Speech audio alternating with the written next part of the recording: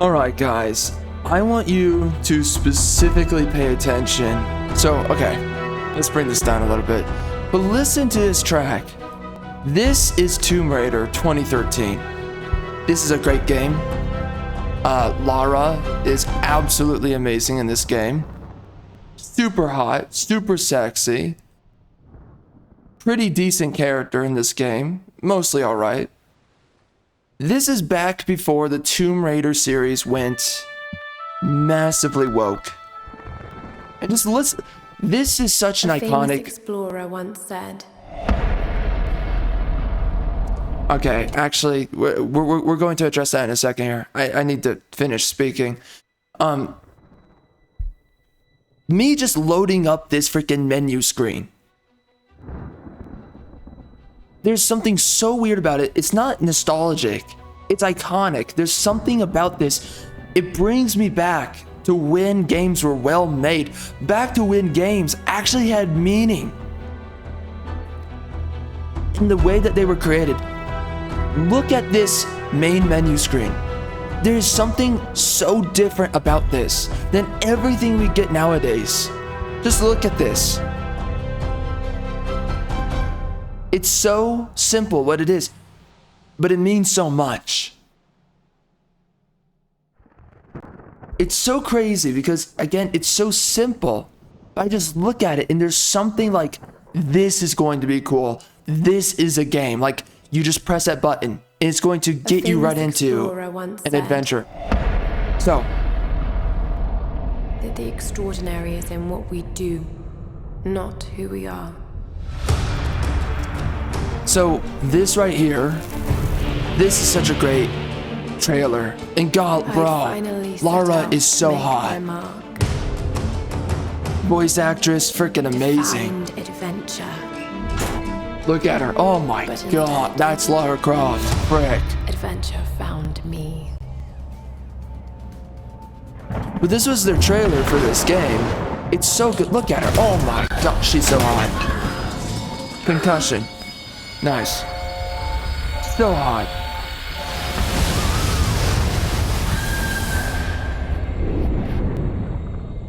In our darkest moments, when life flashes before us, why am I hard right now? Something.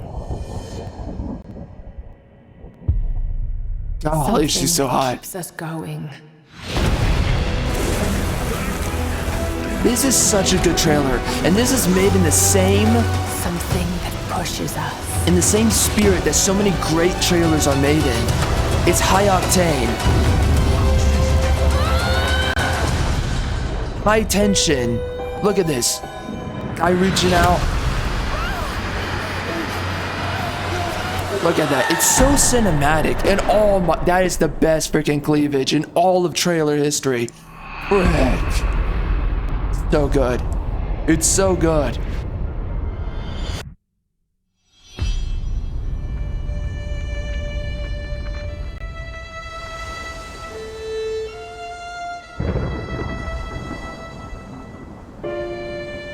It's such a good trailer though. It's so cinematic. This is how trailers used to be. They used to be awesome. It felt like this is just a demo of the movie. Oh my gosh, he's so hot. So hot. I found a truth. Why am I hard right now? And I knew what I must become.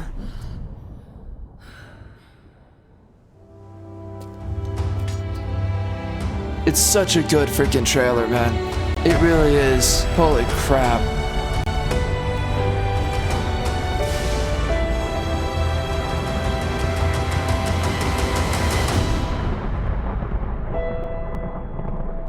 Man, look at the freaking visual effect.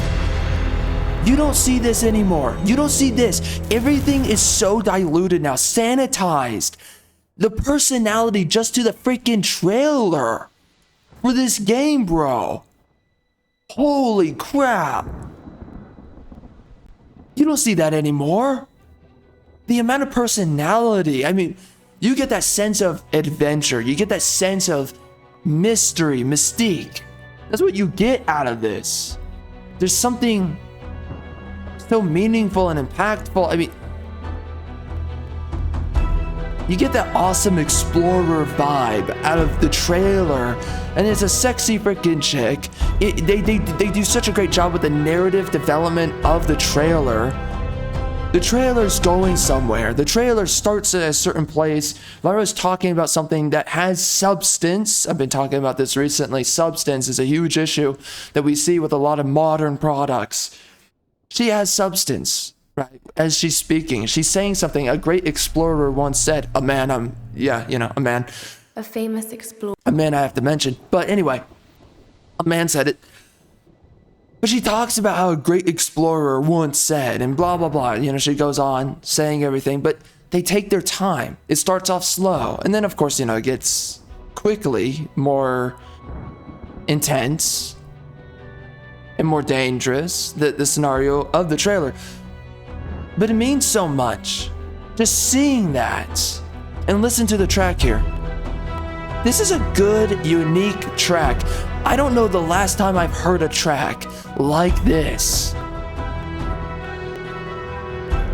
Music tracks were so much better. Freaking trailers were actually good. They got you excited. Holy... Bro, I'm gonna be coming out soon with the Gamescom freaking video. And I've already done a lot of other gaming convention videos. I'm not excited for anything coming out. I don't care for anything that's coming out. None of it means anything to me. None of it matters. This menu screen matters more to me than the cumulative trailers that we've seen. I mean, I think there was like 1 or 2 trailers that were okay, that were all right. But this means so much more to me than so much of what's coming out now. You know what? This game means more to me. The trailer, the menu screen means more to me than Stellar Blade.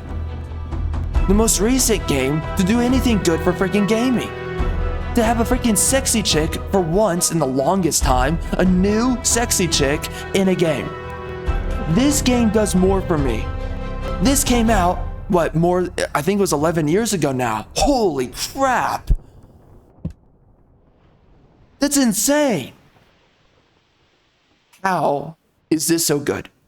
How is that this matters? How is it that everything coming out is so soulless? It means nothing. Even, God, I love your voice, Lara. Even Stellar Blade does not match this. And I love Stellar Blade for everything that's good about the game. But let's just face it. And like, you know, it has some good soundtracks. I like some of the songs, but there's no story. The trailer immediately captures me from this game. Now, the story for this game is also, it's pretty decent. I'm not gonna say it's the craziest story out there, but it actually was good. It was actually cool. This is the last game before everything went massively woke. This is the last game that had a problematic freaking woman, a problematic female, and by the way, problematic men. Yes. There's a scene where it's like, oh my gosh, I'm so uncomfortable. Is Lara about to get sexually forced upon? Oh my god. Screw yourself. Freaking A. You know, this game has raw and gritty elements to it. I mean, you know, you're in a really bad scenario. You're getting captured by dudes and or this other tribe or whatever on this random island, weird island. Uh-oh, what happened? Not making its way back to the menu screen. We might have to restart the game. Anyway. Okay. Well, we might have to restart it in a second here. Here, you know what? Let's do it on the spot. Here's Tifa. Frick, I love this freaking biatch. Anyway, dude. I mean, yeah, I guess the game freaking glitched. But this is what we're looking at. This game was raw. It was gritty. It was so serious about its content and its material of the what scenario they find themselves in. All right. Let me just press the start button. What happens when I do this? Profile. Okay. Man, this has so much more personality to it. I mean, you can say it's dated because it is. This came out around the time of freaking Arkham games, okay? I think Arkham City came out 2 years before this. Oh my gosh, this was so good. Arkham City was so good. Ah, frick. Everything sucks now. It's so bad now. Oh my gosh. This was so good. Look at this menu screen. This is a dynamic menu screen. Like, I've been talking about how this is important for games. I've been talking about recently how, like Wukong, look at that game. The skill tree's not that dynamic, and I don't like that. It has a background, and you just go through these little panels, and you select your abilities. This is dynamic. There's something going on in the background. Look at the way that I scroll through. It feels alive. It feels like it's breathing, it's living. Has that significance. And I don't know, man. What is it? What happened? This is what happened. They put it in sociology books, psychology books. They were putting it in psychological literature for classes. That Lara Croft from this game was problematic, and she has unrealistic body standards, expectations, and an unrealistic body type.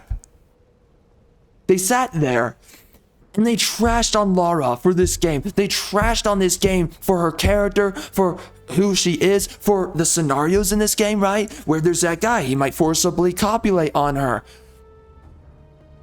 Now, of course, that's actually, I was saying that, man, I've been saying a few things recently, and I guess I'll say this too.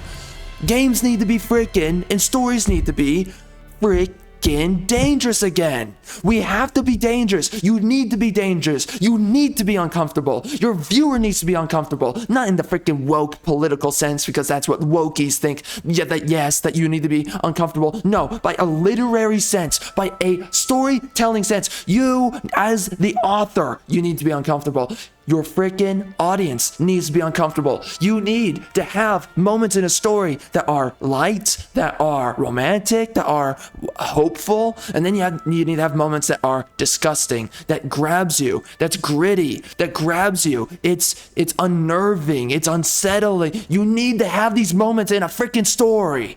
And here we now are. We have sanitized gaming. We have sanitized the entire freaking industry. We have sanitized storytelling at large. None of it means anything anymore. Oh my gosh, Luke kissed his sister. That's so problematic. Make stories dangerous again. Yeah, the freaking main character, he kissed his freaking sister, not knowing it was his sister. Well, that, for you as an audience, it's like, oh, whoa, that's crazy. It's crazy that he did that. It's crazy that if he didn't know otherwise, he would have been down bad for his own sister. That's interesting. That's interesting. It's weird, and it's interesting. And that's good for storytelling. You want to have those unexpected twists and turns and weird corners. That's what you want in storytelling. Here we now are.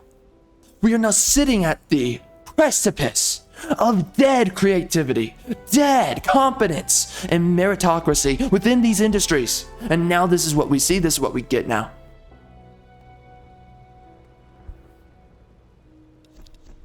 When I first picked up this game, this meant so much more to me. This was actually meaningful. This was actually something that possessed my mind when I played it. When I experienced it, it actually had a narrative. It actually had a characters. It had Lara and Sam, two hot chicks. I would bang both of them. Lara, yes, in this game, realistically, she could and should have larger breasts, okay? It's so funny that you have these freaking wokies, and they're ugly people. Woke heads are freaking ugly people. Look at freaking Democrats. Overwhelming majority of them are freaking unattractive. Gee, I wonder if that has anything to do with their politics. It does.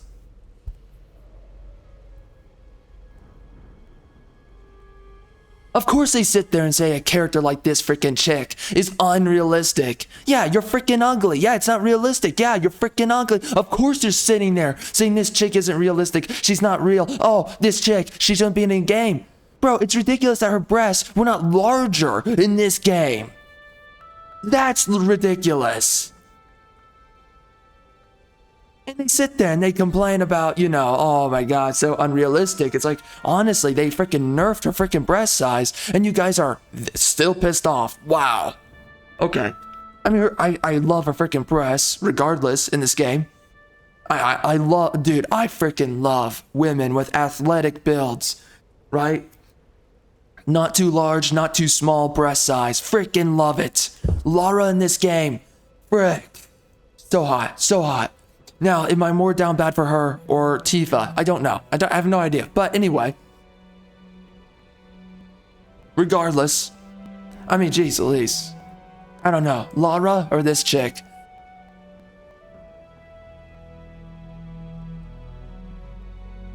Well, I think it's time to start a harem. That's the only thing I can think of at the moment. Anyway.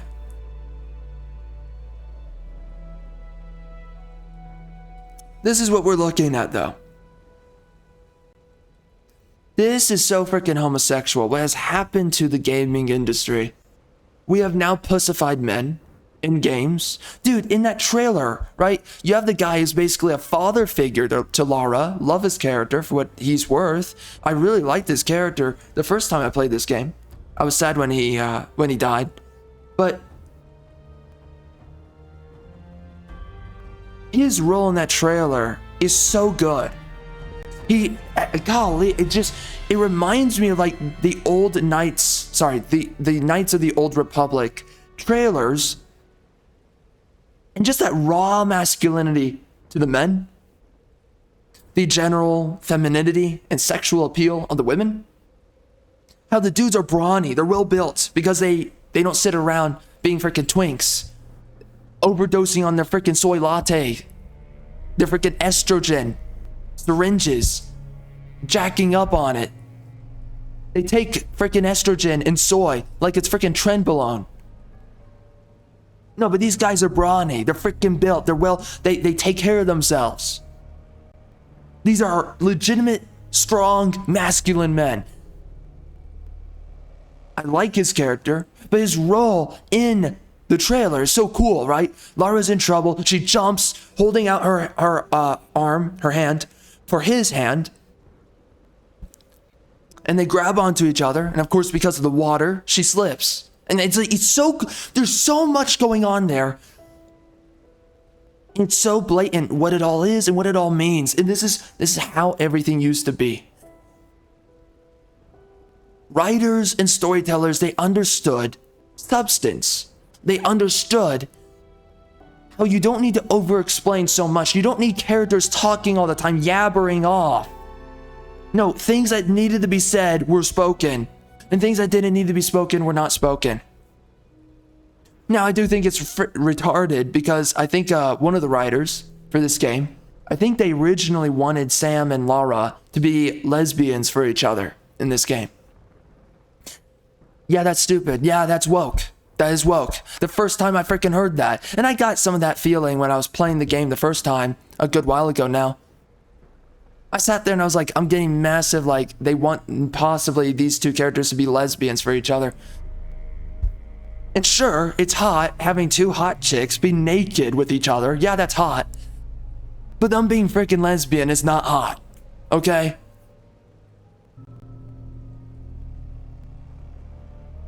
Having a harem scenario as a dude, that's hot. Having a bunch of hot chicks on you who are naked, that's hot. But not freaking lesbian crap. And that's what they wanted to push with this game. They ultimately, because we were going through a different time. Things were not woke yet. They decided to go back on the homosexual Lara Croft. Now, today, apparently they're saying today, I don't know why, like now they're suddenly saying it, that Lara is supposed to now be a lesbian. Isn't it crazy that we can't just have attractive female characters who are straight and they want to freaking suck off a dude? That they want to freaking throw off their pants and they want to freaking ride a dude. That for some reason is wrong. It's problematic that men and women want to have sex with each other and they want to be engaged. It's wrong and it's somehow problematic. Bring it back. Bring back problematic. Bring back men being attracted to women. Bring back women being attracted to men. Bring back attractive people. What the frick? So what, you're telling me only ugly people? It's only normal for people to be attracted to each other when they're ugly. Oh my gosh. Freaking Democrats, man. They're freaking morons. These freaking woke-tards. All of these freaking weirdos. Easily. No, it's natural. Everyone knows it's natural to be attractive. Then, even furthermore, everyone knows that it's a normal thing for attractive people to be attracted to other attractive people. So again, people should be attractive. Then, attractive people, they should be attracted to each other. And then, attractive men, attractive women, they should be attracted to one another. They should bang. They should have freaking kids. What the frick are we going through right now? Holy crap, the homosexuality of the entire industry is unbelievable. Rick. Yeah, I mean, like, geez, Lara should be with a freaking dude by the freaking second game. She should be sleeping with some guy, okay? Frick.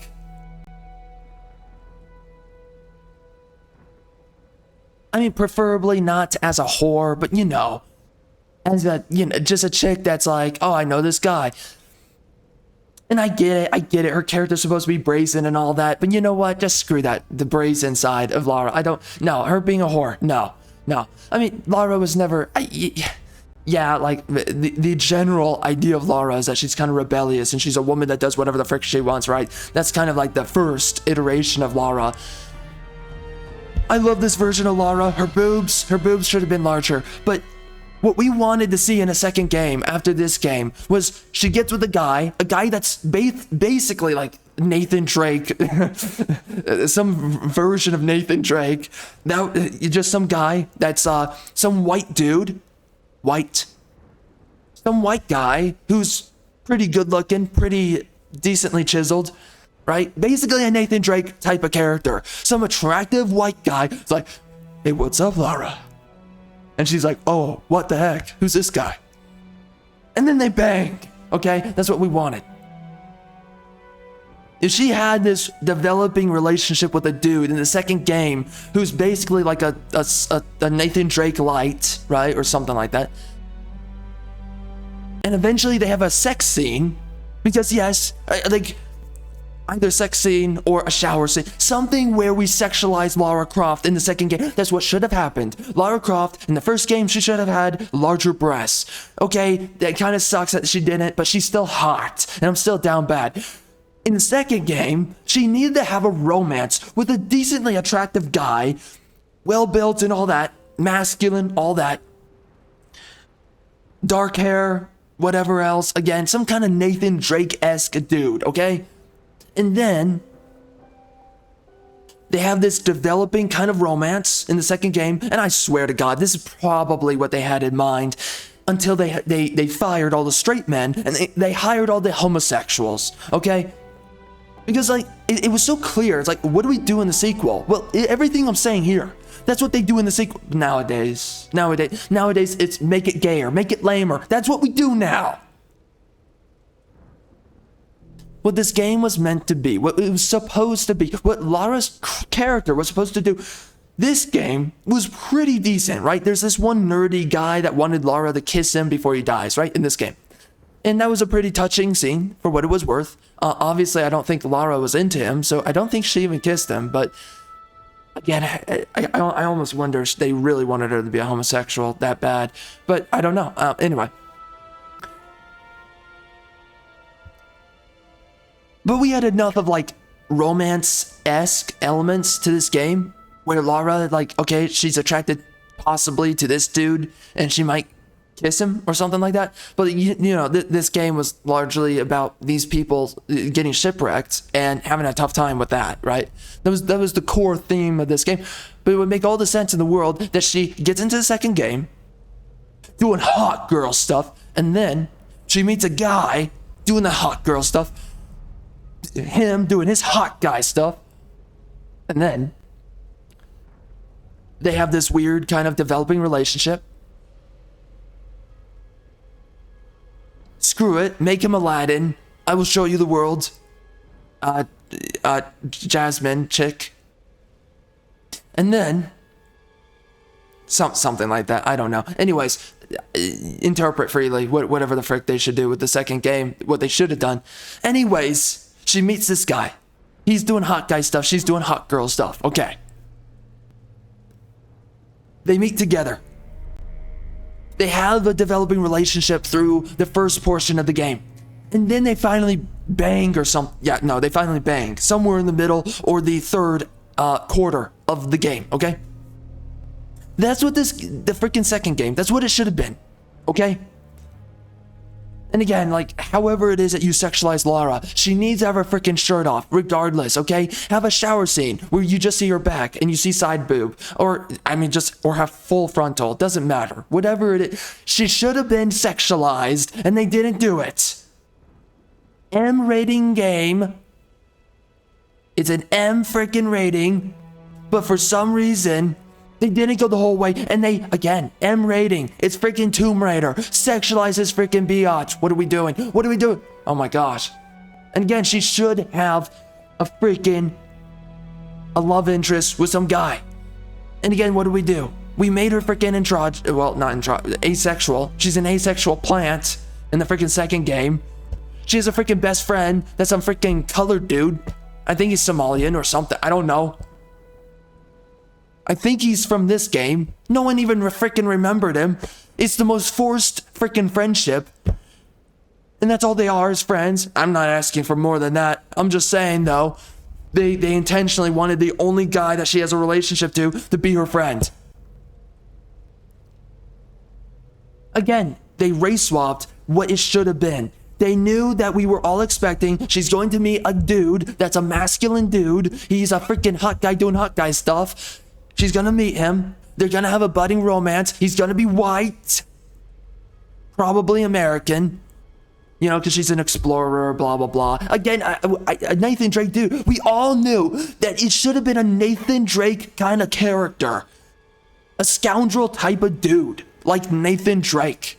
A guy that doesn't give a crap, and he's also an explorer. At this point, just make it Nathan Drake. She just runs into Nathan Drake, and they just bang, okay?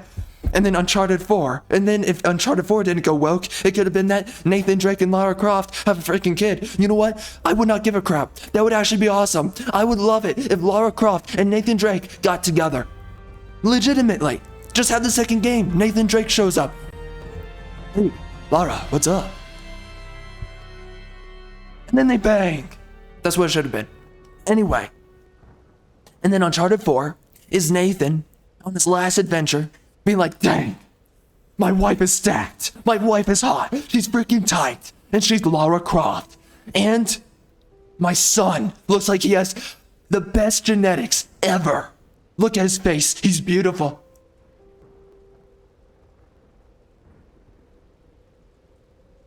And they intentionally made it a daughter at Uncharted 4. Again, should have been a son. Should have been a son that had freaking Lara Croft as his freaking mother and freaking Nathan Drake as his father. And here we are.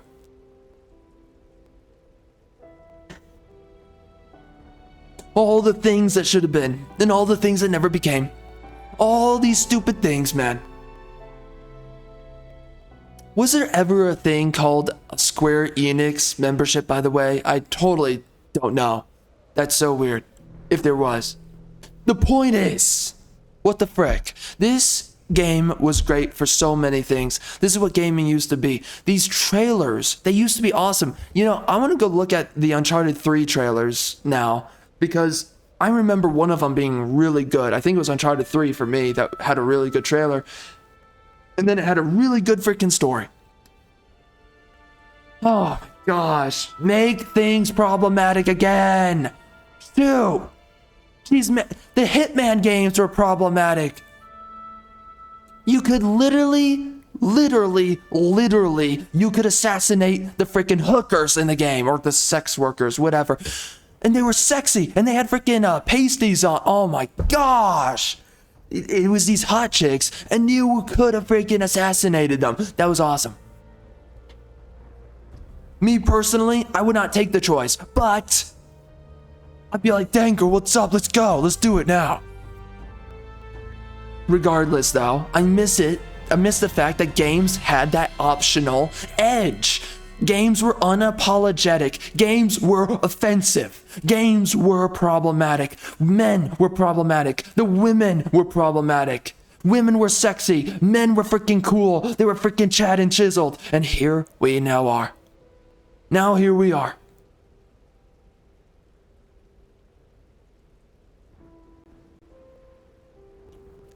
Now everything's been pussified. Now everything's lame and gay. Now we don't have freaking menu screens like this. This is so much more interesting to scroll through. I would just sit here. It's so cool to look at. I'm already entertained. I don't need anything else. I just need to do this. It's all I need. This is a video game for me. Most other games, I just pick it up and I'm freaking bored. Freaking hate it. Show me those character models. Screw you. Screw you, you homosexuals. No, you show me the character models, frick. Dang it. But this game had its moments where it was uncomfortable, and that's a freaking good thing. Look at this. Look at this concept art. What the frick do you think is made with this kind of love? This kind of enamor to the environment? God, this is so good. Man. Wow. Yo, what's up, Lara? You're looking good today. She girl, what's up? Again. It's so crazy. They're like, it's so unreal. You know how many women who are healthy and athletic, not athletic where they don't build any breast size at all, that's too much. You know, chicks who try to be Olympians, just stop. But this is a chick that works out. This is a chick that's largely active.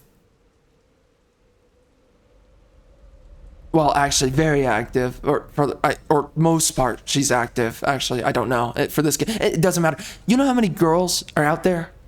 They're largely active. They're thin, they're in shape, they're freaking hot, they're freaking sexy, they're freaking attractive, and they're thin. And they sat there. It's the craziest gaslight. Again, ugly freaking libtards, ugly freaking Democrats, which is most of them. Freaking Democrats sitting there being like, oh my god, this is so unrealistic. Oh my god, she has long flowing hair. She's super hot and attractive. She's, Eurocentric beauty standards. They were saying that a lot after this freaking chick came out. Oh my god, those Eurocentric beauty standards. They're so hateful and so bigoted. Oh my gosh. You know how many chicks look like this? How many chicks, they take care of themselves? How many chicks, they come from good genetics? Again, they want ugly people banging, and they think it's wrong when straight people, freaking, who are attractive, bang, and win, they're freaking straight. They think, by the way, I thought she didn't have that freaking white undershirt in this game. She does. Now you can barely see it. Or maybe it's a bra. Well, take off the undershirt then. All we need is a bra. Frick! But here we are. But you know how many chicks, they don't want attractive people who are specifically white to be having sex with one another and having more attractive white kids. No, they just want ugly people in general. And specifically, they want melanated people, and specifically ugly melanated people. That's their preference. But regardless, if they can't get their preference, they're just like, let's just have, okay, fine, just ugly people. Just ugly people. Bang and have kids. They, for some reason, want people ugly. I don't know what it is. Don't get me started because I'll just go into a rant about feminism, okay? I mean, put it short. Screw feminism. Screw what it brings. Screw trying to drive women away from family creation with men working within the economy, being attractive dudes. Oh my gosh, when you look at older freaking footage,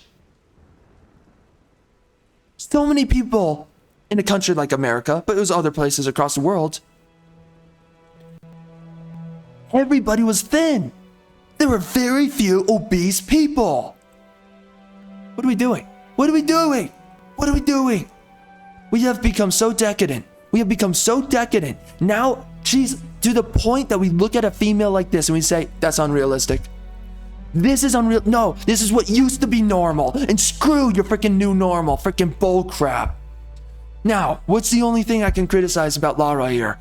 Yeah, her freaking boob size is like 2 cups beneath what it should be. She should be freaking G's or something. Or I don't know what she is in this game, but it's not enough. Yeah, they should be freaking larger. They should be larger and tight. She should have Tifa breasts. Honest to God, her breasts should look like Tifa's. Maybe slightly, just very slightly smaller. Slightly. Okay, and that's it. So I don't like that there. I remember people were trying to make fun of the dude sitting there saying that her boobs weren't big enough. It's like, you know, they were trying to do freaking parodies about it and whatnot. They were like, oh my God, this guy says that they're not big enough, even though they're pretty decently sized. Listen, I would bang this chick every day, every freaking morning. I would wake up and bang her on a freaking cycle. Her breasts are still too small, okay? Especially Lara Croft. What the frick? This is a cool character. Look at him. He looks like a freaking man. Jeez Louise. Oh, that freaking, I hate this guy. I hate the guy on the right. Now, Sam's attractive. Oh yeah, that's the nerdy dude. He has escape as a shirt. What the? Of course, we have a random black chick, Shaniqua, over here. Yeah, I mean, this game is definitely a diversity cast. For a good portion of itself. For the large part, this game's white people, though, and that's another thing, is that I mean, they do force in diversity, but they largely have white characters, something that we don't get anymore these days. Most of the characters that are the titular characters for this game are white people, which is something that we are heavily lacking now. It's just white characters and what used to be white stories or white properties. You know, like Dragon Age now, we have to throw in a bunch of diversity. And we have all these other games, like The Witcher. The next Witcher game, you know what's going to happen. Apparently they're working on it. I don't know what's going to be. Witcher 3 was great. I mean, they were already trying to find an excuse, though, to force in diversity because they threw in Muslims, I think, into the last DLC, as I remember. Or it was the second to last. I forget. They found an excuse to throw in brown dudes. That's it, you know. But look at this.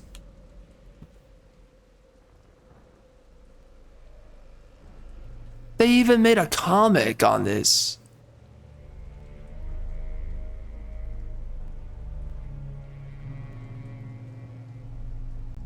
Why would you do it? I don't know. Who really cares about a comic?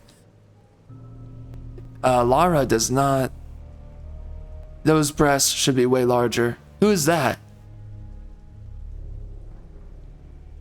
Look at that. Sam has nice breasts. Look at her. She's freaking busty in the comic. Oh my God, you can tell this was just made at a different time. I mean, look at it. Look at it. Look, bunch of white people. Just a bunch of white people.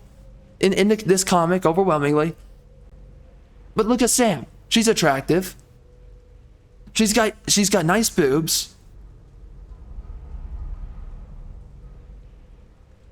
And she's in a bikini. This would never happen today. And she's thin.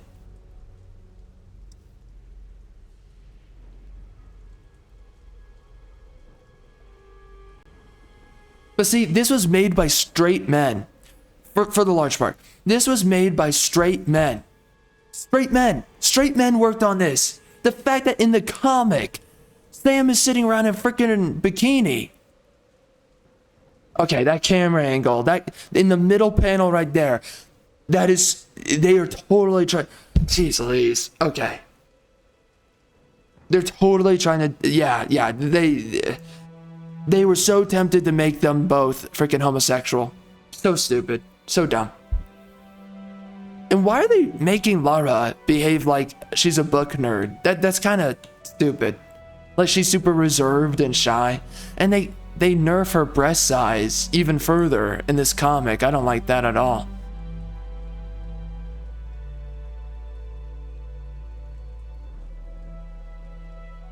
Okay, well, this is what I have to say here.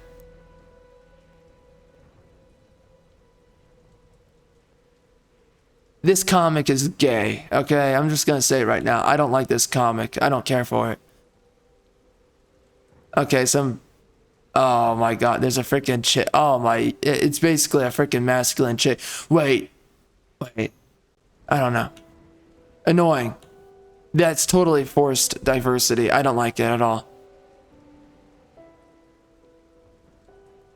Oh my, it's a blue collar freaking chick too. Oh my, she's a mechanic. Is she really? Is she really a mechanic? She looked, yeah, I mean, she's doing mechanic stuff. Oh my gosh. Again, it was creeping in, by the way. Everything I'm saying now, but this is before wokeness freaking took over. They were being super slow about it though. They were being very gentle with their freaking wokeness. I mean, gee, a female black cop, come on. Come on. Again, this is the freaking diversity crap. It was seeping in for a while. But man, I mean, who saw this? What? Anyways, just forget it. It doesn't. I'm not gonna go down another hole here. We're just gonna. But again, I mean, this is freaking ESG right here. This character and everything about her was freaking ESG. Absolutely. But again, ESG was not forefront, and this game is largely not ESG. Oh my gosh, tough black woman though, character here. She literally fights a freaking dude in the bar. Are you kidding me? Really? Oh, she hits him across the face. She sorted out a fight. Dude, look at the burly freaking, look, oh my, so the burly freaking bartender can't fight off this freaking guy. But the freaking, look at this freaking woman. This freaking scrawny freaking black woman, strong black woman. She walks up, slaps the dude, and then they have a freaking, we talked, and then he offered me a job. What? She slapped her employer. Ah! What the frick? Oh my gosh! It's woke! It's freaking woke! Who the frick? Bro, jeez Louise. Oh my, I don't know what people said about this when this game originally came out, frick. What the frick? Is this freaking woke? Oh my gosh! Man, the DEI was coming in early, huh?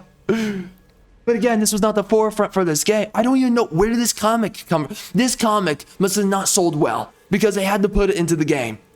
Because it's like, why would you make a comic? I don't know. Really weird. Okay, though. I don't know where this comic came from, when it was released. I have no idea about it, but look at it. Literally, she's holding herself at the bar like a freaking dude, right? Like that kind of scoundrel walks into a wild western bar and just sits down at the table like, hey man, don't mess with me. I'm just gonna have my beer. And then the bartender, super burly, he's like, oh no, this guy's about to hit me. Ah. So then our scoundrel, our freaking Wild West black female scrawny scoundrel, thwack. She puts that man that's about to fight a burly man in his place. Ah!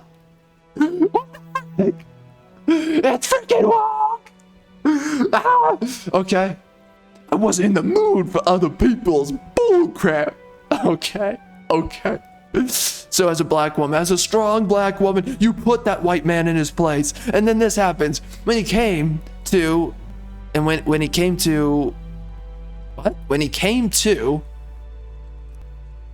okay, I don't know what came before it exactly, because so I sorted it.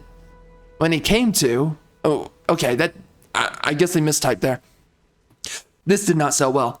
When he came to, I was ready for what? Okay, whatever, fine, I accept it, whatever. I was ready for retaliation, but instead he just laughed, said he deserved it. Freaking, so he's a beta cuck freaking man. So he's willing to fight men, but when a diverse female comes up and slaps him, he doesn't fight back, like in real life should freaking happen. Equal freaking rights, equal lefts, biatch. You wanna freaking fight a dude? You're about to get freaking pummeled. But no, she's gonna set the bar. I'm like a man. She's manspreading. Oh my god, this is wrong. Holy. Is there anyone calling this out? Is there anybody calling this out? When it happened, and it happened a long time ago now, but still, what the frick? She's manspreading. She's holding herself wide like a freaking man. She literally freaking goes mano-y-mano on a freaking dude. He doesn't fight back because he's too much of a freaking a non-racist cock. He's like, oh, a strong woman put me in my place. Fine, I guess I won't fight you. And then they talked, and he offered her a freaking job after she freaking hit him. Ah!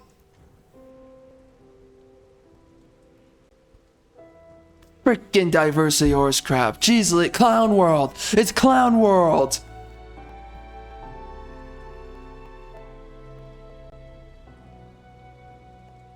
Wait, whoa.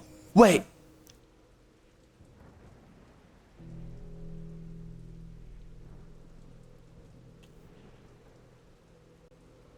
I'm jaw-dropping.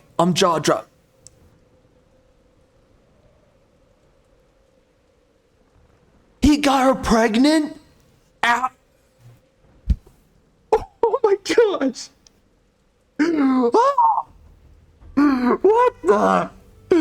He got her pregnant after? Really? Oh my gosh. Oh my gosh. Now let's remember this. Comics did go freaking woke before games. This is so bad though. Oh my gosh. Literally a muscle, black freaking female, strong, independent, literally a blue collar chick in a bar, breaks up a fight between two freaking white men, slaps a freaking white guy. What the F? Hits him, really unrightfully so.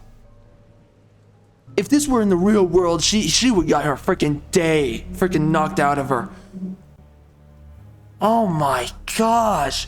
And then he just says he deserved it like a freaking cuck. So this guy's a rowdy freaking dude, but he's a freaking cuck at the same time. Jeez Louise, freaking feminists are pathetic. Oh, what a brave and strong man. Oh my gosh.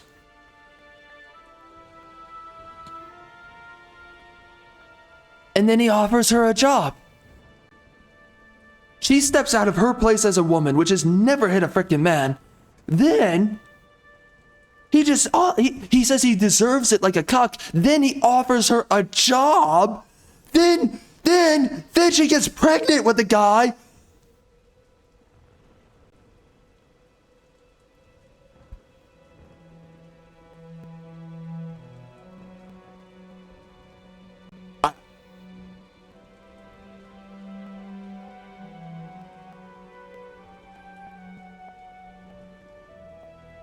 I don't think I'm misinterpreting this. What the frick? This guy's Roth. This guy's Roth, right?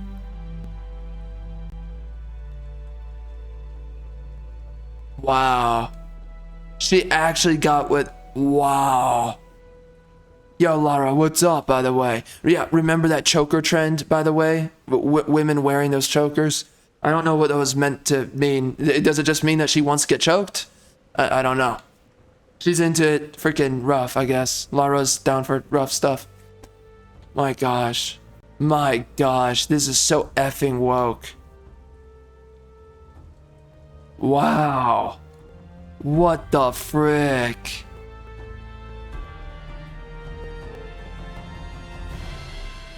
I don't want to read the rest of this. I'm sure there's more going... Wait. I don't know. Wow, this was definitely made by Democrats. Holy crap.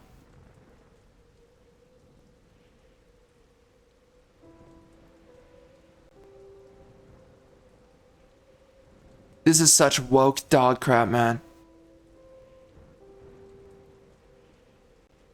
Wait, Thomas told me about the network canceling your show. I thought I'd better take what's owed to me while you still got it. Oh, what? A divorce and the woman's justified in it? Look, let me sell them for us. I'll get a much better price. Do you really think I'd trust you after what you did? She was 24, 22, but it doesn't matter. Yeah, okay, so he got with a young hot chick. Yeah, what's wrong with that? And what, she's pissed off that her successful husband got with a young chick? Yeah, that's what happens.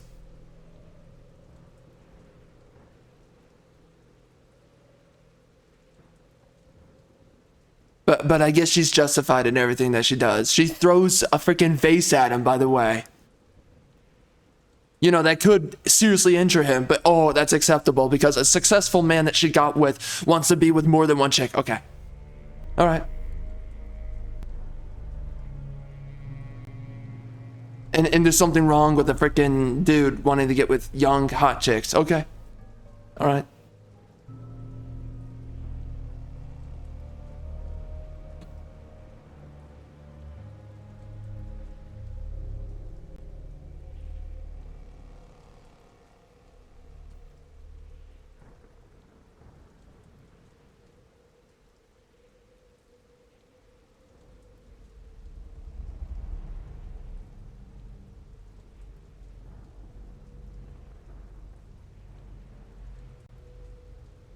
I don't know what to think about this. Oh my god, dude, this whoa, how long does this comic go for? Holy. Yo, Lara looks terrible in this comic. Nah. That is not the proper look on Lara. Ugh. I hate the diversity cast in this freaking comic. And they go even deeper in the next games, but yeah, no. Lara's boobs should be enormous. It should be taking up... She's on the phone with Sam. Sam, it's Lara. Hey, sweetie, you all ready to go? Really? Wow, they really did want to make them homosexual.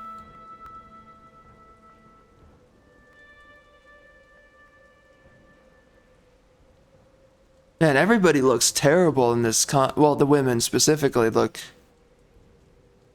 bad. Wait, are you ready for your closure, Miss Croft? Don't be silly, Sam, I'm not important. You'll be one day, I know it. Maybe one day we'll both be. I can't believe we're doing this. I know, it's incredible. It's going to change our lives. Yeah, it's pretty homosexual light.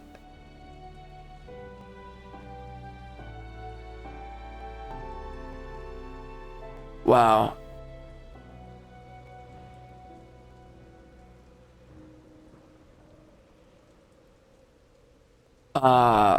Yeah, that looks homosexual. They look kind of like dudes. They look like dude chicks. They look like literally leftist women from college. So the sketches that I guess Andrea? Well, Andrea is definitely a libtard.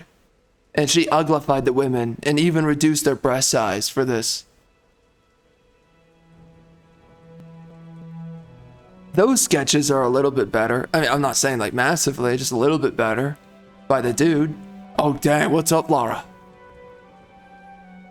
Wow, she looks way better on the cover than the freaking comic itself. Wow. Well, that did not sell well. That's why they put it in here. Of course, who saw it? Me. I saw it. Yeah, this stuff was woke. Jeez Louise. What the frick? That was bad. That was freaking awful, man. Holy. They seriously did that.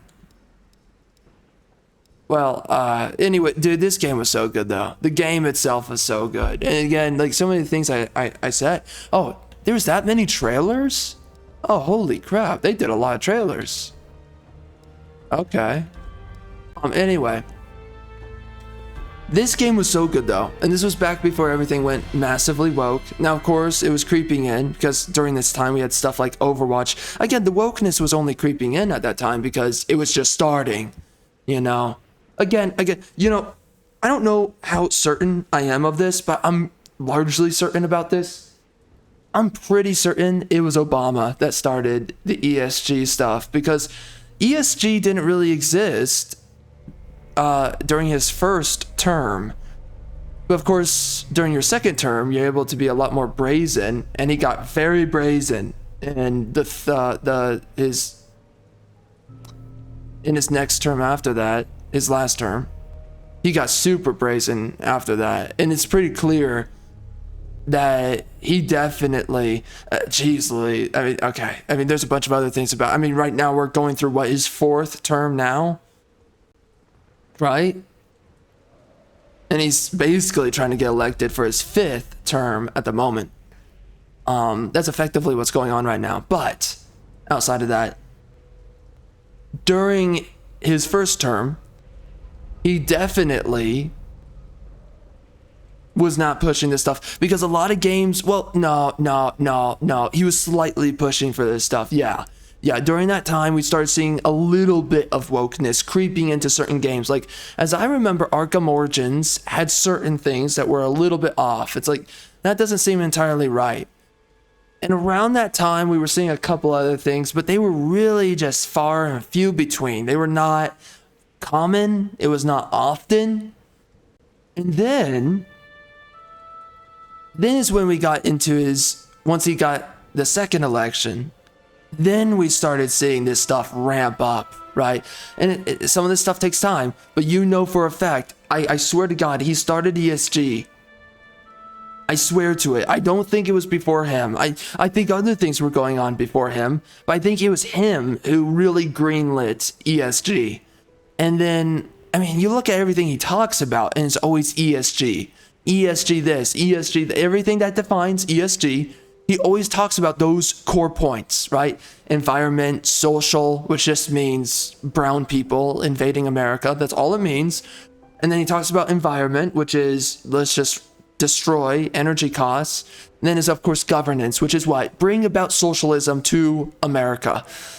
And they love to preach that they're not doing that. And they love to say that everyone that's their opposition is the enemy of the people. And that, you know, they're these extremists, blah, blah, blah. They love to do that. But you can tell, I mean, he always talks about ESG. You look at everything he talks about, it's always those things.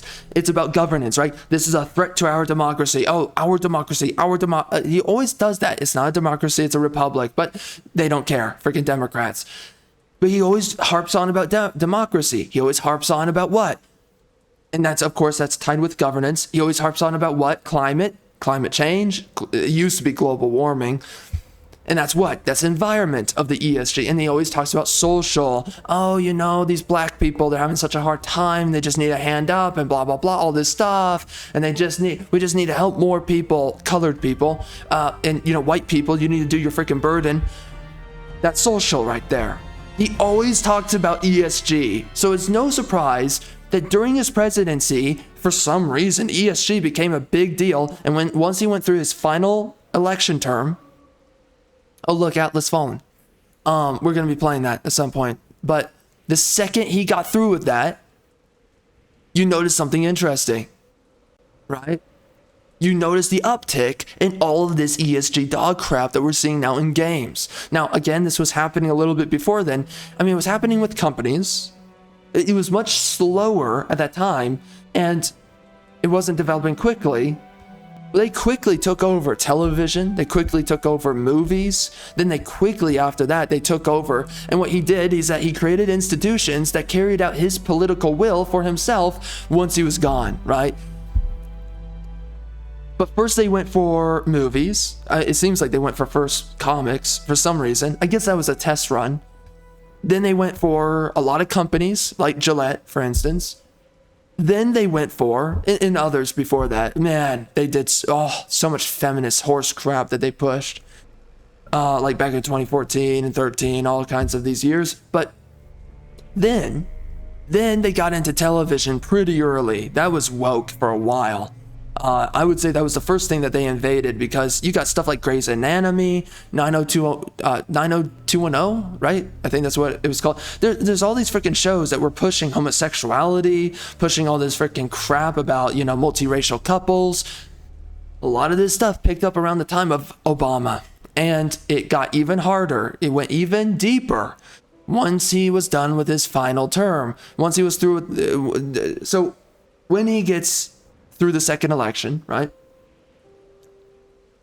What we see,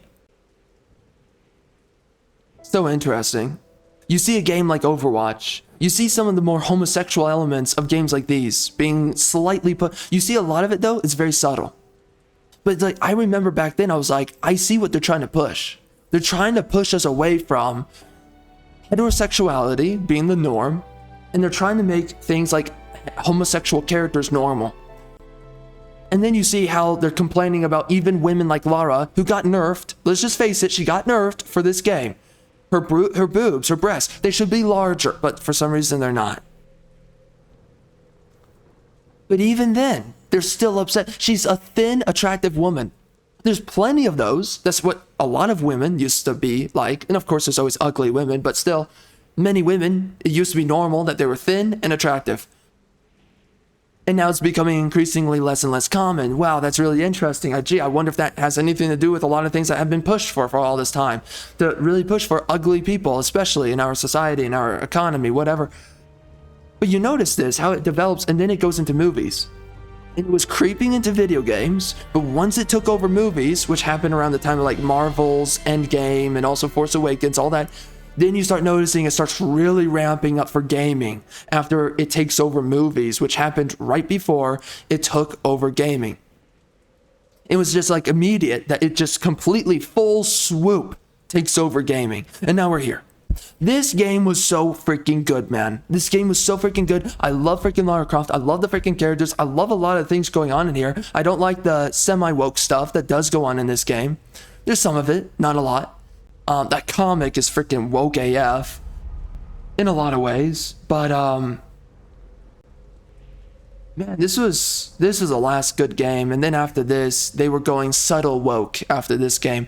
They honestly, they improved Lara's face in the second game. They nerfed her boobs even further. What the frick? But they just progressively, they got even woker and woker with all of this. So let's see this. Was this really a trailer? I can see it. I guess a gameplay trailer.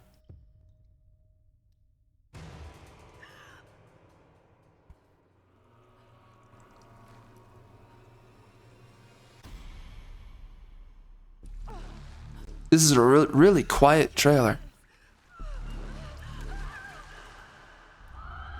Oh my. Oh, that would hurt. Oh gosh. What is this place? Man, this game though. Look how freaking gritty and grotesque it is though. Wow. Man, this game was different, bro.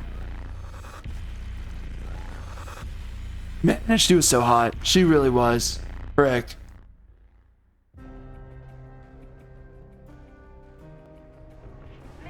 Why is it so quiet? This is Lara Croft of the Endurance. We are stranded on an island in the track. Frick. Golly, I love Lara in this game. And they did improve her face, but again, they nerfed her freaking breast size. I just can't stand that. But man, she's so hot. This game was so good. And I appreciate how grueling everything going on in this game was. Roth, please come and get me. Easy. We're regrouping at my location.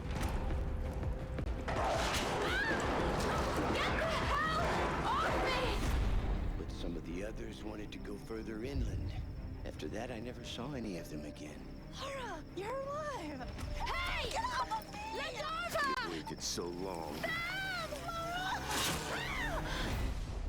He took her.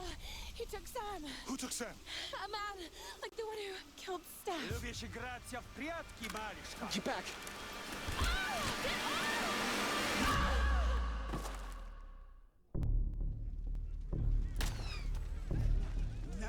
Yeah, I miss when games were uncomfortable. I really do. Yep, this right here, this feminist got freaking angry about that. Yeah. Oh my god, the fact that they got angry about that is so ridiculous.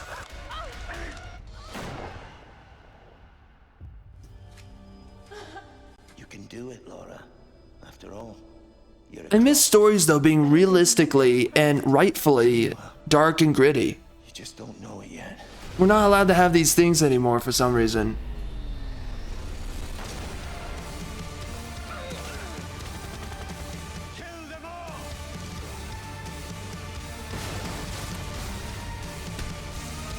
Man, this is so much better. Holy crap. Golly. Yeah, I mean, this is basically female Uncharted. Let's just face it, for sure. I hate tombs.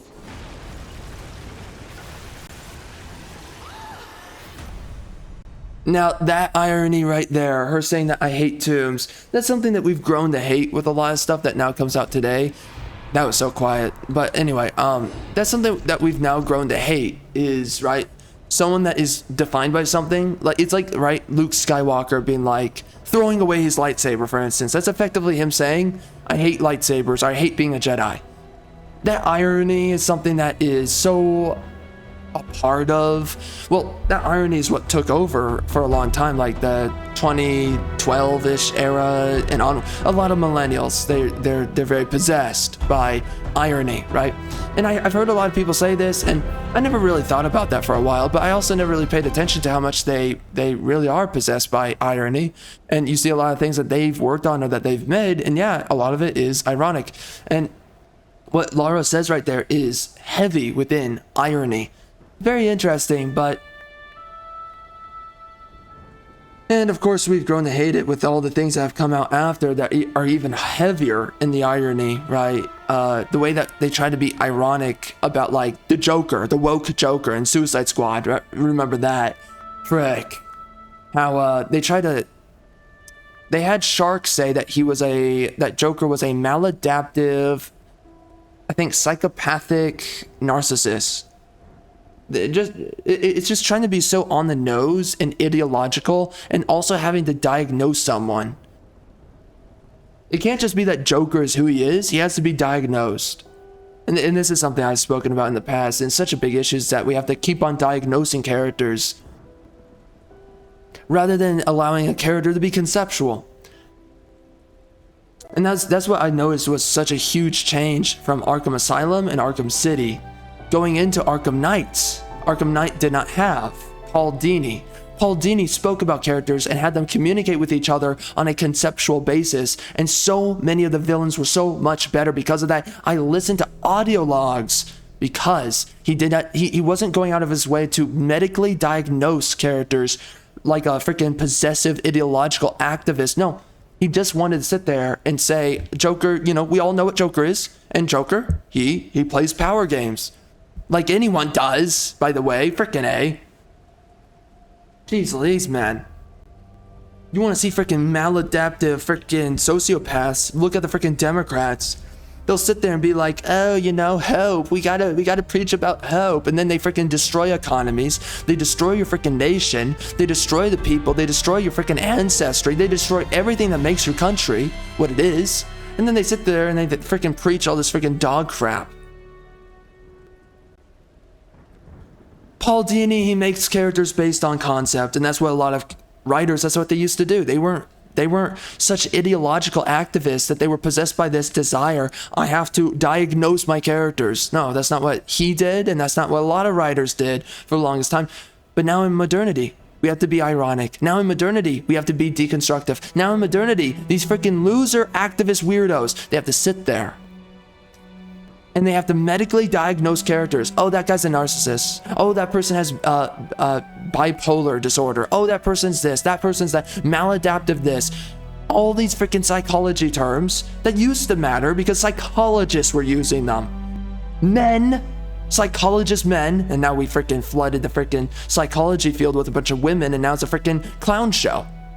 But a bunch of psychologist men, they used to be using these terms because they meant it. They were earnest when they used these terms, and they knew what it meant, and they did not get carried away. Now we brought women into psychology, and now we're getting carried away with all these terms and all these definitions, and now feminism and femininity has taken over the public consciousness. Now the pussification of men has taken over. Now, the pussification of their mindset. So now a lot of men, they think from the frame of women, and especially these women who have now dominated a lot of these fields. And now we're seeing that so many people, specifically women, but now it's seeped into a lot of people. Everyone's obsessed with diagnosing each other.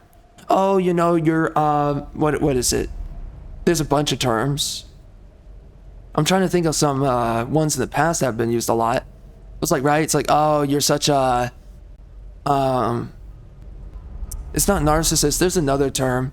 Oh, frick. They love saying Machiavellian, and that's they don't even know what Machiavellian means. Anyone that says it. By the way, what is a Machiavellian? I'm going to put it very simple here. Being a proper statesman. That's what a Machiavellian is. Really what they mean when they say Machiavellian, they mean Luciferian. I don't know what Draconian means because I haven't researched it. I haven't educated myself on it. When I looked into what is Machiavellian, when I read into it, I was like, everything they say it is dog crap. They freaking lie out of their freaking butt. These mother effing retards who run around, and some of these people are just plain out evil, Democrats. They go out of their way to lie about everything. But when you actually know the term and definitions of what they're speaking about, you're like, that's wrong, and you're just lying to people. So many people for the longest time, they said Machiavellian. And they don't even know what Machiavellian is or what it means. And by the way, what should you be? When you're a leader, what should you be? Nothing what the frick a freaking mother effing Democrat tells you to be. Don't do that. Don't be that. What you should be when you're a leader, you should be a Machiavellian. You must be a Machiavellian. If you're not a Machiavellian, you will not have a civilization for long. But they demonize it. Why do you think they demonize it? For what? Why would they demonize an archetype that defines a man being a proper statesman? Why would they do that? Because that is the optimal leader archetype for civilization, a proper statesman. Especially for a republic. They don't want you to pay attention and focus on what is Machiavellian. Because then we would actually have good leaders. Then we would actually know better than our leaders. We would know what to expect out of them. And we wouldn't have freaking Democrats tearing apart the seams of every country that they come into leadership and rule over.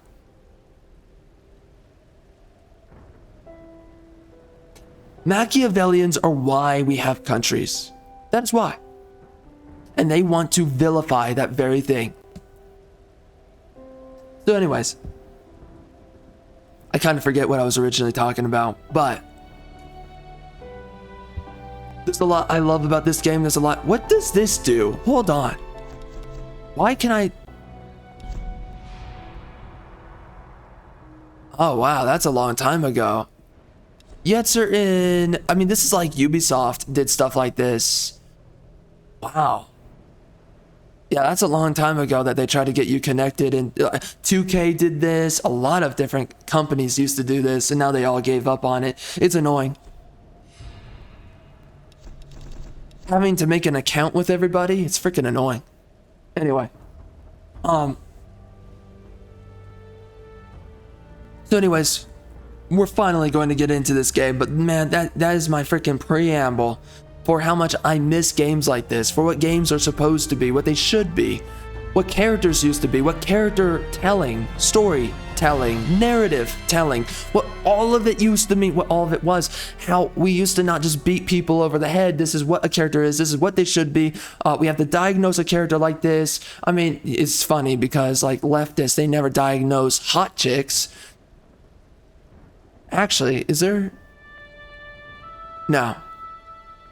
But by the way, if they did start trying to diagnose hot chicks, they would definitely go out of their way. They're too afraid to do it because of feminism, but if they tried to go out of their way to diagnose women, oh, they would come up with a term for freaking hot chicks. They would definitely do it. Hot chicks that can get freaking laid, and you know, it's easy to freaking ejaculate inside of them, and I don't know, impregnate a woman and have a kid. They would come, oh well, they actually have come up with terms for those chicks. I mean, they've said stuff like pick-me's. That's something I never heard that before. Jeez Louise, man. Freaking Democrats are some of the most freaking vile, vitriolic. They love to preach, oh, we're super inclusive, we're so accepting, blah, blah, blah, blah. Shut up. By the way, inclusivity and all this freaking dog crap is freaking nonsense. No, just say no. Take the binky out of their mother effing mouth and tell them no. Whatever it is they think they're entitled to, everyone needs an opportunity. No. Whatever it is that they think they're entitled, just tell them no. Everyone deserves a right to eat food. No. Everyone should have water. No. Everyone should have clothing. No. Screw you. Shut up and stop talking about entitlements. Stop talking about it. You have to always, every time they speak, you have to pay attention to their sleight of hand, because that's their entire intention every time they speak about anything they think or say. They are never speaking from a position of actual righteousness. So when they say everyone needs this and everyone needs that, they're talking about people unrighteous. They're talking about people that, you know, this is something that we used to understand. Again, these are Satanists. They're anti-biblical. Yes, very much so. And by the way, what is wokeness? It's many things, but wokeness is prevailing what it is. Very simply, what it is. A very prevailing definition of wokeness is what? Wokeness is a misnomer. When wokeness states anything, you must pay attention to the sleight of hand. You must pay attention to the fact when wokeness says something is beautiful, it is ugly. When wokeness says something is brave and beautiful, it is not. It is cowardice and it is ugly. Or some other more nefarious sort of alternative. When wokeness says it is intelligent, it is truly stupidity. It is truly a lie. It's something of the sort. When wokeness says that you are an idiot, many people, including myself, have had a lot of experience with that. When wokeness says you are an idiot, that means you're a genius. Or that you're intelligent, or that you're wise, something of the sort. It means you have some kind of value through your thoughts and ideas. That's what it means. That's why every time they tell you anything, this, that, people deserve this, people deserve, we're entitled this, entitled that, all this stuff. When they talk about everything they say of what must be, remember, not only is it a misnomer, but you must understand there's always a sleight of hand. And you have to take the binky out of the baby's mouth and say no. No matter how much their addiction to positive emotion tells you that you would be wrong and socially incongruent for saying no. You have to say no. You have to say no. And how retarded do you have to be to think that people, by the way, anything that the Democrats do, geez, everyone's always worse off because of Democrats. Everyone. These freaking libtards, you're always having, they say everyone should have this, and then you have less of that when they're in power. They say everyone's entitled this, and then you have less of that when they're in power. Then they say these people deserve to be seen equally to all these other people. And really, what does that mean? They're pushing degeneracy every freaking time. You take the binky out of their mouth and you say no every time. But how retarded they have to be to think that, for instance, to think that people don't want a healthy economy, a whole bunch of things. They're not realistic though about any of it. These are adult children. And adult children cannot actualize their own ideas. And they are possessed by positive emotion. And they're possessed by their sense and their obligation, or what they think that they should demand out of you as their obligation to entitlements.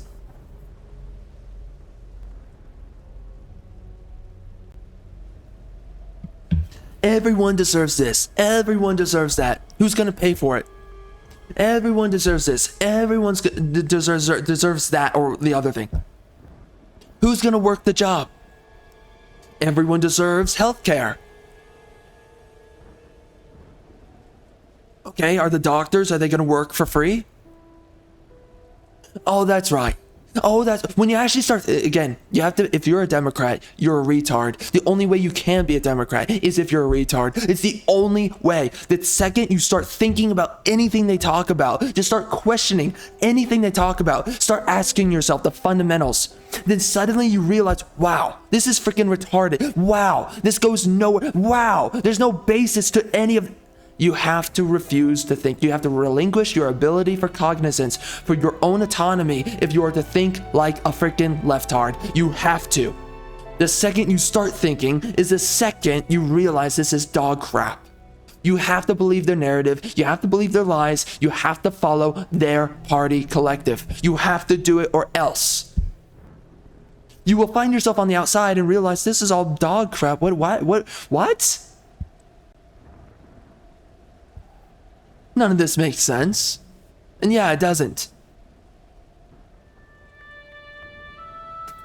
And that's what they do every freaking time. And anytime they talk about, oh, you know, this is in danger, that thing's in danger, that person's endangered, they're always making way for a criminal or a degenerate. Someone that is satanic, someone that God in the Bible says, get rid of this. Get rid of this out of society. Persecute it. These are Satanists. You have to understand. And they want to only push Satanism. And it doesn't matter how innocent, by the way, this is how the devil works. He works in delusions. He works within lying, either lies, delusion, or confounding a truth. Whatever it is, he has to obfuscate reality in some manner, some way, somehow. Deconstruct reality, whatever it is. But he must operate within the shadows as well as deception. He must do it. He cannot tell you exactly what he is. Or else you could just directly call out what it is and then fight it. No, he has to posture himself as something completely different. So that then you don't even think twice about whether or not to fight him, especially if he frames himself as innocent. If he frames himself as innocent, then he can get away with anything he wants. That is the Luciferian archetype. That is the Luciferian intent. And yes, it is a manner, a method to possess power. And yes, they replaced Luciferianism. What defines Luciferianism, they replaced it with Machiavellianism. Gee, I wonder why they did that. Gee. They vilified the archetype of man that actually stabilizes society. And then they concealed by replacing definitions, by hijacking language. And that's what they do, by the way. They always hijack language. They will always transform language. That's what leftists do. That's why you must refuse them at every turn that they take. When they say this word means this, when they sit there, right, and they try to dilute words and definitions, you must tell them no. That's why there's a lot of bad words out there that they use, because they always use these phrases to conflate normality, reality. You know, they always try to popularize certain things that are also just it appeals to the lowest common denominator, the lowest of the low, those who think the least, right? This is a new thing coming from Democrats that has happened recently, for instance, saying the word yapping. What is the term? Why do you think they say yapping? Why do they say that? Why do you think they say that you're yapping? Why do you think they say that? This is a very new thing that they are doing. There's many other, by the way, tons of other examples. But again, this is just one of them. Why do you think they have such a possession with saying, and by the way, you have a bunch of people who are supposedly conservative, right? Or whatever, frick. They're non-leftists, and they all speak in the same way. And by the way, yes, Ebonics is leftism. It doesn't take a genius to understand that. And it is directly a part of what they do, which is what? To dilute and deconstruct language. Why do you think, though, they say yapping? Because the second you are actually logically, cerebrally processing with an issue or a topic, they have to say you're yapping so that then they can immediately discredit you. And they're relying upon that discrediting you with just one word. They don't have to do any work. They just say, you're yapping. Now, because of that, they're now relying that other people will just, oh, he's yapping. Oh, he's obviously right. He's yapping. It's so easy to just discredit someone, especially if you just disagree with them. You can just sit there and say, you're yapping. So then other people, especially group politics, and specifically when they're of your identity, when you of someone else's identity, that is synonymous to your own, when you sit there and you say something, again, they work as a collective. You have to understand this. They work as a collective. So when they sit there and they just say one word, it's a collective. So snap of the fingers, bam. Now they follow.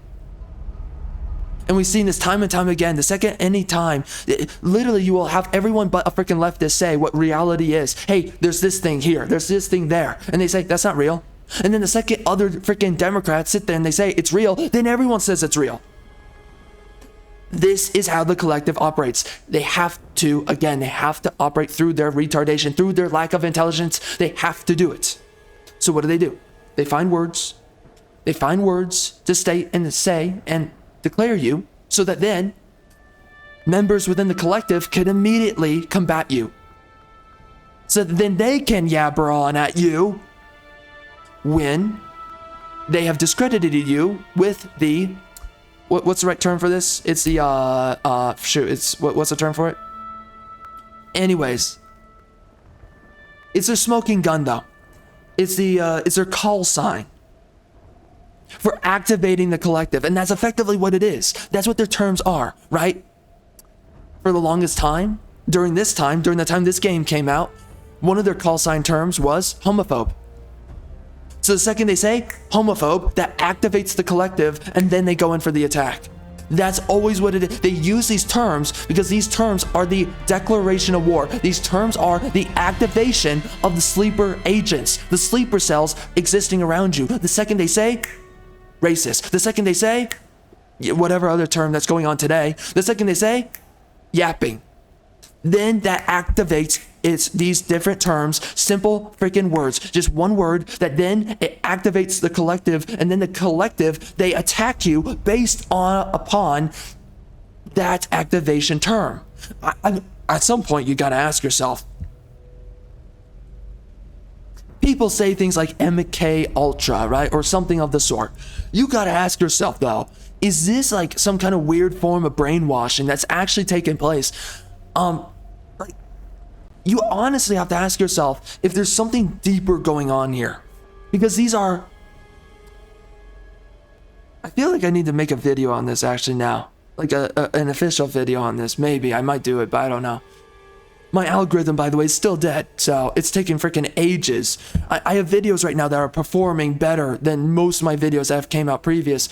These are videos that would get freaking thousands of views. Going nowhere right now. Again, my freaking it's driving me insane. So I'm holding off on a lot of videos to upload because I'm like, I don't want these to die. So I'm just waiting. Freaking annoying. Because I want to get out a lot of stuff that's coming out recent. That's going to come out recent. But anyway. But you got to ask yourself, is there some kind of weird? So strange. It's so strange. But is there some kind of strange brainwashing through propaganda or something else that has truly affected how these people think? These are mindless automatons or mindless drones, whatever. They are these autonomous actors. It is so strange when you pay attention because it's like, these have to be some kind of like, these are mindless automatons, that's for one, but these autonomous actors, there has to be something deeper that has happened that's brainwashed them, because these are sleeper cell agents. That's what they are. These sleeper agents, they rely upon as a collective these activation words, terms, buzzwords, these activation terms to then signify when they should all attack, when it's socially, morally acceptable to attack. So you gotta ask yourself, right? Like for instance, a term that they're using right now, after they literally, as a corrupt political party, they are litigating and they're going through lawfare upon, for instance, Trump. And through going through lawfare on Trump, even though they're a freaking ring of freaking criminals themselves, they sit there and they say that he's a criminal. That is right there. You knew that they wanted that term, but it's so weird because it's so blatant what they want. It's so stupid. How can you get, how is it that you can be so stupid to fall into their trap, to fall into their programming is what it is. It's so strange because these Democrats, they don't think at all for themselves, but they say terms like, he's a criminal. They just say that word and that's the activation term right there. And then it activates the rest of what the whole crowd, the entire collective is supposed to follow through with. It's very strange. But these are absolutely activation terms and they always program them in. It's so weird how easy it is because they just say whatever it is, whatever term they want to turn it, because they say so many words. But so weird that they say specific terms and they turn that into the activation term. So you gotta wonder to yourself, is there something deeper going on? Like there has to be some kind of weird propaganda that we're not paying attention to that is actually activating this, because there's so many other words they use. I don't know what it is. I have no idea, but you pay attention to it and it's so clear that there's something that activates the sleeper cells. But anyways, when that happens though, of course, it activates them and then they go in for the attack. And so that's what we see a lot right now today. We've seen this for a long time now. They always use these terms. And then they gaslight you too. That they're freaking communists, they're freaking socialists, they're freaking fascists, they're all these things. And then, it's so crazy. Then they sit there and then they try to gaslight you that you're just like a leftist when you call them what they are. So freaking weird. These are some of the most nefarious actors. But anyways, this is so many of the things that has now polluted freaking gaming, that has polluted this freaking industry, that's polluted movies, polluted television, it's polluted everything. And of course it did comics, I guess, first. And now we have this game.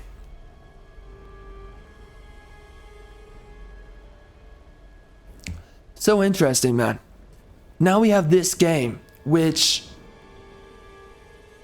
I mean, effectively, this is the last of the freaking Europeans, right? It's the last of the freaking Mohicans for this freaking, for the gaming industry and also for this franchise. This is the last of the freaking Europeans. This is the last of any game that's kind of the remaining echo of proper storytelling, proper writing. Again, there's a lot of wokeness light that is seeping underneath all of this, and that's pushed through on the comics end that we just saw not too long ago here.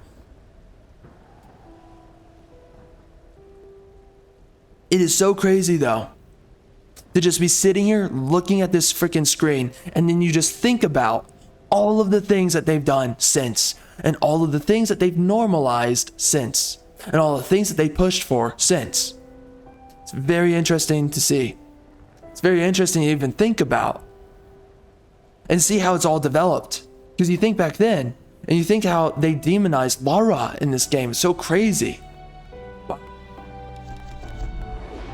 By the way, we should adjust the brightness. I think it's gonna matter.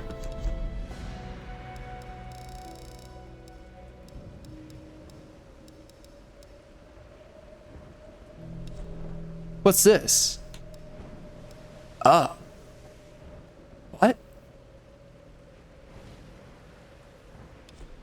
Okay. Anyway. So that's where I'm at when it comes down to Tomb Raider. Just sitting here at this screen, it's like, wow.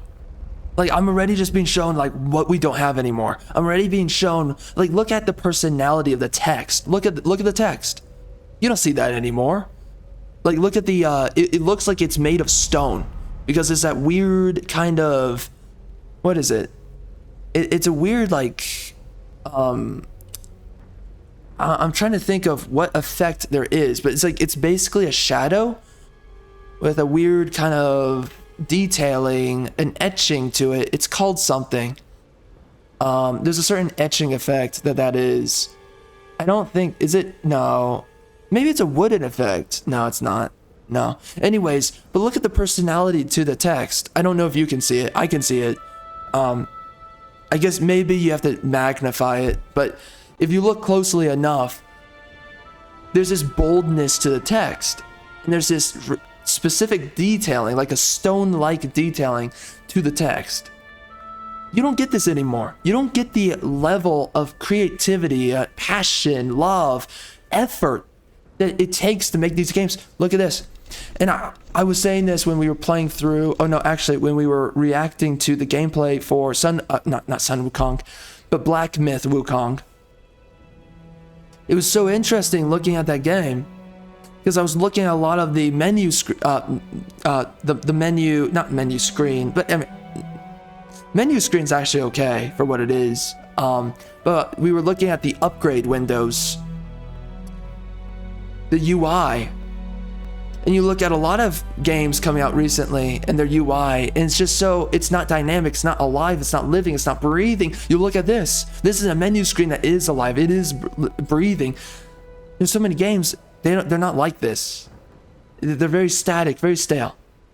Again, Black Myth Wukong, that game has a fine menu screen. But I remember with even this game, like the upgrade screen or menu, it's a dynamic, interactive surface to panel through, as I remember, because it's Lara, right? It's her sitting at a campfire. So we're going to get into this game, we're going to see, and I'm going to remind myself exactly how much of that is real. But it's just, there's so many things now that feel so stale, that feels like it's not dynamic, and there's so many games that used to be so dynamic. I mean, the way that Batman in the Arkham games, the way that he got his gear was dynamic and cool, and it felt cinematic, right? It's this in Arkham Knight, for instance. It did it well here, but also you got a little bit of that in I think Arkham Asylum, although Arkham Asylum not as much, but I think a little bit of that in Arkham City. But right, it's like you have these little containers, these drop pods that come in, they open up, and it has Batman's new gear that you unlock throughout the story. Through that method, it's so cool. You don't get that anymore. It's just these dynamic, cinematic ways to interact with the information of the game. Instead, nowadays, we go through these upgrade trees, and they're just static, and they're stale, and it's like, you had these games like these. They were trying to do something more interesting, something more cinematic, and now we've gone away from that. How do we do that? Why did we do that? I don't know. But it's just, I just see so much from this game. Just the screen before this screen, right? I guess the main menu screen, whatever. I guess the title card screen, is that what it is? Was so good. I was looking at it, and just it feels like we're about to be an adventurer. We're about to go out and have this journey, and you just don't get that. And you look at trailers and what they used to be like, you don't get that anymore. It's so crazy looking at all this. What gaming used to be. It actually got you excited. It actually got you immersed, ingrained to the world. And now, there's not so much of this anymore.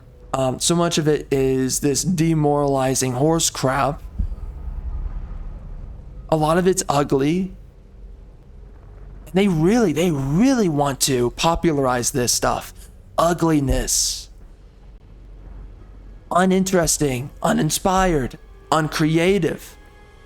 They want to popularize these things. It's so strange. Anywho, I need to quickly do something, which means I'm going to jump cut the recording, but yeah, I'm going to quickly go do something. I'm going to be right back, and we're going to get right into the game. Just listen. Okay, so we're back, by the way. Just listen to this music, though. Just one more time. I just have to say, music is so much more beautiful when you look at most games from a couple of years ago. Now, a lot of music's not beautiful anymore. A lot of it is soulless, man. The amount to which that is so soulless. There's some recent games that have come out. They have decent tracks. I would say Stellar Blade had some decent tracks. Some of them I still think about. But of course, they hired the guy, the composer, by the way, for specifically for, I think it was Nier Automata, which that game had a lot of good tracks. I liked them, so it kind of makes sense if that's the case. But yeah, like there's such a great personality behind the music for this game, behind these tracks. And another thing I have to mention, I think back during this time, a little bit before, but around that time, general time, the music was coming out. You listen to a lot of music today, it's a bunch of soulless, freaking degenerate garbage, right? It's just a bunch of black guys talking about sliding inside of some freaking hood baby's freaking vagina. That's what it is.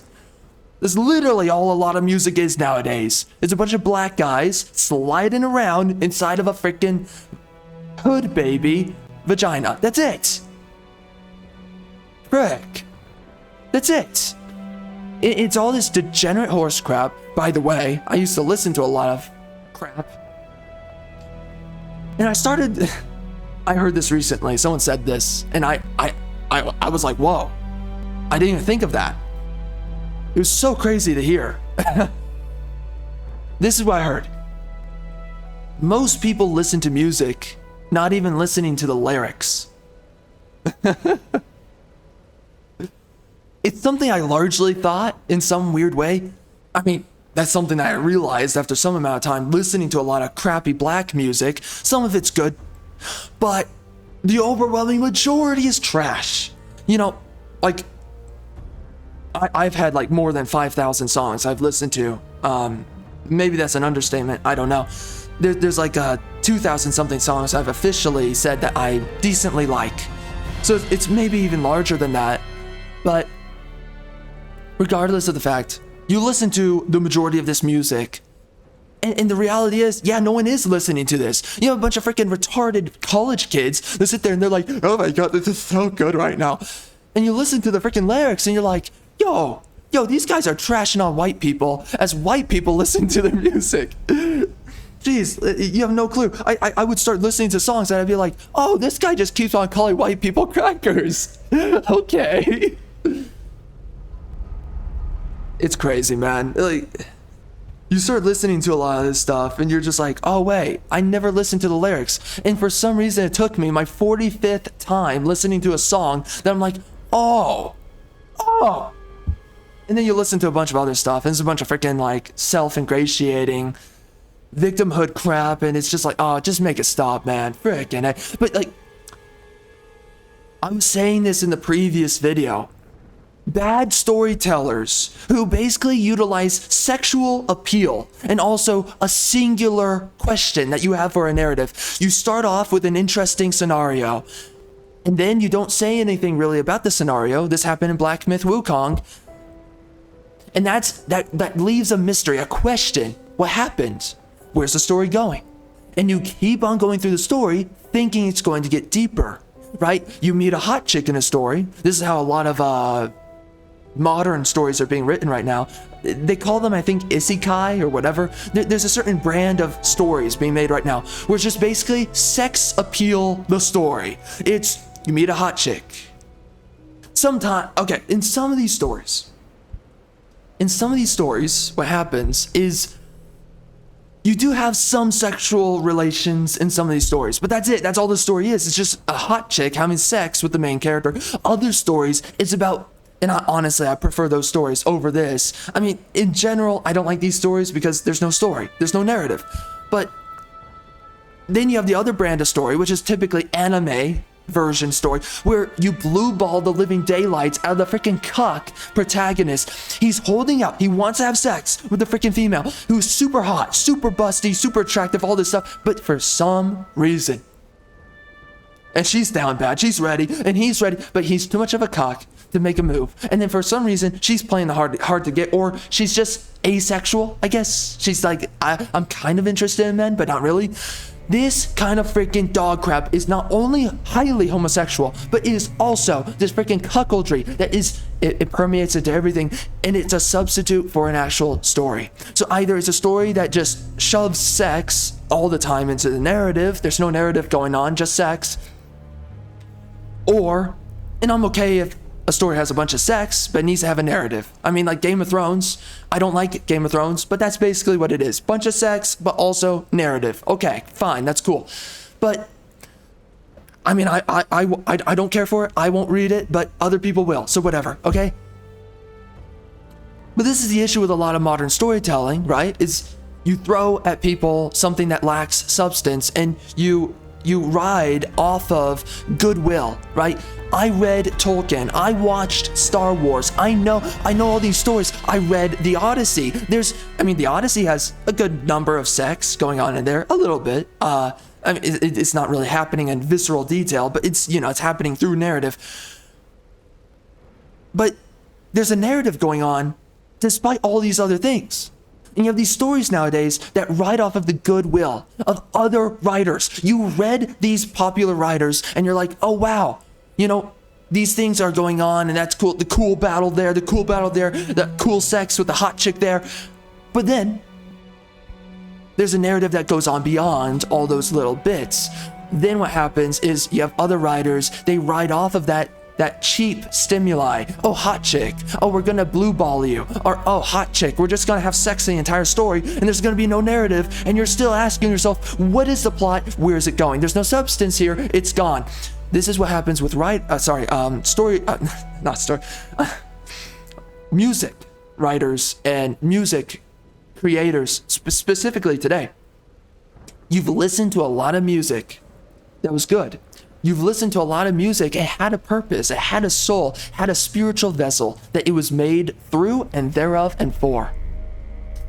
Right now today, we have a lot of modern artists. A lot of people just listen for the beats. They listen for the rhythm. That's it. They don't even pay attention to the lyrics anymore. And when you listen to the lyrics, either it's retarded, it's highly degenerate, it just freaking hates white people.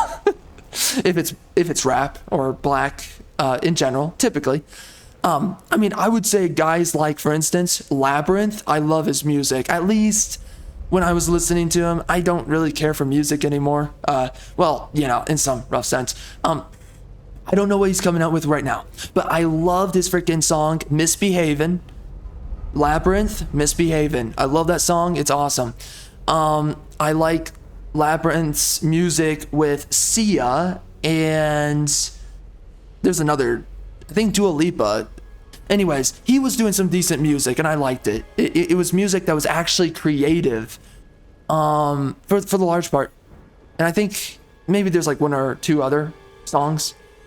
I was kind of alright with the Migos. Not all of their music. There's some music I liked. Stir Fry, I don't know why. I like Stir Fry. And there's a bunch of other music, of course. It's just like, you think of like, that's a couple of the black dudes I'm largely okay with. They make decent stuff, okay? But that's it.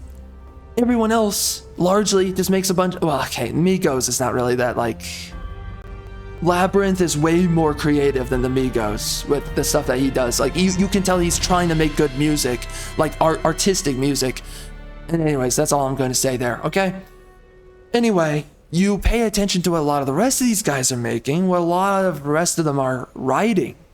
And you realize a lot of people listen to this stuff because of the goodwill of previous good music creators or song writers, whatever. You listen to stuff like, it amazes me because you listen to stuff like Bastille. You listen to One Republic, if I'm remembering everyone's names correctly. I keep on thinking One Republic is High Republic or something. I don't know why. But American authors, frick. There's so many musicians who made these songs that were literally like, think of historical epics. This music was made for the historical epic, right? I think it was American authors that made the song, You Can Be the Greatest, You Can Be the Best, You Can Be King Kong banging on his chest. That song was really good. And you had a lot of music that was exactly like that during that time. You had Fall Out Boy, awesome stuff. But you could tell these guys were like, they were possessing the historical epic within themselves as they channel it and make their songs, make their music. It was a representation of great civilizations through the past. Who did it? Was it Bastille or was it? Who did it? It was I used to rule the worlds. Armies and kingdoms used to lead by my call, I think is what it was. And there was a famous Minecraft animation that was alongside that song. I think it was by Captain Jerome or whoever. Anyway, yeah, that's an old freaking video, but it was a great song. And it's so spiritual, man. Just listening to it, you feel like you're connected to like ancestors. You feel like you're connected to something historical and timeless as you're listening to this music. And that's what a lot of music used to be. It used to be very, I would say it was kind of, let's say maybe a little bit gentle at times. In other ways, it was just very cerebral. It was very mindful. It's a very conscientious music. It was very somber. It was existing within these deep thoughts and very speculative thoughts. Nowadays, we're just completely degenerate. Now it's just about cheap, fast, freaking meaningless crap. And that's why now I don't listen to music, because, you know, I like listening to new music. I don't want to just listen to old stuff.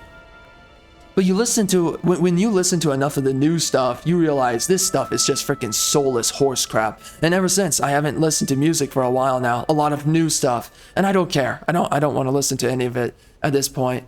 But I mean, there's been some good stuff recently, but it's like, it's a freaking diamond in a freaking haystack, you know? So it's gonna take forever to find it. And yeah, you could say needle, I'll say diamond. But now it's just music is so bad. And again, this comes back to gaming. You listen to a lot of the songs coming out during the 2016, 15, 14, 13, 12. You go through a lot of these years, and there was a lot of great music, a lot of great soundtracks. A lot of it was new. A lot of it was innovative. A lot of it was, not only was it creative, but it was unique. You listen to Star Wars, unique for what it was. Prequels, originals. You listen to Lord of the Rings. That's completely different and unique. There used to be something that possessed so much of artistry within American media. It wasn't freaking clown entertainment like everything's now become. No, everything was possessing a soul, a spiritual vessel. And that's what all art is. Well, now we have no spirit. And we have no spiritual vessel to channel through. And now everything, all it is, it's lackluster and it's soulless dog crap. That's all it is. And that's where we're at now today. We have nothing. We are possessed by nothing. We have no substance within our stories. We don't even have stories anymore these days. And why is that? Why do you think that is? Because we have no spirit. We have no soul. The people themselves have degraded. And that is why. And people are just stupid now. No one's educating themselves on anything. There's so much information out there. You can't you cannot educate yourself about everything. And this is the issue, is that you have certain people, they'll try to shame you when you don't know absolutely everything. And it's like, do you really think I know absolutely everything on the freaking planet? Jeez Louise, man. It's so crazy when, like, you have these people, they're such these people, they know nothing. These people, they're freaking retards, but they think that they're in the position to somehow shame you when you don't know absolutely everything. How the frick am I supposed to know everything? It happens for other people. I've ran into my own circumstances. Whereas, like, you have these freaking modern day retards. They literally don't know anything. They're not wise. They're not smart. They're nothing. The only intelligence they have is off of memorizing what other people say. That doesn't make you intelligent. You can just memorize stuff. Good for you. Your memory is not a substitute for your intelligence, for really your consciousness.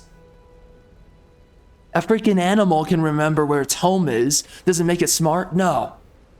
Okay, so you decided to make some freaking intellectual, some philosopher, you decided to make them the home to your own mind. Does that make you smart? No. The fact that you can move out from the mind of your favorite philosopher. That's what makes you smart. And most freaking libtards, by the way, they freaking get possessed by crappy intellectuals, socialists, communists, whatever, Satanists, literally Satanists. For instance, a lot of feminists are what? They're Satanists. Literally a bunch of the starting feminists, the leading feminists who propelled now the feminism we see today. The ones, you know, these suffragettes or whatever, feminists are Satanists. They were Satanists back then, they're Satanists now. They're antinatalists, they're all this trash that we're seeing now.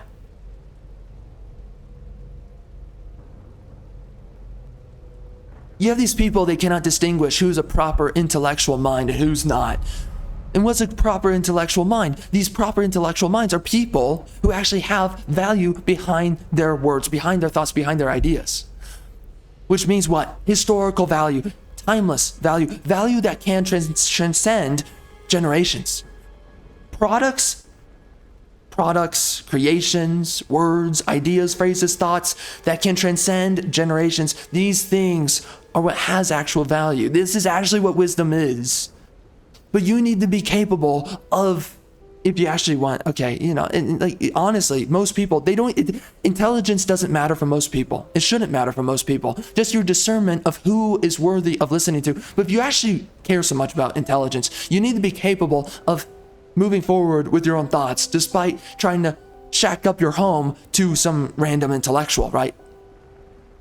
And it doesn't mean to erase them or to replace them. It means to simply build from them. Nowadays, you have a bunch of people, they want to listen to a bunch of crappy intellectuals, and then they want to build their home from a bunch of crappy intellectuals. And now we have today a bunch of modern day socialists, modern day communists, modern day Satanists, all these freaking crappy intellectual ventures. They destroy civilization. That's their only purpose. Also multiculturalists and all the other ones as well. Atheists as well. Nihilists as well. Of course, it's atheism, but still, regardless. That's what we're going through now. You have a bunch of lazy thinkers, a bunch of people who are freaking retards, but then they listen to their favorite little intellectual, whether that person's smart or not. And then they're like, I'm super smart now. And I'm just going to now parrot my freaking favorite intellectual's thoughts, and then I'm just going to make these crappy little addendums to act like I'm building from them, when really I have nothing to offer whatsoever at all. And that's what we're seeing now today. A lot of it. You have a lot of pseudo, like a lot of sophists for one, but a lot of pseudo-intellectuals. This used to be a term that was said a lot more often. Nowadays, I think everyone just realizes saying pseudo-intellectual is like saying water. Oh, that guy drank water. Okay. What's new? Oh, that guy's a pseudo-intellectual. What's new? Again, wokeness is a misnomer. When they say you're a pseudo-intellectual, I wouldn't trust them for freaking crap. But the point is that nowadays, you know, pseudo-intellectual is as common as freaking air that we breathe. You listen to a lot of people now, and a lot of them are pseudo-intellectual. By the way, there are actually smart people out there. There's a bunch of people that want to discredit everybody. I don't know why I have to say that. I don't really have to. I mean, it's pretty self-intelligible, right? But anyway. It's just that now, like everything has become a needle in the haystack in some sense. Let's not get lost into that conversation. That could go into another bunny trail. So anyway.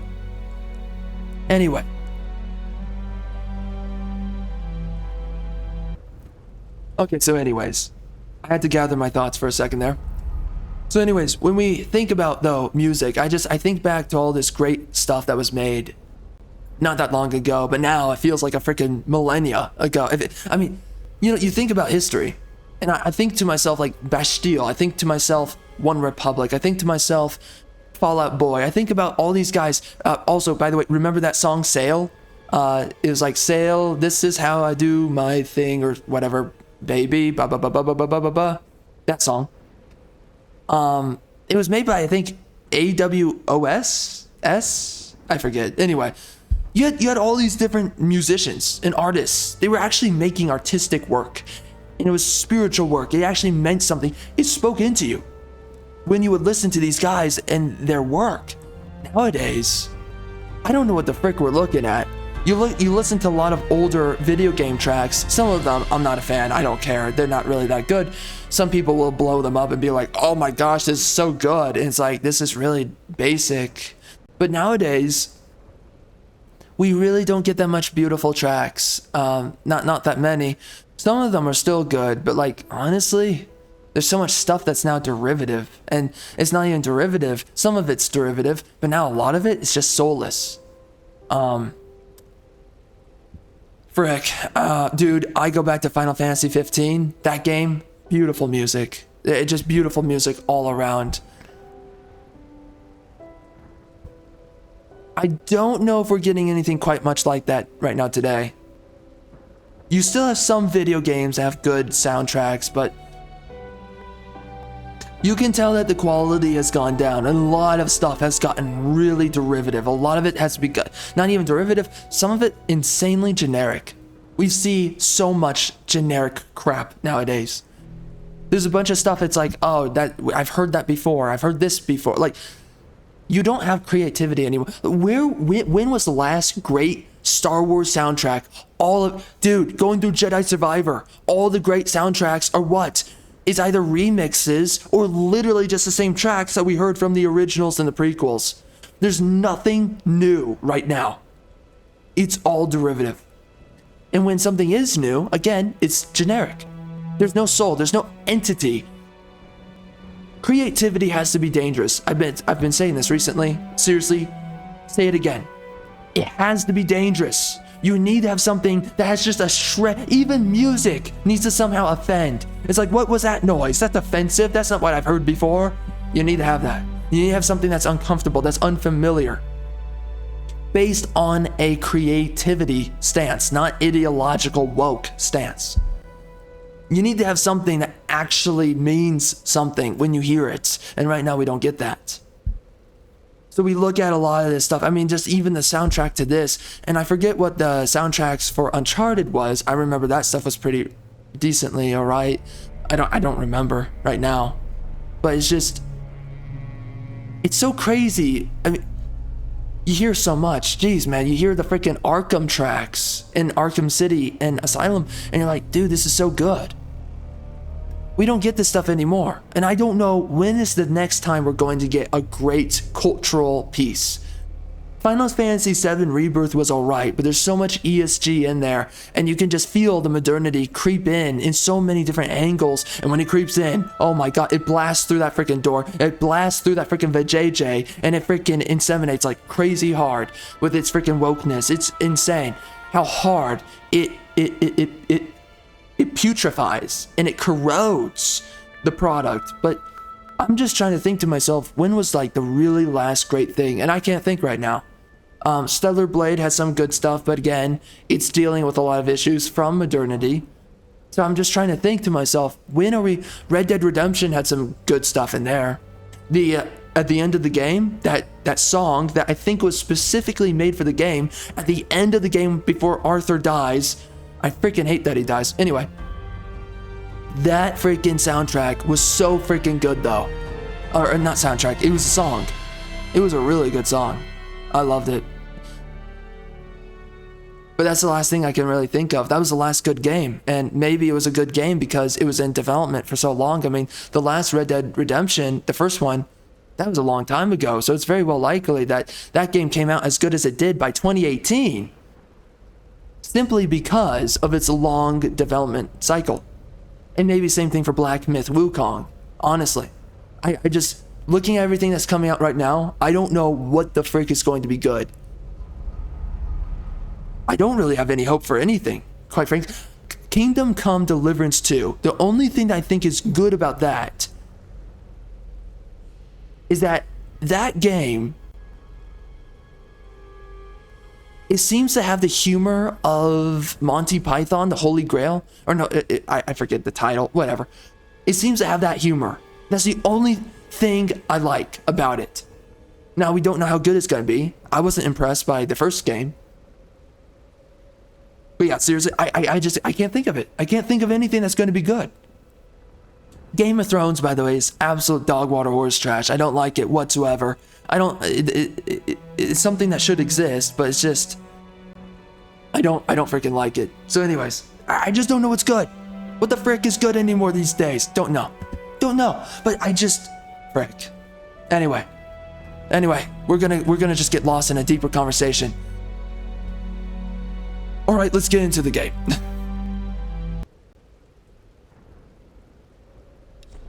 There's no way I'm doing hard. That would just be painful. A famous explorer once said Oh no, the audio. that the extraordinary is in what we do, not who we are.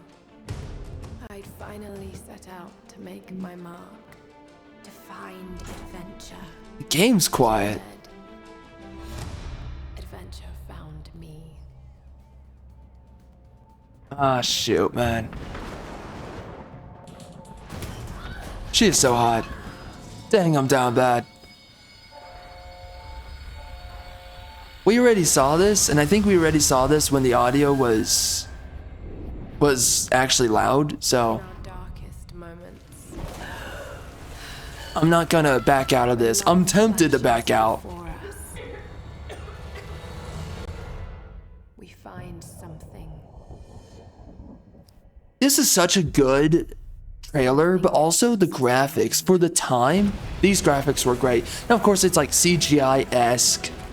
But I mean, look how good it looks. You know what? Something that pushes us. It looks really good.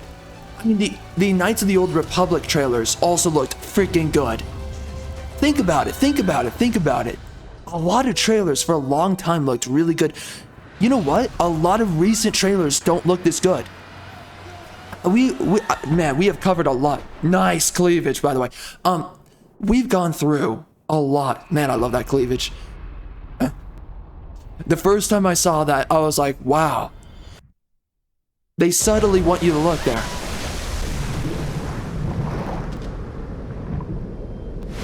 Not so subtle.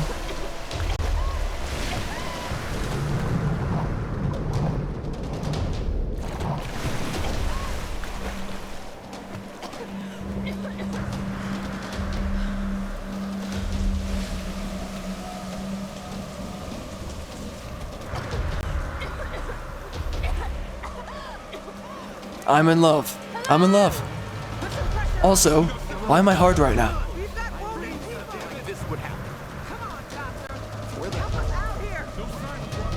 Oh, she's okay.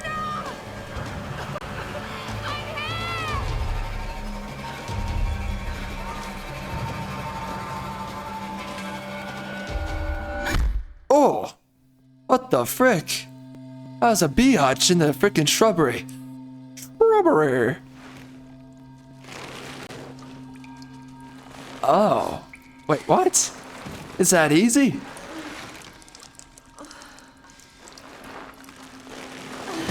Why am I hard right now? This game is so uncomfortable to play.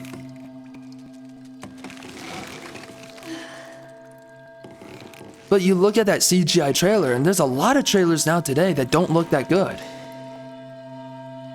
We've been covering a lot of them, and they're just not good, and they suck, and they're not intriguing, and they don't... Oh my, frick, that's loud.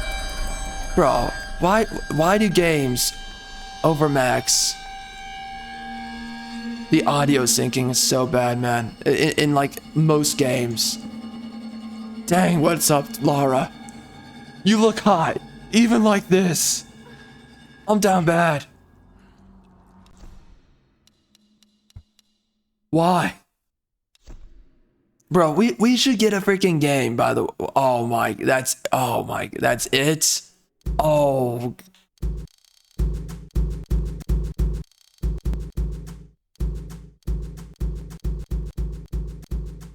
The SFX and the dialogue are interconnected? Bro. The sound effects sound like they're way too loud, or maybe this is the music track, I don't know.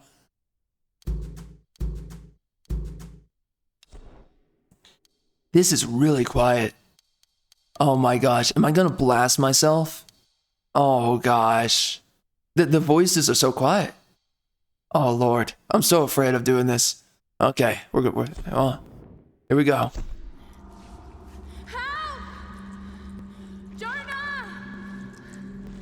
Yeah, none of the trailers look as good as the CGI trailers we used to see. You look at the trailers for Assassin's Creed, they used to be awesome, man. Oh my gosh. and they're not like that anymore.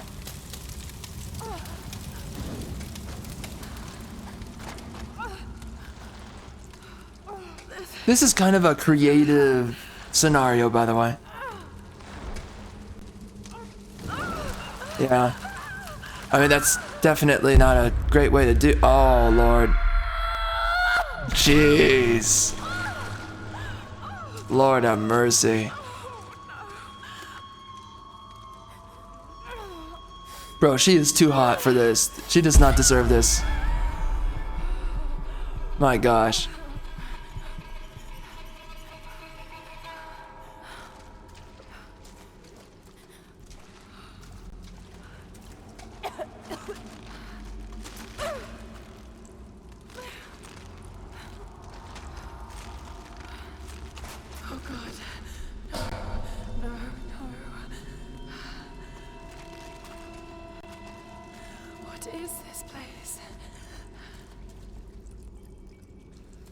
What happened to you?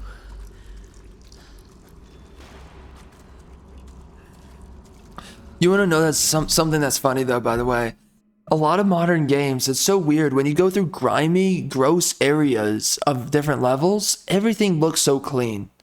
Somehow, like, even dirt looks clean. Like, people say this, and it's the funniest thing because it's like somehow in modern games, even dirt looks clean. It's so strange. How do you do that? I don't know. But like, nothing has that grime anymore. It's very strange. This game definitely has grime in it. With the environment. Oh gosh. Yo, I love that camera angle.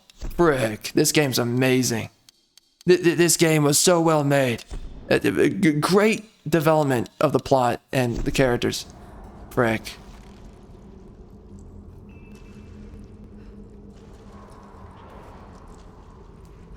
Yeah, that could seriously be larger though. Seriously, they still nerfed her. I don't like that. I mean, in some weird way, they kind of even nerfed Tifa, although Tifa... Okay, but frick. Bro, Tifa's still freaking humongous. Jeez Louise. Okay, I can't really say that about Tifa, but you know the thing I can't stand though with these effing games? The freaking undershirts on these women. Why does she have a white undershirt? No, we need more excuse. There should be tears in her freaking clothing. What the frick is going on here? Anyways, they reduced her a little too much though. Yeah, she should basically be Tifa, slightly lower than Tifa size.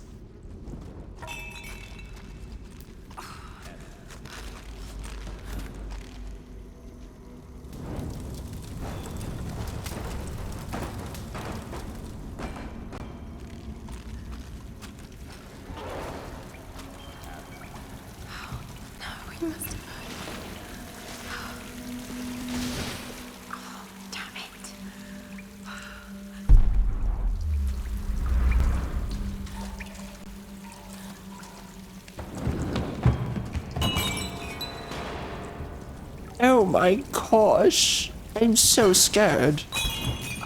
That was loud.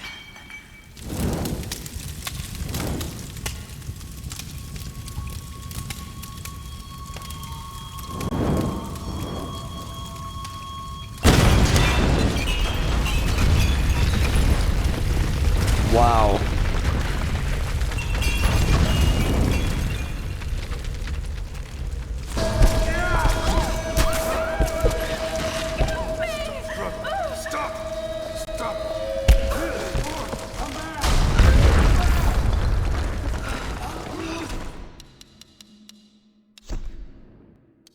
Why would they make the SFX and the dialogue the same volume? Oh shit, that was close. Just keep moving.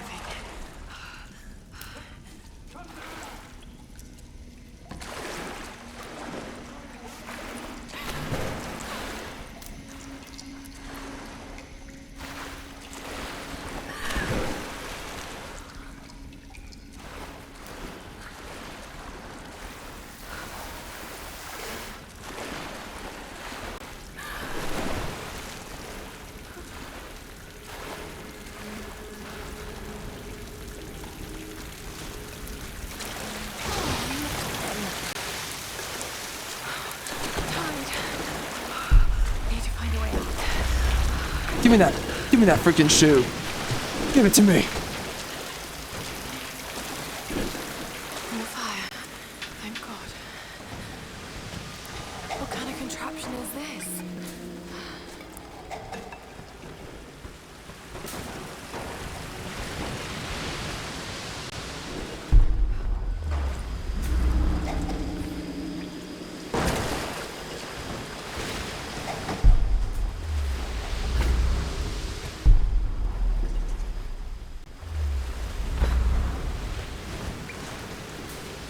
Well, this is a lot like a usual Uncharted kind of puzzle.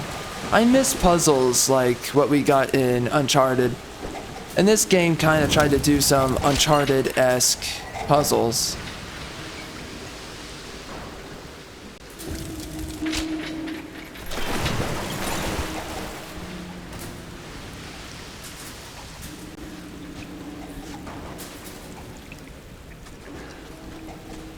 Screw you, Barrel. You gonna burn today?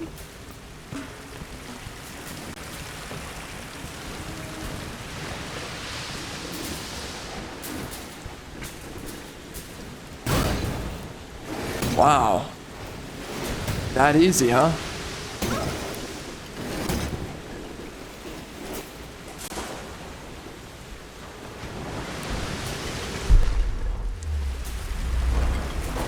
Ah. Oh, no.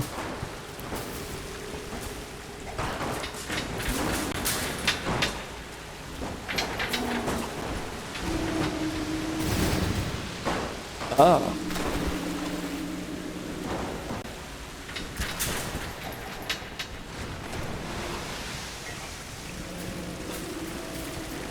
Yeah, they don't think that you're smart enough to do any of this anymore these days, and they're probably right.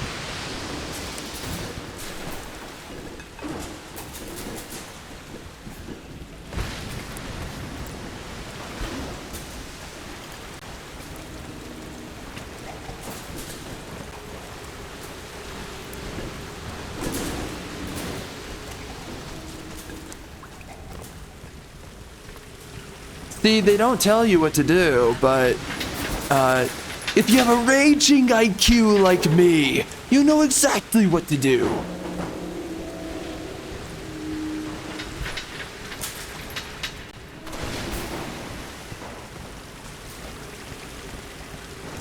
Yeah, people are definitely too stupid to do any of this nowadays, apparently.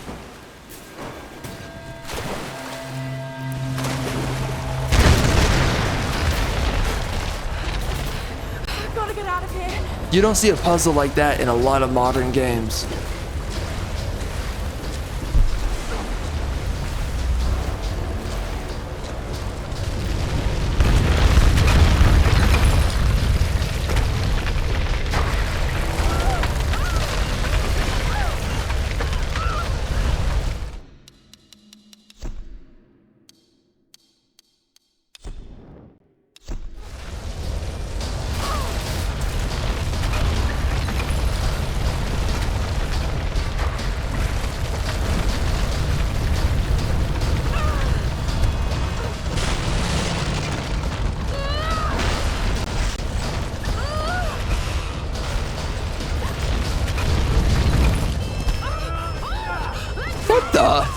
How'd you get here? Oh shoot! Wow. Well, I just got my wife killed. I take responsibility. Like a proper feminist. I take responsibility.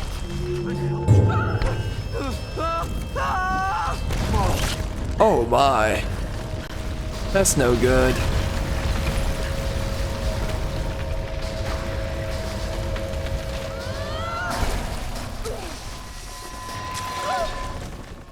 Ruh-roh. Oh shoot.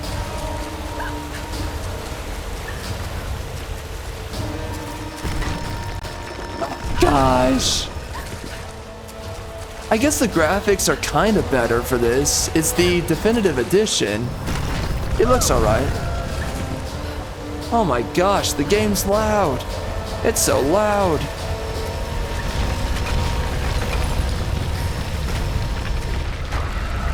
Oh my. Jeez. Yo. Nice rack.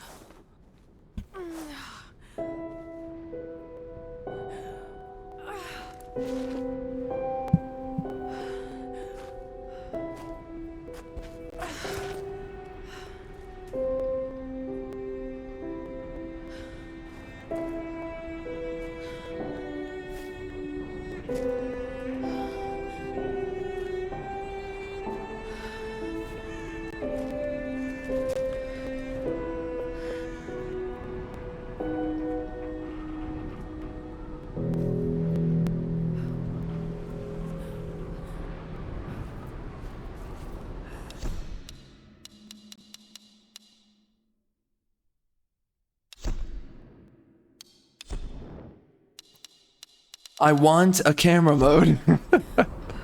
Where's my camera mode? Hold up. Golly, bro. Oh my gosh. She's so freaking hot. Lord have mercy. Frick. I'm weak, Anakin. I'm weak. I need her. Don't do it, Anakin. The lifeboat. Where are they? They must have gone inland.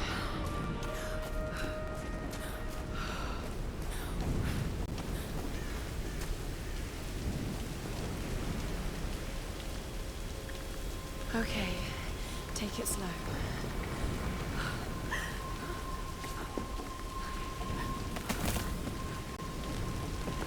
Yeah, I would not trust doing this. A tree is not really a good surface to walk on. In fact, I think that you're better off just dying on the island. Okay.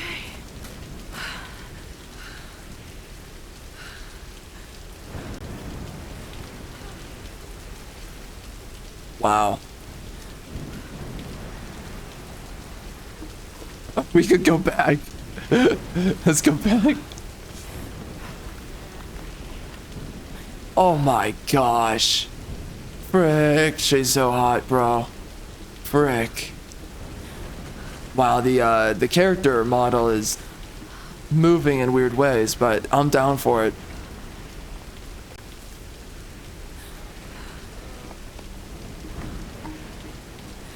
Yeah, this is sexy Uncharted.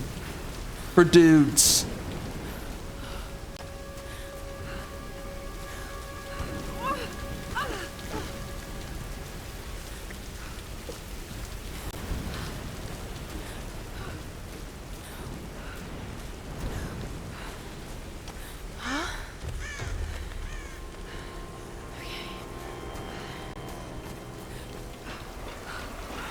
I can do this.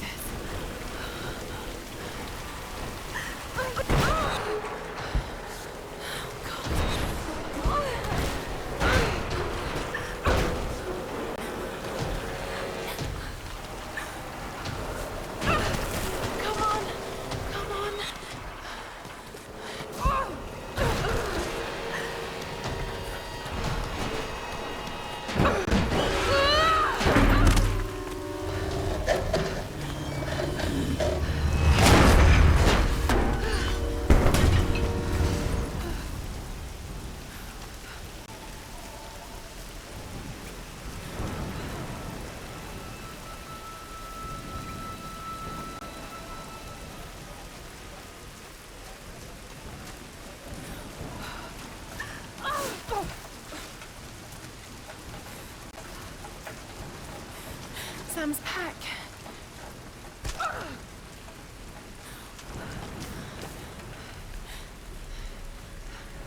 Sam! They must have come this way.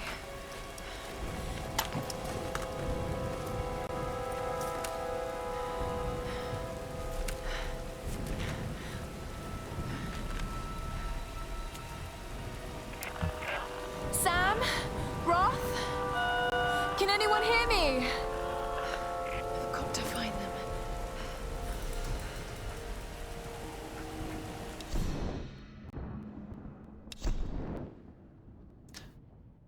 This game has absolutely amazing camera angles.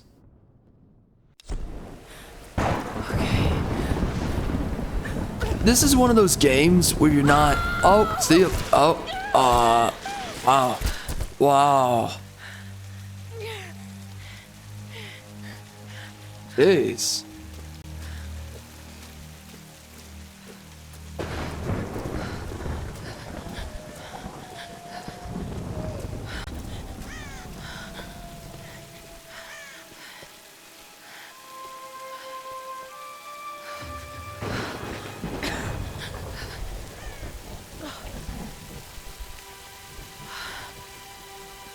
Looks abandoned.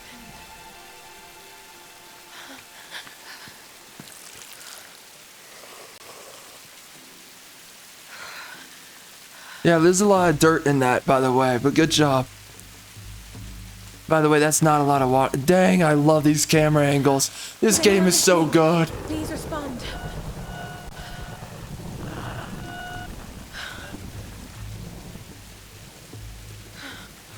They're doing a good job of conveying how cold she would be here. She would be this cold. She needs a man.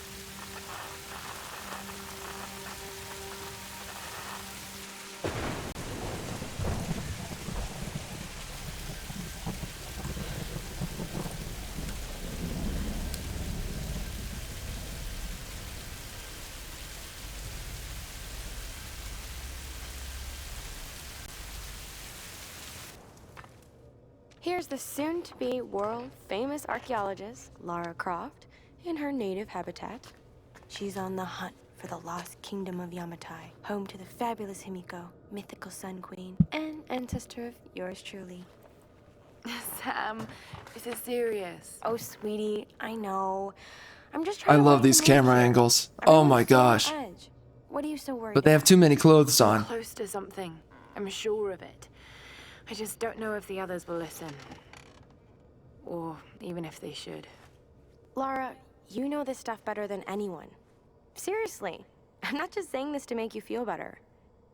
I trust you, Roth trusts you. You got this. Now let's take a break, okay? Okay, okay. And Sam, thanks. She's not always this serious, you Can I know? pause right here?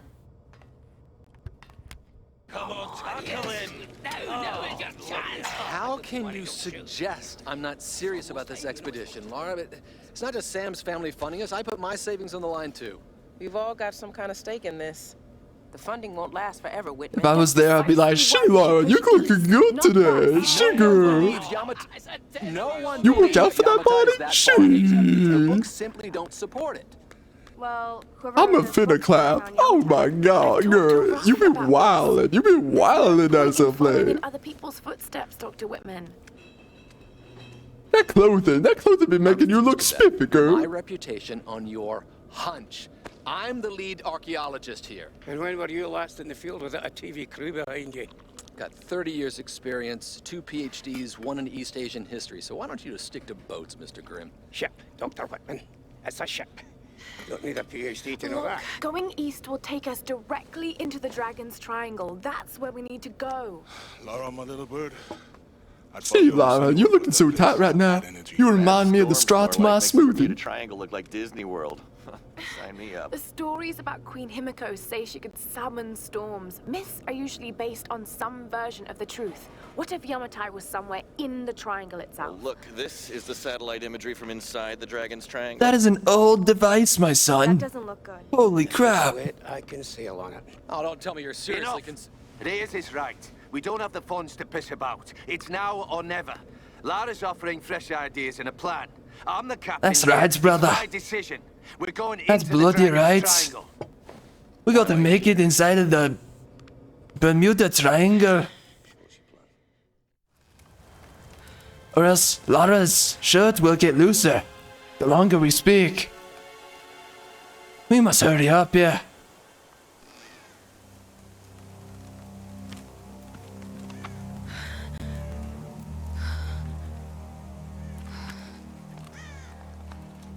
I can't just sit here. I've Wow. got to find something to eat. Woman versus wild. So brave, so beautiful. Well, actually. God dang. It is beautiful and I guess brave. Her tank top is brave and she is beautiful.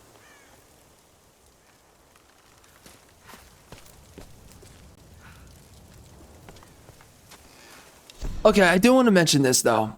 This was a weird trend, and this is what was happening before you start seeing a lot of the modern day problems that we're seeing now. And like, I remember this being a trend, and I remember even thinking to myself in a way such as this, mental instability has been, nowadays people are just insane, and nowadays people are just coping with their insanity. Nowadays, and by the way, what is mental illness? It is mental sabotage.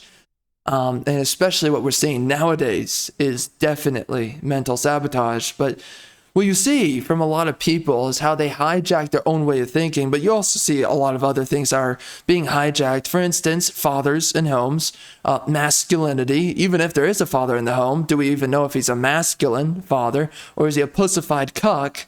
You're going to have a lot of issues raising children with that as well. But like having a proper masculine, patriarchal perspective that inundated civilization for so many generations, soundly and safely. Well, now that's lacking. Now we've frayed the very makings of masculinity and paternity. And now we have a lot of issues with that front of many things for a lot of men and girls as well. So you see this trend in a lot of stories, though, that a lot of people were kind of trying to edge into. But you know what? It never really got that far in the end. But, I mean, there was a point where I was like, oh, gee, we should have a story like this. Wouldn't that be so good? And no, absolutely not. This is a way of storytelling that is, quite frankly, it's sourced from a lot of people's insecurities. Making a character that's not so certain of themselves, making a character that's heavily, let's say, shy or heavily self-doubting, that is a huge element with the roughly 2000s era. A lot of kids thought that way. That's a very popular kind of trope. Wasn't a trope at one point, but it was a trope for the generation. That's what the generation was. A lot of very insecure, very uncertain, and just very anxious people in general. But I mean, this was a thing that was heavy with millennials, and also maybe slightly before, but not so much slightly before the millennials. We're not going to get into it. There's transition generations that goes into these generations, and we spoke about this for a long time previously before, but there's transition generations. There's always the early adopters of a generation and its overall kind of spirit. Then there's those who are within the middle of a generation and its spirit, and there's those transitioning out of that spirit into a new one. So, and they're the transitionary. No, there's the generation that is at the tail end. That's slightly different, but then there's the transitionary generation that typically does not identify with the end of the previous generation or the beginning of the oncoming one. They're the ones that find themselves somewhere in a weird middle before you come into the next spirit of the next generation. So, but there is an outcast transitionary generation, typically much shorter than the actual generations themselves. So what you see with like the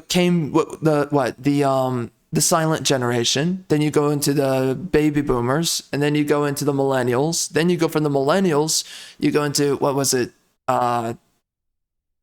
There's Gen Y, which is pretty much a transitionary generation. And then around that time, you had the Zoomers, I guess. I guess that's what came after. I swear there was something else that came after that. I think some people were saying the I generation, which was the iPhone generation that came a little bit after the Gen Y. Or I think, was it the iPhone generation came before Gen Y? Because I think it was Gen Y that grew up with the internet, but the iPhone generation is like the tail end of the millennials who grew up with a smartphone or phone in general, but largely it's a smartphone.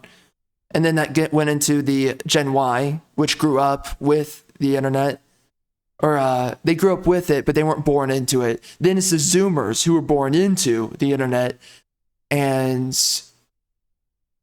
they also grew up with it. And then we have, and I guess they were growing up with social media, but they didn't grow up into social media. Then you have Gen Alpha now. And Gen Alpha is the generation that grew up into social media. And I guess now they're growing up with AI. So now we're going to have a generation that's growing up into AI. Oh my gosh. I mean, that's pretty much what it is, as far as I can understand it. That's the next one right there. Yeah, it's and maybe there's going to be after AI. There's probably augmented reality. That might be the next one. I'm thinking that's going to be the next one. So there's going to be a generation that grows up. So I guess Gen Alpha, they might, or maybe not. Maybe it'll be slightly after them. That chances are they're going to grow up with augmented reality. No. Wait, no. What did I say? No, the Zoomers, they grew up into social media and then they grew up with AI. No, wait. Is that right? Hold up. Okay, well, I just confused myself on the spot. I forget the order that I just made. But anyway. Or that I just detailed. But regardless, I forget exactly what I'm saying here. So I forget exactly what I said about Gen Alpha. I think all I said was that they grew up into, they were born into social media, right? Zoomers, no wait, Zoomers were born, Gen Y. Gen Y was born with the internet. They weren't born into it. And then I think the Zoomers were the ones, yes, they were born into the internet.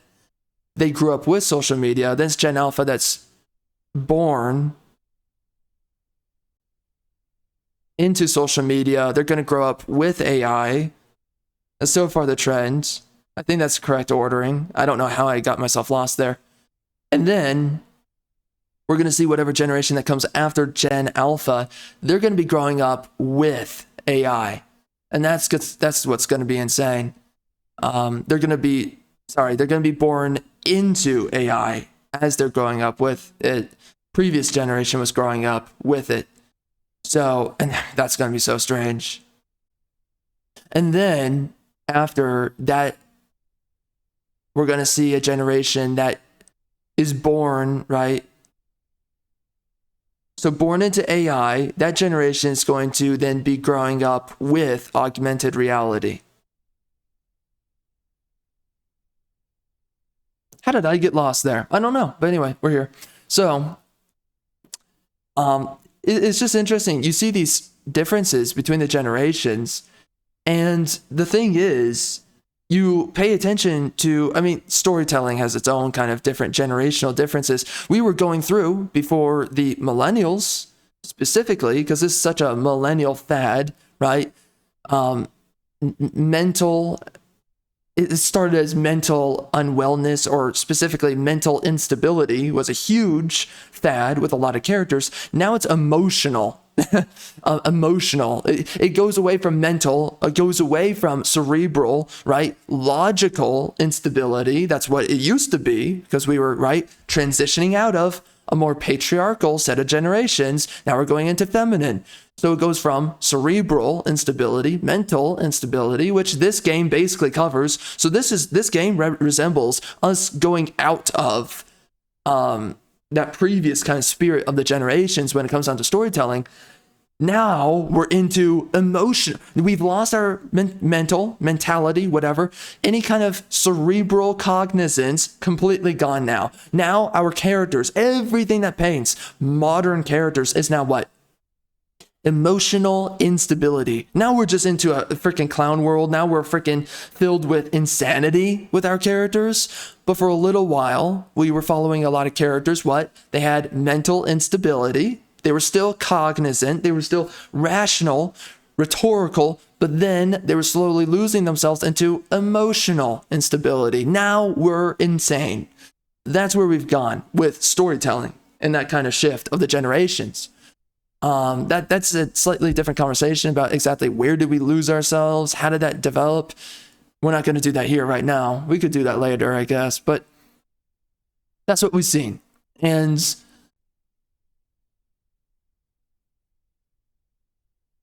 it's very interesting to see, though. It's such a crappy little fad, though, that we saw for such a long time with a lot of stories. Was the character, the main character, who's really insecure of themselves. They don't really believe in their own potential. They don't even know if they have potential. Am I going to do what I set out to do? Am I going to achieve what I'm set out to achieve? I guess I would say it's the baby boomers who were the ones that made all the historical epics.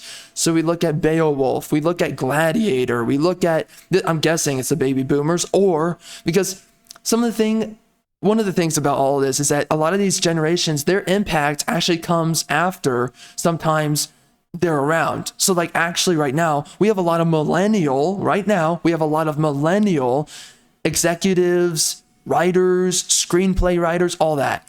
So like right now, modern Marvel, modern Star Wars, that's being made right now by a lot of millennials. We're bringing in a few.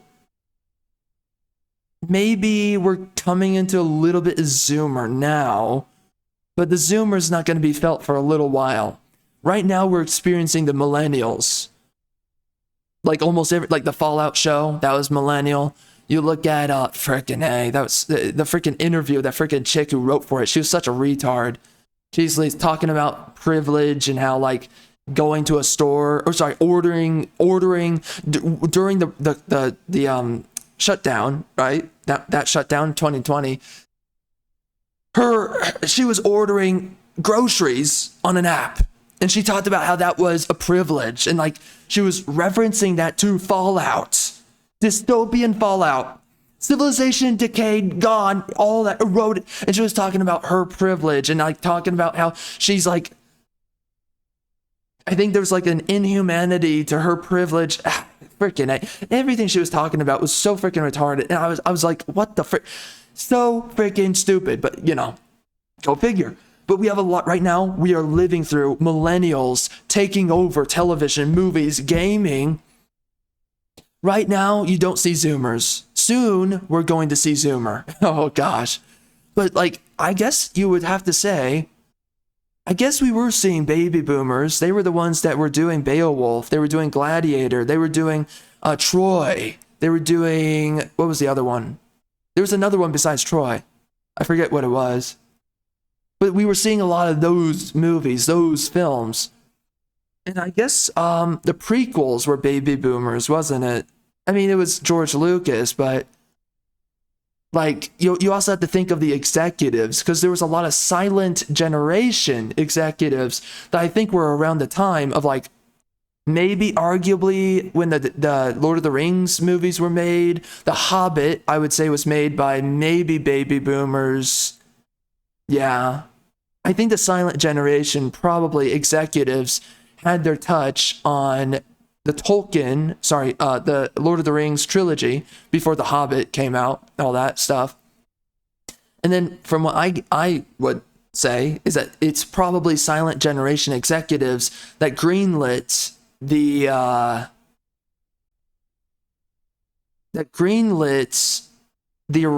Star Wars original trilogy. And then I would say it's maybe a mixture of Silent Generation and baby boomer executives that greenlit the prequels for Star Wars. I think that's what we were seeing during all these transitions of time. That's kind of my rough estimate, and I wouldn't be surprised if it's accurate. But that's what we were seeing for a good while there. What was the other point? There was another point within there.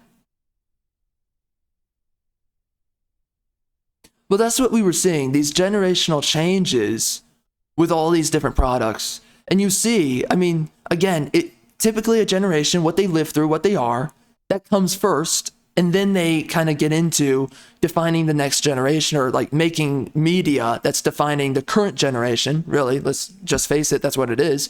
You know, so like as millennials are making their work, you have a lot of Gen Y and or Zoomers that are currently living through millennial fiction, is what it is.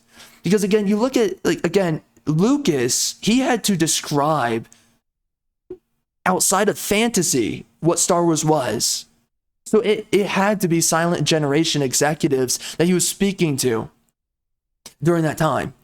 He had to use World War II footage to describe Star Wars, which wasn't really Star Wars, but he had to do that. And I think he had to show some, like, also Western movies as well to give them an idea. But then after Lucas, you know, baby boomers, they grew up with stuff like Dune. They grew up with stuff like somewhat Game of Thrones, Tolkien. So they grew up with, and also Star Wars. So they already understood like Beowulf. They understood Odyssey. They understood a lot of this stuff. They didn't have to like have stuff like World War II dogfighting and airplanes and Wild West films to be shown to them of like, this is the fantasy thing I'm trying to make is based on these things that we see from real life and like real world events, right? We don't have to do that anymore. So those are kind of the changes, and those are kind of the alterations that we saw occur across time. So now you see a product like this, Tomb Raider. Clearly, this is affected by like what was really popular during the millennials. And again, Gen Y was the transition between the millennials and the Zoomers. So Gen Y was kind of living through this. They kind of associated with this, but not completely. And then Zoomers. Okay, anyways, let's not get into that. So anyways, but what we see with this is that we're seeing the kind of, let's face it, crappy trend with millennials with this game. Kind of early millennials, by the way, not maybe the middle of millennials, because the millennials. Yeah, this might actually be the middle of the millennials that were making this, because right now today we're experiencing a lot of the last of the millennials, right? Because we went from mental instability into emotional instability. Well, that's the late phase of the millennials showing themselves through. So, and that's converting right into Zoomers. So the early Zoomers, they're just defined by insanity. That's just effectively what it is. Largely speaking, and also a portion of emotional instability. There's going to be a lot that comes with the Zoomers. We already have seen a lot of it. But now, I don't know what's going to look like when they start making stuff, frick. But that's what we're seeing here. I think what we're seeing here, I don't think it's early millennial. Because early millennials still carried on some of the baby boomers, right? Like pull yourself up by your bootstraps. A little bit of that element, but also the hippie stuff was coming in during that time too. So you have a little bit of that. And the early millennials, they still have an element of that. that nature to themselves, or the way that they think. So we got a lot of products that thought like that, but we were slowly going into the mental instability millennials. And yes, by the way, millennials, heavily liberal, in some part because of propaganda and other stuff.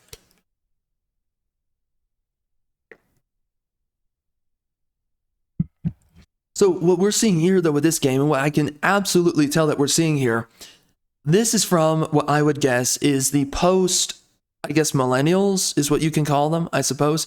The middle of the millennial generation, them coming to terms with mental instability and wanting to make stories surrounding around mental instability. That's what we see with this game, right? Lara sitting there. I'm not so sure about myself. What do we get for the longest time? A lot of characters who are very sure of themselves, very confident within themselves. A lot of them that were just doing the do. They were just doing what they were meant to do. And you saw that with Beowulf. You saw that with Troy. Men on their mission. Men who are very determined and they're very exact in what their intentions and their purposes are. Same thing even with Angelina Jolie and that era of Lara Croft. During that era, again, it's feminist, it's heavily feminist, trying to apply masculinity to femininity. But regardless, that is also what they did once upon a time with Lara Croft, is making her a woman very determined, very exact on what she wants to do and where she's going, right?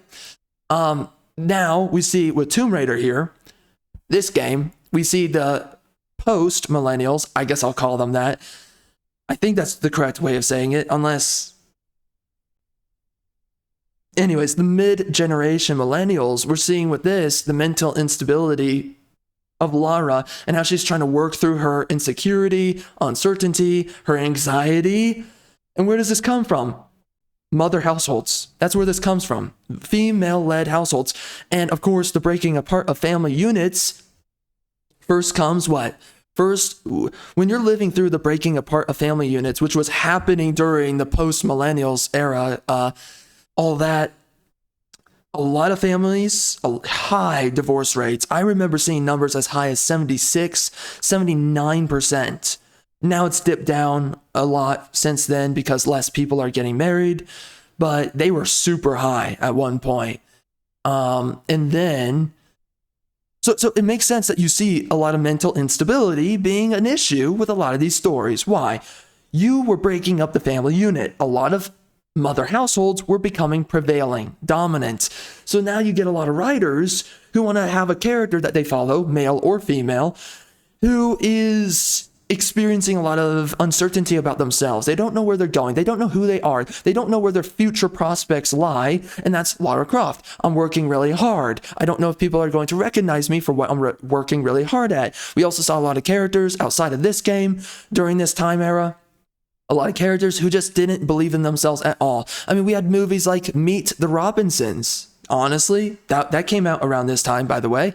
That movie, I forget, I think it was 2011 or 2010, something around there.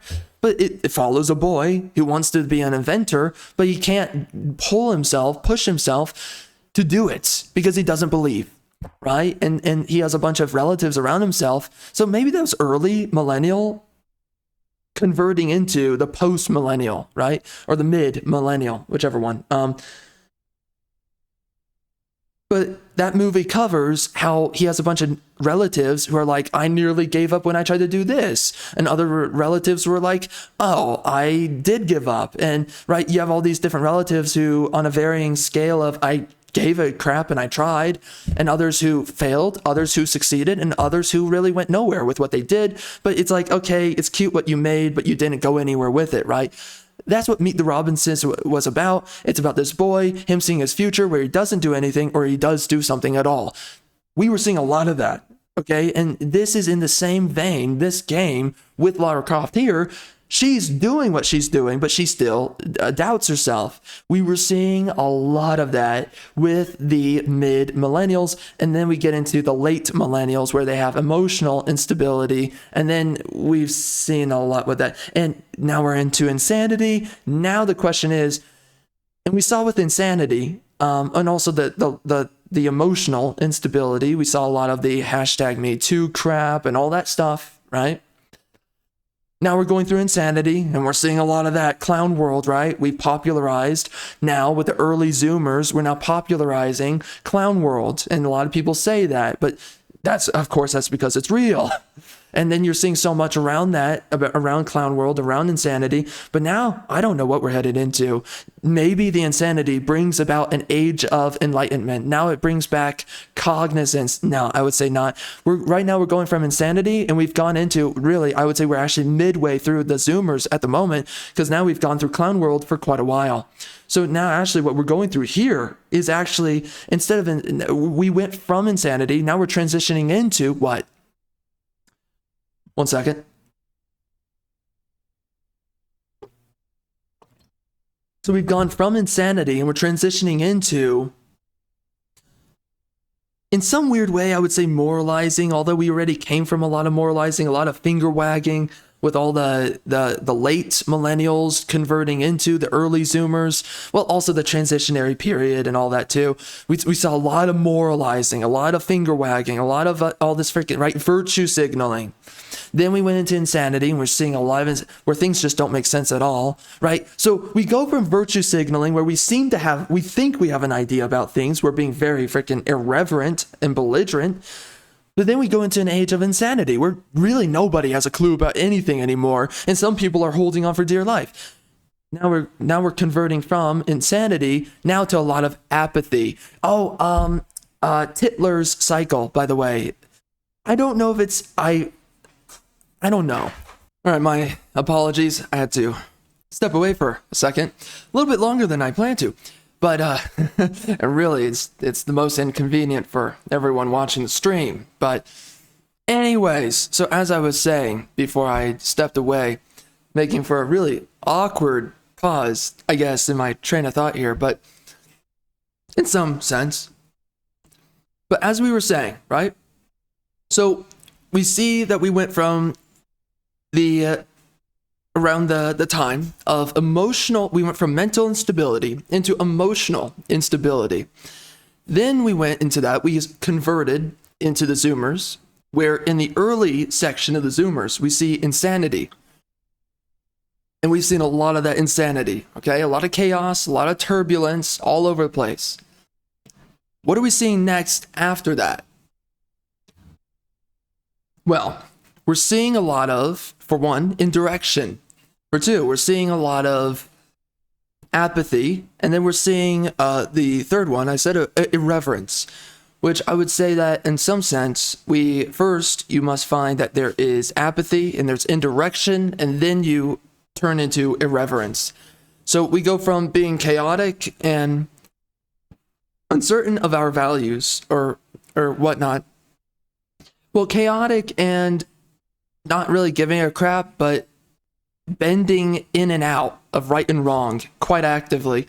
Then we get into the indirection that all creates and provides.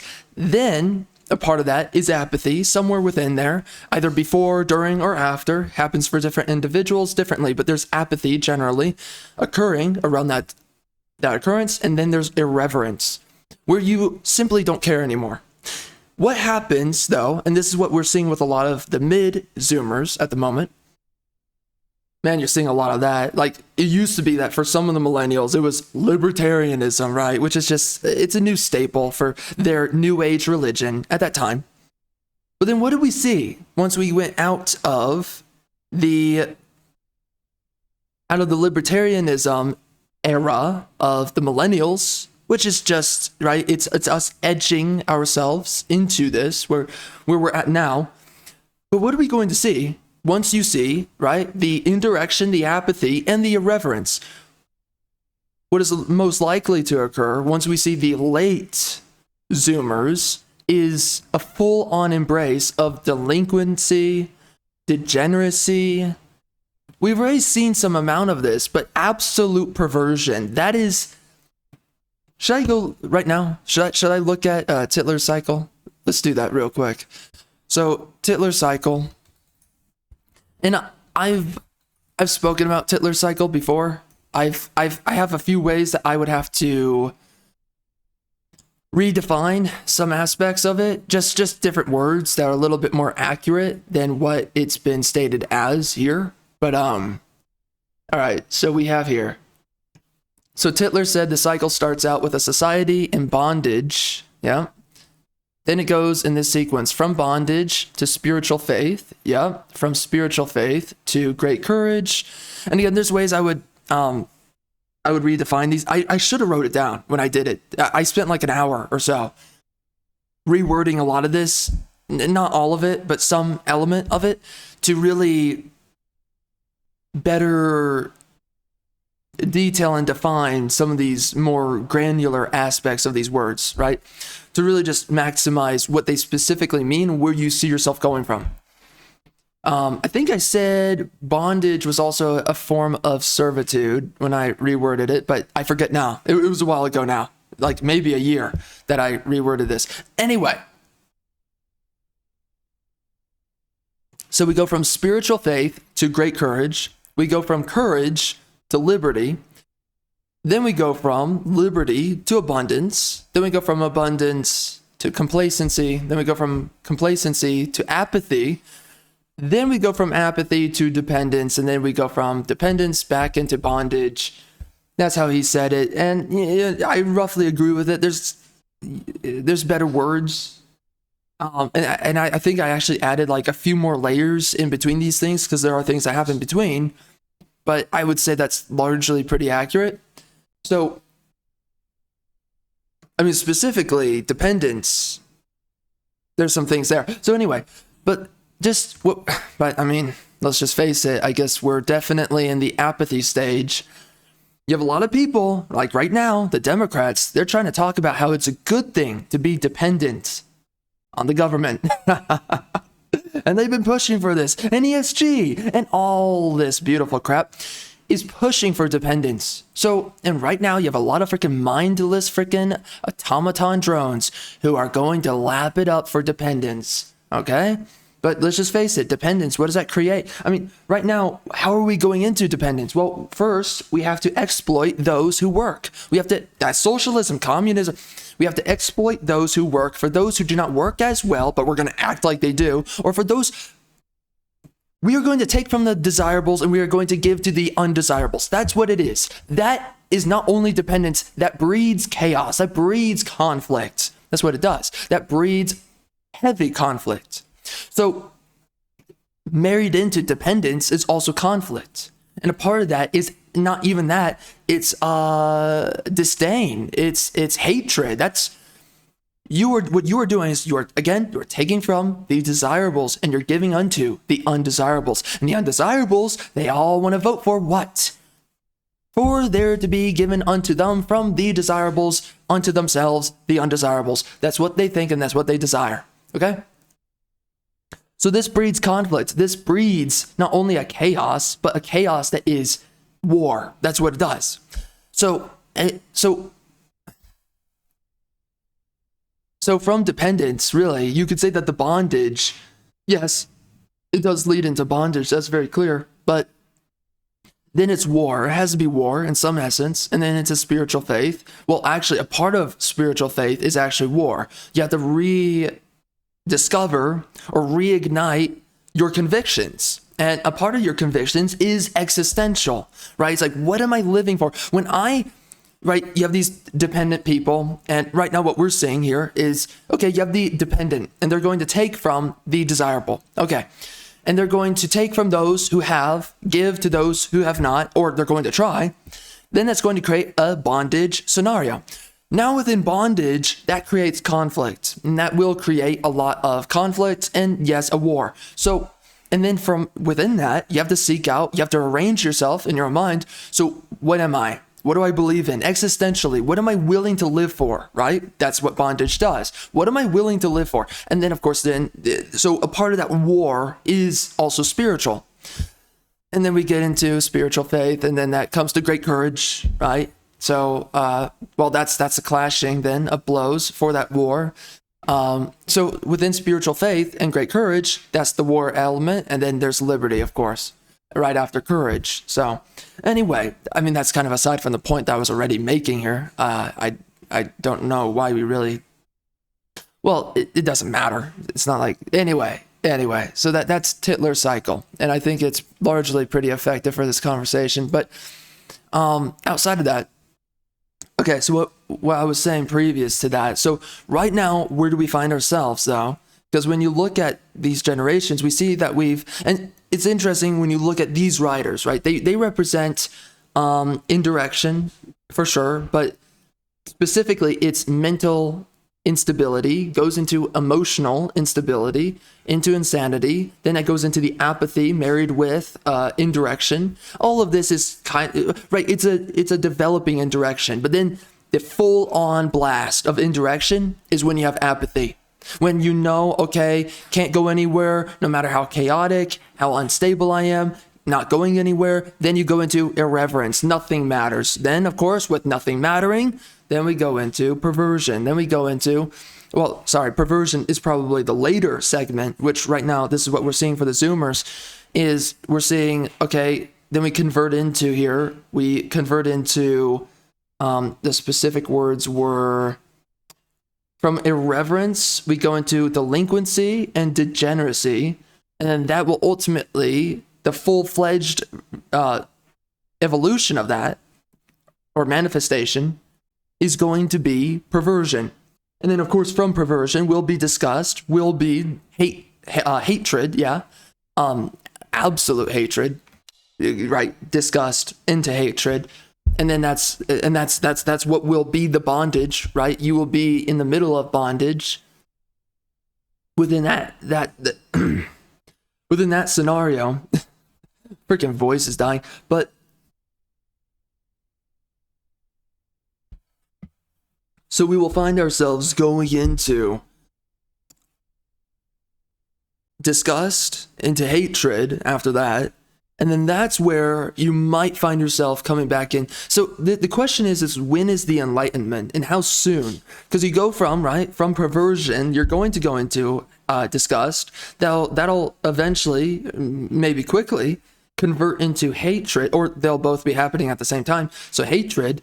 And then once you're within disgust and hatred, then that's when you go into, you have to reorganize yourself. So, enlightenment, does that come during or after the conflict? Enlightenment. You have to enlighten yourself before you're willing to fight for anything. Unless you want to look at enlightenment as how you think after the matter of fact. So maybe it's revelation that comes first, right? So you go from disgust into hatred. Perhaps somewhere within the hatred, it morphs into revelation. Then when we go from revelation, you go into the conflict. Revelation goes into first your conviction, right? So disgust goes into hatred. Hatred goes into revelation. And then revelation goes into conviction. And then once you go from conviction, man, it's like I should be writing this down right now. I might have to. Once you, that's funny, but I don't know. Maybe write it down. I don't know. But anyway, then once you go from conviction, you go into conflict. You go into that war. And typically it could be that conflict actually precedes the war. Because conflicts can look very multi-layered. So, but then eventually, so either it's conflict first or during war. Either way, you will lead into a war, a fight between camps, a fight between sides who see and think very differently from one another. And then that's where we have, and a part of that convictions though, and the war is ultimately solidifying where your existential purpose lies. And that's where the spiritual faith comes in. Yes, that's where you existentially, you have to re-solidify, you have to re-ferment, you have to it's like a phoenix, it has to rebirth your convictions, what you're willing to live and die for, right? And that's effectively it right there. So, and right now, where do we find ourselves? Well, right now, we're somewhere within the apathy, somewhere we're right now within, and this is as I would project with everything that we're seeing, that's where we would be going, is right? So right now we're somewhere within, so we are at the full state of indirection. And that has now created an apathy. We see it, it's very clear. Many people have become very nihilistic and whatnot, many other things associated. Even believers. Okay, no one's a believer anymore. Again, indirection, instability. So no one's even a believer anymore. So right now we're living through absolute apathy. The fact that even believers, they don't believe in anything. The only thing they believe in is egalitarianism. And all those ethics. And of course, read the Bible. God's not egalitarian. And there's a bunch of egalitarians today that will sit there and be like, I can't get behind the God of the Bible. And they act like it's a win. It's a dunk on God. It's like, look how crappy God is. Look how warlike and evil he is. How discriminating he is. And this is why no Christian will touch the Old Testament. Because we all know what the Old Testament is. In some essence. I mean, a lot of Christians don't actually know. But the little they do know, they don't like it. So they don't like the fact that the Israelites were sold into slavery by God himself because they sinned before God. And God's very clear in the Old Testament what sinning looks like. You have to perform abominations. You have to, before God, you have to commit heavy sin. You have to make practice of sin, a religion of sin to be, of course, sinning before God. And that is what? Perversion, delinquency. So what does God bring? What does God bring all throughout the Bible? The second we hit delinquency, degeneracy, it converts into perversion. What do we see from God? Hatred of perversion. Then what do we see from God? We see a disgust. Sorry. First, it's disgust. I mean, they're both the same. But first, of course, we see from God specifically, we see disgust. Then it's the hatred, which is specifically what hatred means it is the declaration of your conviction against your disgust, right? That's what it is. So then that converts into revelation, which, for God is just circling back to declaring. So if you already have revelated before, like God he doesn't need revelation, then all you have to simply do is declare, right? You have to declare your disgust and your hatred, right? So it's either revelation of such matter or it's declarement of such matter. Then, of course, we go into revelation, and then that goes into conflict, which might be joined with at any time with war. And then after that, you come down to revelation turns into conviction. So this is why I'm saying I need to write this down. So okay, anyway. So right, revelation goes into conviction. And then that goes into conflict, and then that goes, and maybe it's joined with maybe war, or war comes after. And then of course after that you have the outcome, which is typically some sense of victory, or not victory. I mean, it is, but ultimately it is rebirth. That is ultimately what it is. It's the symbolic idea of the phoenix. You finally get the phoenix at that point in time. So again, though, so God, God. So God, he can just, or someone that is understanding enough, but God, he understands already. So it's either revelation for those who do not know yet, or it's declarement for those who already know. Then that goes into conviction, which you solidify, right, your position, and then that's where the conflict. So right now, right, okay, so we're back to apathy, and that's what we're seeing now. We're at apathy, and of course, right now, we're seeing a lot of developing delinquency, degeneracy. That's only going to grow, and that will eventually go full hog into perversion. And right now, we've gone through the mid of the Zoomers so far. We've already seen some of the early. The early happened not too long ago. Right now, we're definitely seeing the mid. So now the question is when are we going to see the late? And how fast is all this happening? Because it's like, well, I don't know how slow it was in previous generations, because now we have stuff like the internet. So this could be happening within every 2 years now, when it maybe used to happen every 10. I don't know. It just really depends on how much each generation thinks differently from one another. But let's be honest.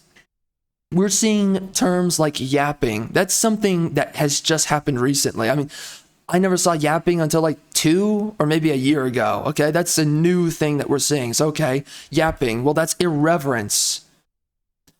Okay, so yapping is irreverence, that term right there. And again, it's for, again, don't forget all the other layers. Sleeper cells.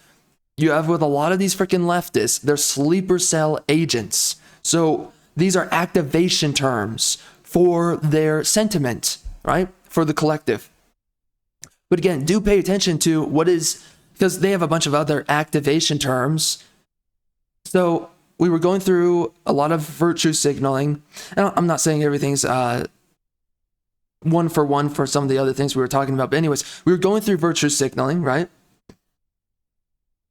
And so we were going through virtue signaling.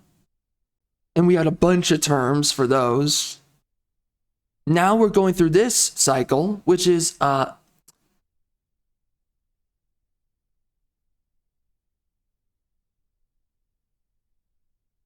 trying to think here because there's certain terms that have definitely popularized and they mean some very strange things. Like you have people right now who are saying bro in a very strange way now.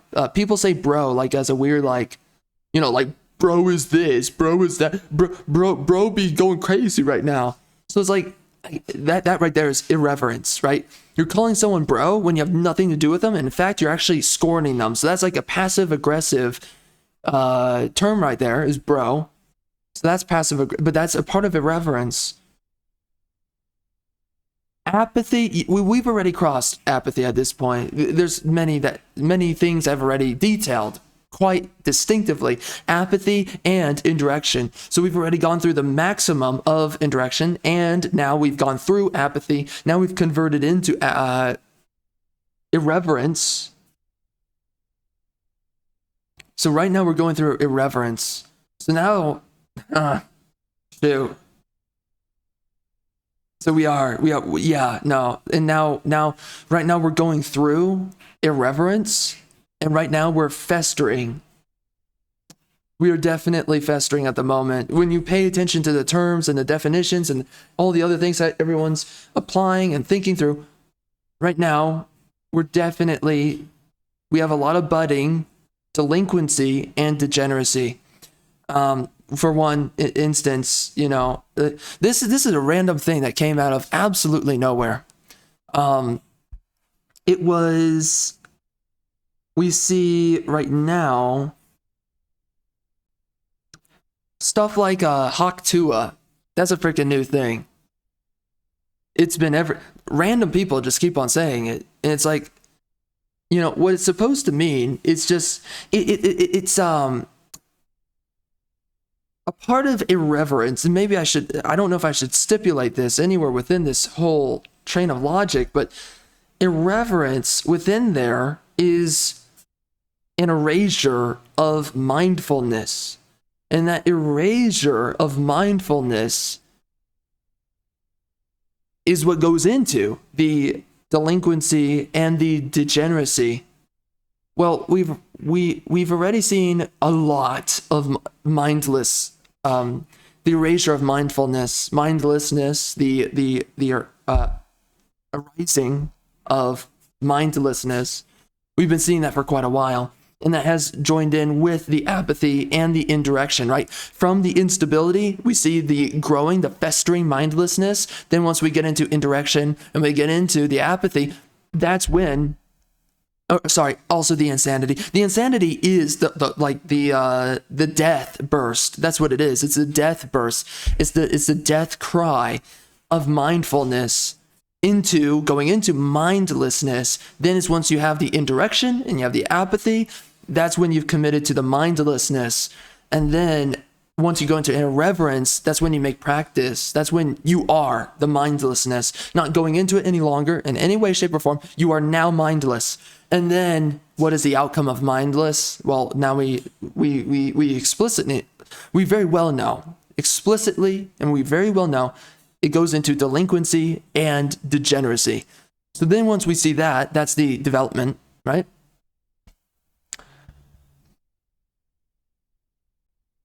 So that mindlessness goes into delinquency degeneracy, soon enough, the outcome, right, the manifestation from that, let's say the outcome, or another better word would be, yeah, we could say the fruit of that mindlessness, and of course the festering of it all, delinquency and degeneracy, then goes into perversion, which a part of perversion too, by the way, is outright deconstruction, outright destroying language, destroying civilization, destroying structures, destroying what is known and making it the unknown. That's what it does. So in some sense, the perversion is also a indictment of chaos. True chaos, true, like a sense of maybe anarchy or whatnot. So then once we were there, of course, from perversion, what were we saying? From absolute perversion, which is absolute mindlessness, which is, of course, in some sense, mindlessness then turns into just outright, you could even just say evil, right? Yeah, no, because you're now framing the world within a lie. Now you're framing the world within what it isn't and what it ought not to be. So actually, the mindlessness, the outcome of mindlessness from, right? So we're going from indirection, we're going from apathy into irreverence, then we're converting that into the delinquency and degeneracy, which is the festering of evil. Perversion will be the ultimate outcome. And what is perversion? Is the absolute evil, is to decay and corrode and degrade everything that holds the seams of reality together. Everything, right?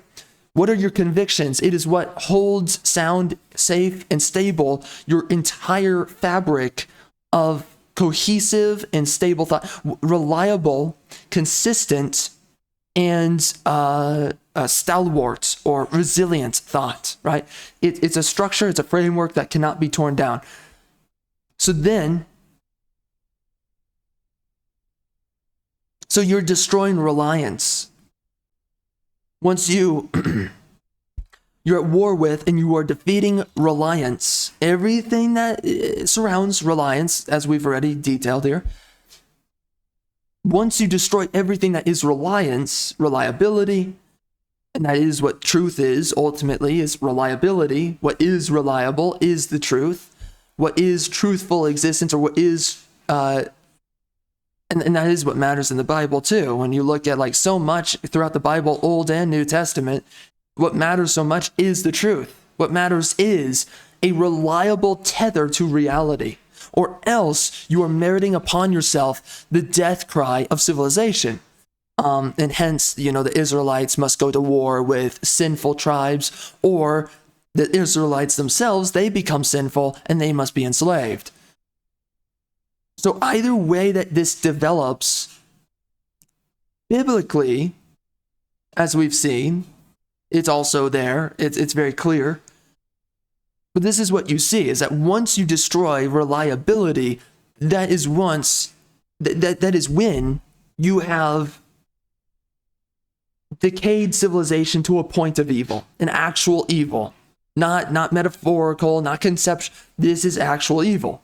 So, again, irreverence is, so the festering mindlessness is the mental instability, goes into emotional instability, then that goes into insanity, which is the death cry of mindfulness. Then we go into indirection, apathy, which is the festering of the mindlessness in its first phases. And then we go into the irreverence, which is mindlessness. And then mindlessness begins to form anew and begins to materialize into what it soon will become.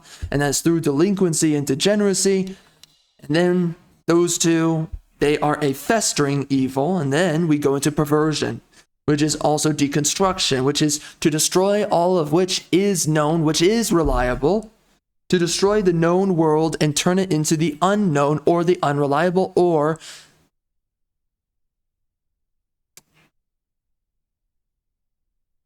the the inexpressible, to turn it into the inexpressible. And that's why deconstruction. You must turn it into the inexpressible. So that evil, not only does it pervert, but it ultimately must convert that perversion into deconstruction, which is ultimately to create a world of inexpressible or inexpressibility, but like perhaps inexpressible, that deconstruction brings about an inexpressible unreliability. Yes, yeah. It brings about an inexpressible unreliability. So you can't even speak for what has been destroyed. You can't even understand or know for what has been destroyed. It cannot even be known or understood.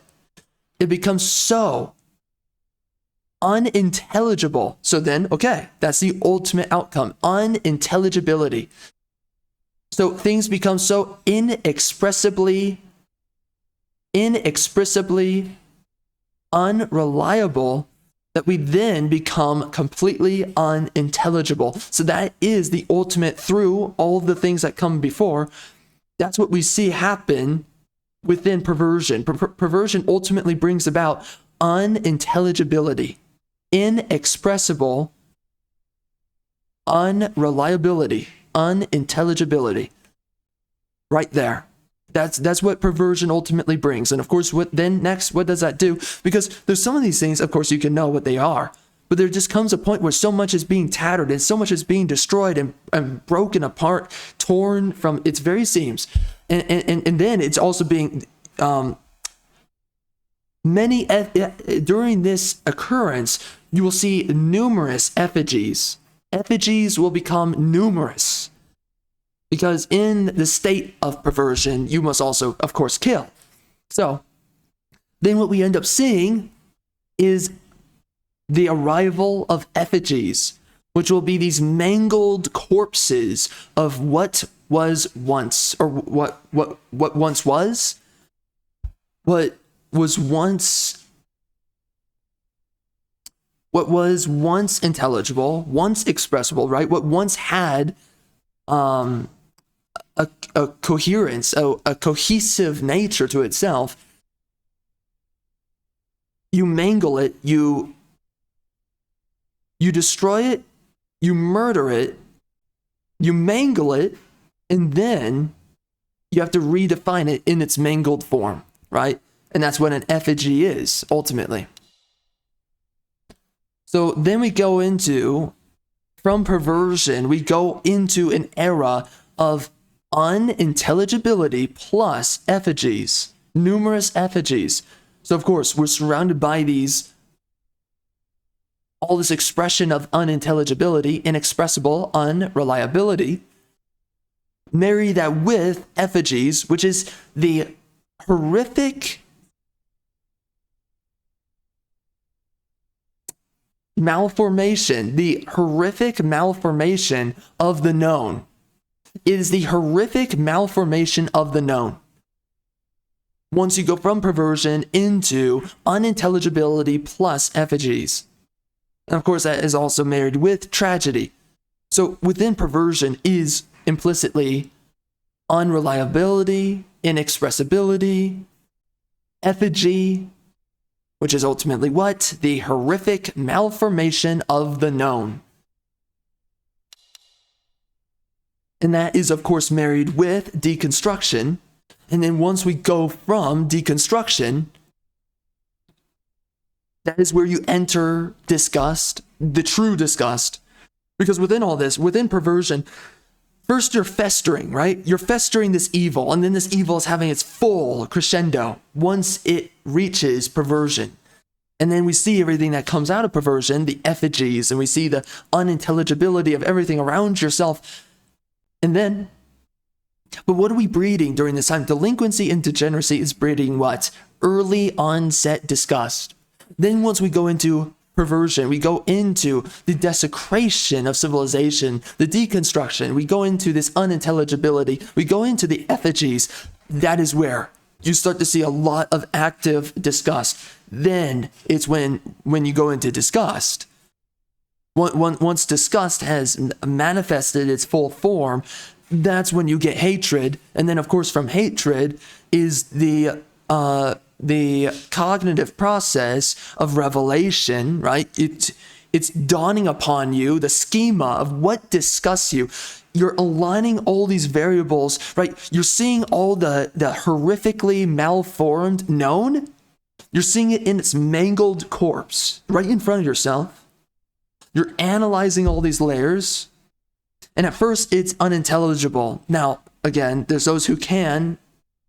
It is intelligible for them, but the purpose is to make the world so chaotic that it is difficult to either hear from those intelligible or something of them. Somewhere, somehow, you have to erase intelligibility. In somewhere within the entire process, you have to erase it actively in order to bring about delinquency, degeneracy, which then turns into the perversion, which is ultimately the absolute evil.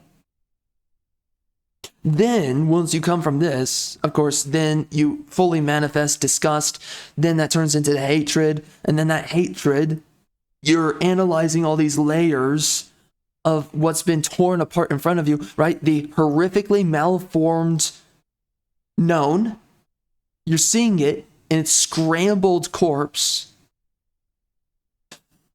to the point that you must, in some sense, you have to engage in this investigative process, right? You can't help it, because there has to be some attack on the intelligible has to happen at such a grand scale that you are going to have to end up in a future where you have to investigatively view what is known.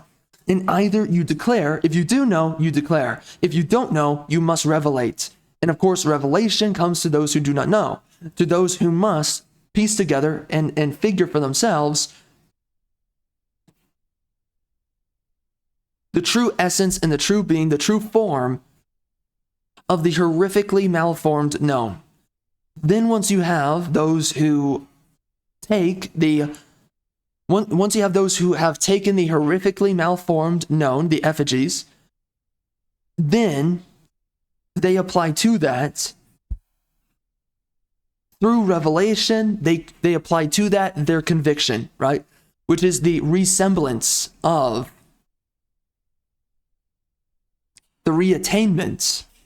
It's the resemblance, and it is also, it's the reassemblance, and also is the reattainment of the known, of course. And that is what then, through the revelation, that is what crystallizes and then therefore solidifies, secures your conviction. And then, of course, in that, then, of course, the line has been drawn, the line is made, the line is understood, it is known. And then, of course, that's where then you have the conflict. The conflict will typically, it doesn't resolve anywhere. Whatever kind of conflict it is, and then that goes into the war, and then it goes outside of the war, into the Enlightenment. And that's where the Enlightenment comes from. The Enlightenment has to be the matter of fact afterward, because the Enlightenment is your conclusion and also your certainty outside of chaos or outside of conflict with the opposition, or it's your certainty aside from. Enlightenment is your certainty apart from, let's say, the adversary, in some sense, the adversary. Yes, yeah. No, it's the, enlightenment is the, I don't want to say freedom, that's not the right word. It is the sovereignty. Enlightenment is the sovereignty from the adversary. That's what it is. So the Enlightenment has to come after the conflict and the war. Because then within the Enlightenment, that is the securement, that is the absolute knowing, the absolute knowledge thereof, that is the absolute certainty of your sovereignty over the adversary.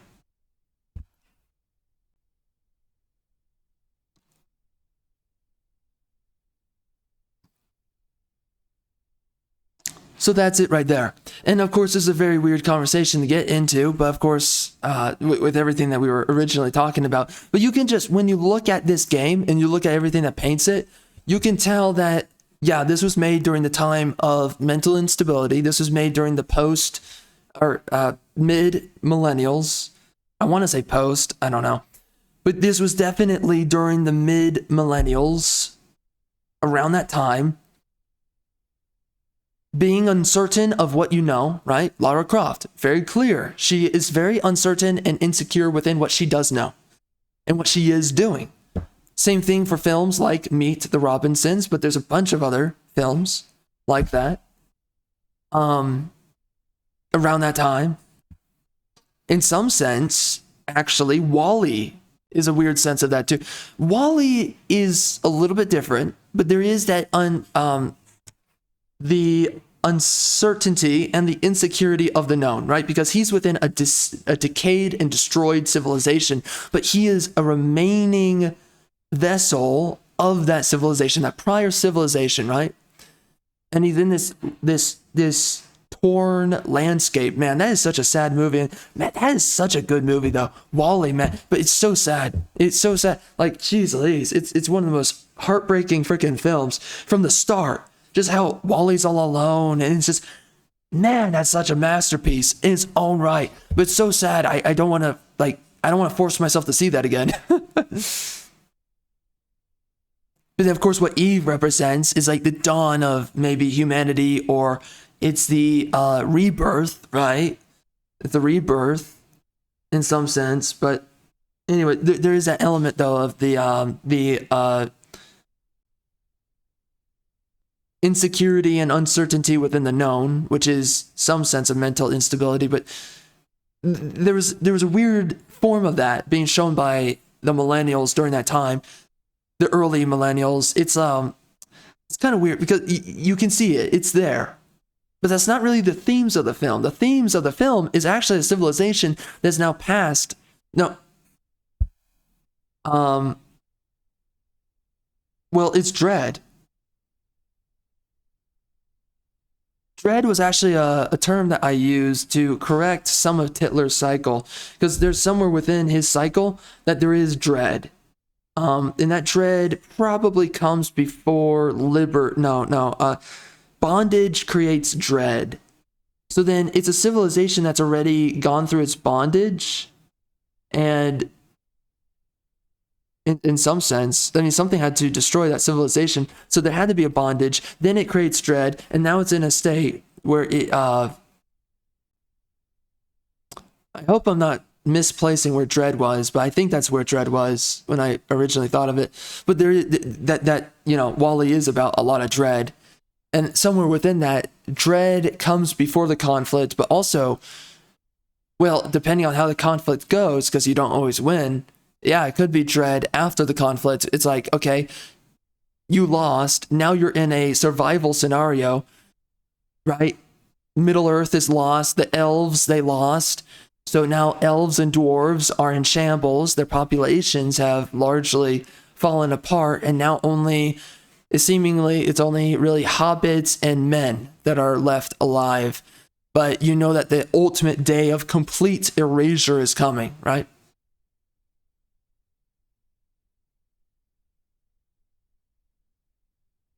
So you could say that that's like a more dystopian take on, let's say, Titler's cycle, which is ultimately that civilization does reborn itself. Oh yeah, and before the Enlightenment has to be that rebirth, of course, as well, right? So okay, yeah, that's a special step within that has to also occur before there is Enlightenment, right? So you go from revelation into conviction, into conflicts, into war, and then that war has to reach into a rebirth. So that means ultimately success of some form, some kind, a rebirth of some kind. So a series of deaths creating a series of births from the era of effigies for you to then reach into the Enlightenment, which of course is what? It's the sovereign being placed above their adversary.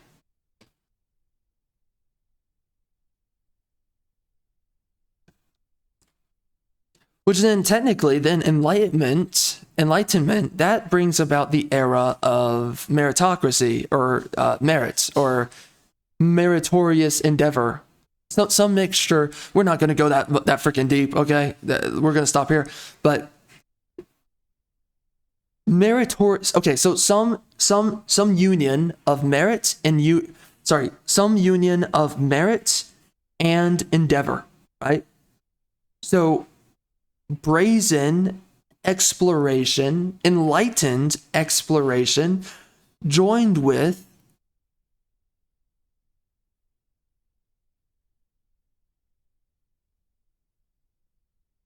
and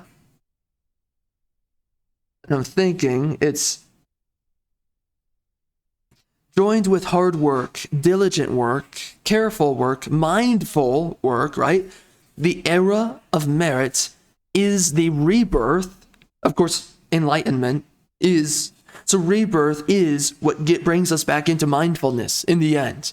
So rebirth must come before enlightenment, but rebirth is the festering, and it's a spark. It's not, so it's a festering that is just almost immediate, because once that war is over, it's immediate that when that rebirth occurs, that is when the spark of ignition ignites, brings back in a surge mindfulness, and then that rebirth is mindfulness coming back, and then the enlightenment is the capitalization of mindfulness. And then it's within that it's within the enlightenment bringing back and capitalizing on mindfulness. Then you come back into beauty. Beauty is a big thing that comes back because of rebirth. So you've ultimately you could say that you've sanitized the essence, or you've redeemed the essence, a form of sanitization, right? Rebirth, but more specifically, you've redeemed, right? You've resurrected the essence of mindfulness, which of course comes with that beauty. A part of mindfulness is also beauty in some sense, right? Because that's what art is. It's a intelligible construction surrounding around beauty. What is beauty? Is of course value. Prolonged or implicit value. That's what it is. There's another way to word that, but that is what it is. That's what beauty is. So, and then a part of this enlightenment, a part of the mindfulness, a part of implicit beauty is then that inspiration to go out and merit, to go out and work, not only diligently, of course, mindfulness, so diligent work, careful work, effective work. So a part of that merit is all of that, but then a part of that merit is also endeavor. It's not only the courage and the braveness of seeking out merit, but ultimately is to endeavor and is to push the boundaries. The pioneer is to push the boundaries of the known, is to push the boundaries of the known, because you've reacquired the known, and now you've made it sovereign above the perverse enemy, right? The perverse adversary. So now through the rebirth of the known, the rebirth, the rekindling of the known, you have the enlightenment, you have mindfulness, that brings about inspiration and faith. Let's say faith, within your conviction that you held to go to war and fight. Now you've been secured within your conviction, and now you have the inspiration to go out to endeavor to merit dutifully and diligently, and then that is where the state of, okay, we just keep going with this. That's where you enter a state of creation. That's where you enter a state of nobility, creation, ingenuity. So from that state of beauty, from the rekindling of the known, then you push the boundaries of the known. You pioneer the boundaries of the known, and you create from those boundaries. You build from those boundaries. You push yourself as hard as possible, that through this mindfulness, and the only way that you can push the known is through mindfulness, is through a sound and stable understanding of the known, or a trust in the known that's even bigger. So through this rekindling of the sovereign above the perverse adversary, so through the rekindling of mindfulness,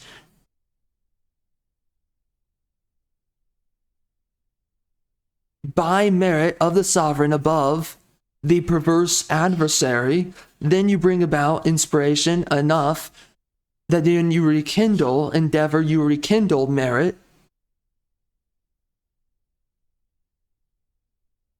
And you have the trust within the known, and also, again, the brazen inspiration to push the boundaries of the known, and to create from those boundaries, and to ultimately to erect monumental creations, and ultimately create masterworks or masterpieces. And ultimately, so from that state of creation, you go into the era of monuments. Oh my gosh, that's interesting. Wow. So from the era of perversion, which is effigies, which is its staple, its architecture is effigy. Through this war, through this conflict of your convictions, through the revelation, you then go into, through rebirth, you go into enlightenment, and you're so, with brazen inspiration, you merit, and you endeavor so far as to create and push the boundaries and push the limits of the known, to create and erect monuments. Next to that are masterpieces, masterworks, whatever it is. You're to enter a phase of excellence, and the not only the pride of your excellence, but also the nobility of your excellence, as well as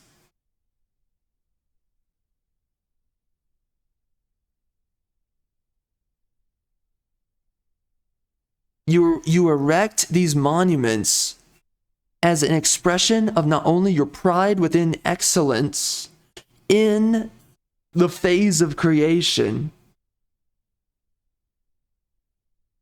but also within both the declaration and the acknowledgement of divinity. What is divine, what is the utmost, what is the heavenly, what is of the celestial. So you go from the era of the effigy through the rebirth into enlightenment, and the enlightenment bridges you into the era of creation, and in that era of creation,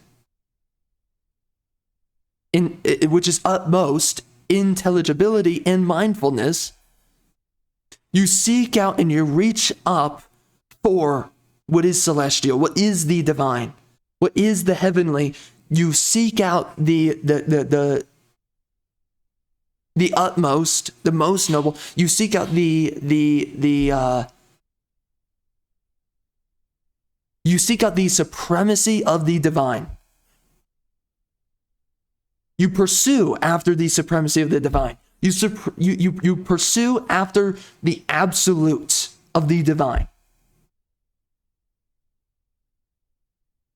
You see, so in erecting monuments, pursuing through great merit and endeavor, you erect monuments to bring into fruition the era of creation. And then in this righteous era of creation, you seek out the supreme absolute of the divine, of divinity. what is highmost and utmost.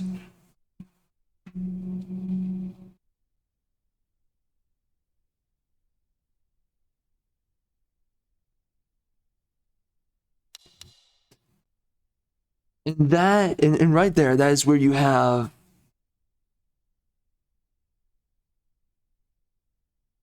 the pride, the honor, the completion, the fulfillment. And that is where you reach the fulfillment of the known. That is where you reach some element of fulfillment. It's never truly fulfilled, but that's where you reach the security. That's where you reach the stability of the known, the absolute stability of the known, as well as the achievement of absolute excellency.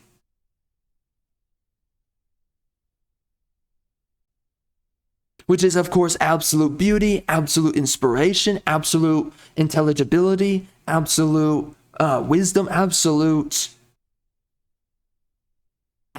magnificence is what that turns into. So through such great achievement, through such great excellency, you reach magnificence. Through that era of creation, seeking out the divine, the utmost of supreme absolute divinity, that eventually you possess and achieve magnificence.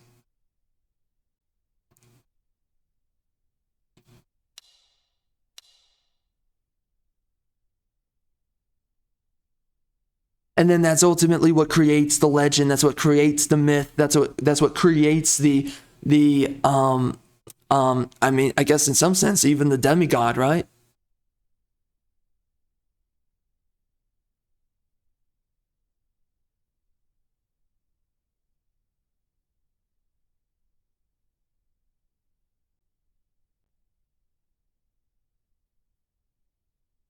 Now, and then what's so interesting is that, okay, well, now you're obviously in a state of magnificence. You're in a state of absolute. Well, now it's very possible that then that turns into the revelation of the meek. And then through the revelation of the meek comes the crystallization of futility. Now this looks very different, but this does actually have application because it shows itself in many different ways throughout multiple civilizations. But through the crystallization of futility for the meek, and there is an intergenerational aspect as well to all this. This can create the arrogant. This can create the children of the magnificent can also become the arrogant. So ultimately, they become the actual bigots, not by political terminology, just by conceptual objectivity. That's what it is. They become very arrogant of themselves. So again, this kind of unearned sense of pride, unearned sense of excellence, yeah, and and ultimately, what's the other term for it? This breeds the see, and we've spoken about this before, is that there's this issue with bigotry where it's a hijacked term nowadays. But anyways, I mean that is what it would be, is bigotry. Again, though, it sucks to say that because it's a term that's been completely hijacked. Now it's supposed to mean something for wokeness and that ideological stance, but that's not what it is, and that's not what it's good for. Anyways, it creates the but within this era of magnificence, you end up having the children of magnificence who very well likely might become arrogant. Maybe, you don't know, because they could also be something else, like sustainers of that magnificence, right? Because you can have good sons of a great noble king, but then of course you can have the bad sons, and they're the ones that end up arrogant. So either one that takes well from his father, or one that takes rather terribly. But again, you have the revelation of the meek, and the revelation of the meek can turn into futility. That futility can turn into resentment, and then that resentment against the magnificence, against the divine, then that brings about that resentment brings about rebellion in some way, or some kind of dissidency of some form. So that rebellion then turns into dissidency, and then I'm going into less layers as we go because I said I wasn't going to go that deep. But okay, so that resentment turns into rebellion and or dissidency. Dissidency will happen first before maybe an absolute rebellion, if there is a huge overthrowing, but that huge overthrowing has to happen if there's great corruption, right? So there's an overabundance of arrogant sons, right? Or something like that. Or just a huge, there's an outweighing of the meek. And there's so much resentment amongst the meek who cannot achieve the divine, the absolute, the supreme absolute, then they become futile. And they see their own futility, and then they become absolutely resentful to the point that they absolutely defy, right? In some manner. So an era of defiance and or dissidency and or coming after, or maybe not at all, depending on where you're at, where civilization is at, rebellion. And then, but let's just say there is no rebellion, because there isn't always rebellion. So within defiance and dissidency, that's where you have divorce, ultimately. Divorce or outcasting or exilement, to exile oneself. That's where you have divorce, exilement. There's another one. So through dissidency and defiance, you have absolute divorce, exilement, or maybe that's where deconstruction starts.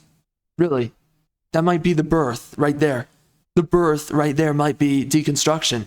So the birth of deconstruction is right there at the advent. So deconstructionist sentiment is at the advent following thereafter of dissidency and defiance. Okay? And that's where you might have deconstruction, yeah, because now you want to break down what is known, and really you're trying to substitute what is known with yourself, right? So you're trying to substitute. So now you're in the era of substitution, in a sense, or substitution, or what's the other word? Alteration. That's another word that can be used. Substitution, alteration. There's a better word here. Substitution, alteration. So through dissidency and defiance, we go into divorce, great divorce. We go into great exilement. We go into great detachment. That's another good one. We go into great detachment, which ultimately breeds the birth of deconstruction through that resentment. And then through deconstruction, or in the spirit of deconstruction, divorce, right, in some way to exile oneself, to separate oneself, to detach oneself. What, the other term, isn't it EPAR or whatever?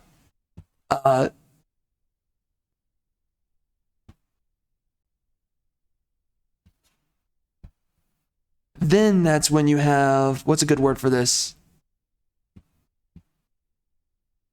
What's the term? Isolation. I was about to say solitary. That was not right. Then you probably, you have isolation. If it's not isolation, then you have So from that, isolation, but a part of isolation. So from great divorce, detachment, deconstruction, you have isolation. You have disregard. That's another one, yes. So you have isolation, disregard, but active. It's mindful disregardment that you are, or is it disregardance? I think that's what it is. It doesn't matter too much, but anyway. So a mixture of isolation as well as disregard, as well as, what's the right term for this? Oh, shoot. It's the emancipation. So great. So, okay. So from great divorce and detachment and deconstruction, you have ultimately isolation, emancipation. You have disregardment. And then it's around that time that then you have indirection. Yes, that's where you breed, and yes, yeah, that's where you have indirection, and that's the full cycle. That goes full circle right there. That's where you hold up. Yes, that's where you have indirection, but also instability. There you go. Okay, yep. Indirection, so it goes from right? It goes from dissidency and defiance, from resentment and from futility. Revelation of your meekness goes into resentment, futility goes into resentment goes into dissidency and defiance, maybe rebellion. Rebellion might happen somewhere within all this. Depends on the civilization. And then you have a great divorce somewhere within all that, one way or another. A great divorce, a great emancipation. You have a great detachment, a great isolation. Then you have, of course, the great disregardment, or not. It doesn't have to always be great, but it can be very great. Depends on certain factors, but it can very well likely be great depending on how many meek there are, especially how many of the meek revelate upon themselves. And this is a form of like nihilism, or a form of hopelessness. And hopelessness is a part of that resentment, but that will breed itself. But again, deconstruction though, you see, so deconstruction though, that breeds around the time of emancipation or divorce is that. So around the time of emancipation / divorce, you have the desire, that's the budding of deconstruction. And then you have alteration, right? You have substitution. Within all that, you have the desire to replace.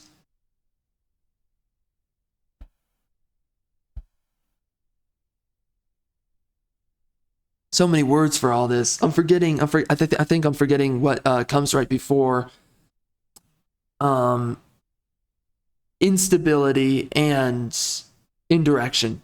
I'm forgetting what comes right before that for some reason, even though I just said it a couple of seconds ago. But what? Well, maybe that is. So maybe before that, I said it was something else, and I'm forgetting it at the moment, but maybe somewhere before, the instability and the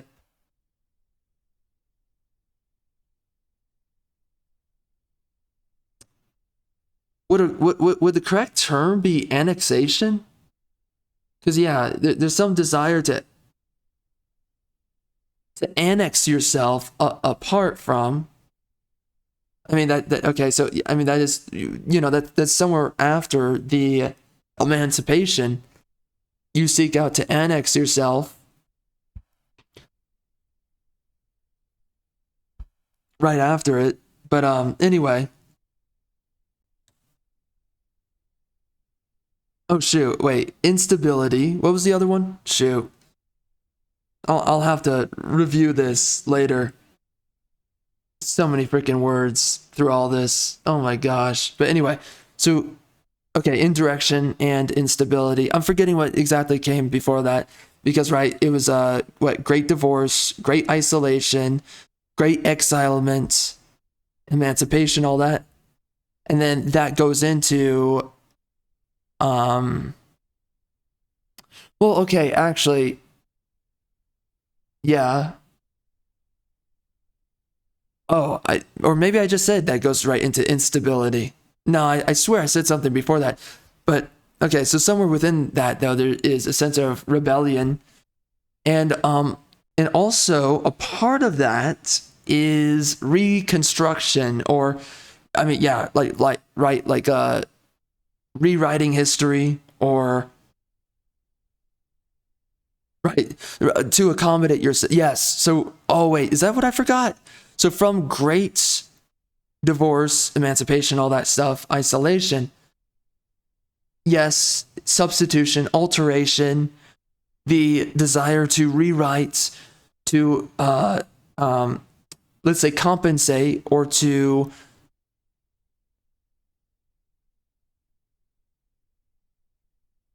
I wonder if also to offend, yes, also offend. Yes. To offend the sovereign, to offend the magnificent, that is a part of it. To alter yourself, yeah. So, yes, offense, yep. Offense is a part of that. Yeah, absolutely, offense is a part of that. And, yes, well, shoot. That can come, see, offense breeds somewhere before the divorce, right? That's around the resentment. But the absolute offense is when the meek, in their resentment, in their divorce, then they seek out to offend through alteration, substitution. Yeah. So that's where you truly crystallize true offense during that time. And then, so that's the crystallization, or the crescendo of absolute disdain plus the desire to offend what is separate and apart from you. But again, compensation is a part of this, to compensate for oneself. And a part of this is to excuse, in some sense, right? To excuse yourself. Or to make justification. So I don't know what the right word for that one is. The best word for that is. But within that justification, right? Because around that time of alteration, you're justifying yourself. But you're also trying to justify yourself while insulting your righteous adversary. So through this revelation of the meek, in the revelation of their futility, so ultimately they wish to justify themselves in their offense against their own adversary, which is the righteous, which is the supreme, absolute, divine, magnificent man. And then, and this is all part of deconstruction, but that right there is like the middle of deconstruction. That is where deconstruction really starts to go into hightail, is exactly when you enter the state of substitution, which comes after divorce. Some form of divorce.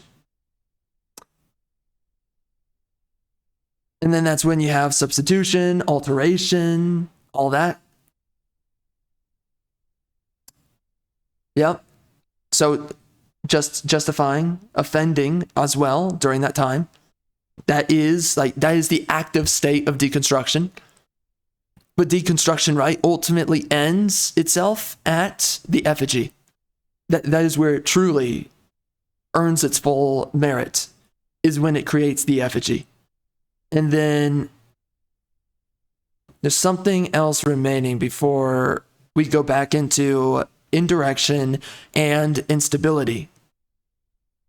So once you've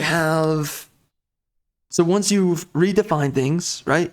You're going through deconstruction, you're altering things, you are substituting things, you are excusing yourself as the meek, then through futility, through your resentment of futility, then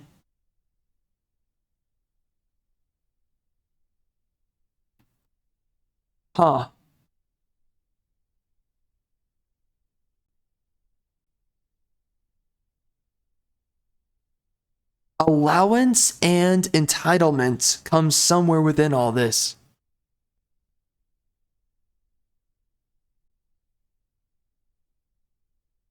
Allowance and entitlement. Yeah. Yes. Yeah. Wait. But would that come right after the divorce? Allowance and entitlement.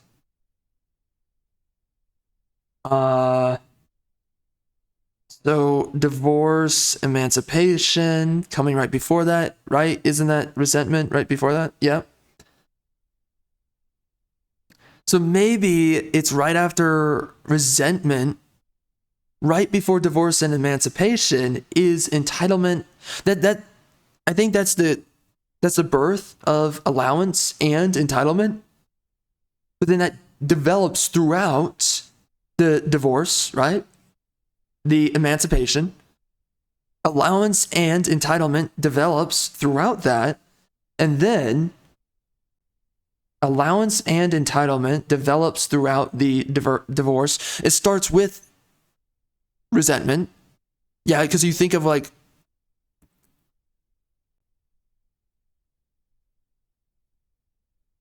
yeah, because during the resentment of your futility, realizing your difference from the magnificent, from the absolute supreme, those of the divine, those of celestial, of significance, those of absolute merit, absolute, those who erected the monuments, you have that disdain. So that's where you breed at first. That is where the birth of, right there, is resentment and sorry. So at resentment is the birth of allowance and entitlement. But then in the great divorce, you're still separating. You're still seeking out to separate yourself from those to which you feel entitled from. Right? You feel entitled to something nearly equal to their stature, but you're not there, and you're not going to be there, at least for now, or at least for a long time. So then you alter, then you substitute, then you offend, you justify, and that right there has to be where the yes, yeah. That's where it hits its maximum peak right there. That's the climax for it right there. That's where entitlement and allowance, that's where it's in full drive. Once they've rewritten as much as they could, once the meek have deconstructed, in the act of deconstructing, they've deconstructed as much as they could in this prime state of reconstruction for themselves, for their own sake. So again, it is to compensate for oneself. So in the event of compensating for the self, that is then where the utmost of entitlement and allowance is there, is therefore demanded. Yeah. And that's where you reach it right there. Then that goes into instability and indirection. Because now, right, you are now the manifestation of gifts, right? You're the manifestation of gifts and what's the right term for it? Shoot, of gifts and the word for passing down. Shoot, you're now in the position for. You're now the you're the. If you get, well, this can go in a number of ways, but if you do get your gifts, or sorry, your entitlements, your demands, if your demands are met and you receive these gifts, you are receiving your, oh shoot, gifts, not heirlooms. It's the, you're passing it down. Oh shoot. You're now receiving your, shoot, frick, the word's escaping me. Okay, so we're going to replace this word that I can't find. Your privilege, no. So that's through the demands and through met demands, you enter privilege, right? Or the, but anyways, through your demands of entitlement, you enter privilege. And then through that privilege is the unrighteous who are also the unbecome. So that is where really that is the death note or the tombstone for the meek and the futile, is that then through their resentment they divorce, they then substitute, and in that substitution and alteration they justify themselves and they offend those above them. And then if they do get what they want by their demands, then they are brought upon themselves privilege, and that very privilege is what ultimately unbecomes the meek and the futile to the absolute extent, because now they're satiated within their meekness and their futility. So now within the satiation of meekness and futility, so within that satiation and the privilege, that crystallizes and gives birth to the instability, to the indirection. Where next do you go? You have not become of yourself, so you have nowhere to go. You're unstable because you've relinquished everything that came before, everything that was meritorious, everything that was righteous. You denounced the utmost of all things to become the least most of all things. And now, your greatest possessions are, what's the word for it? Not hand-me-downs, it's the, something, what the frick is that word, man? It's the, oh my god, I don't know why that word's escaping me, whatever. Anyway,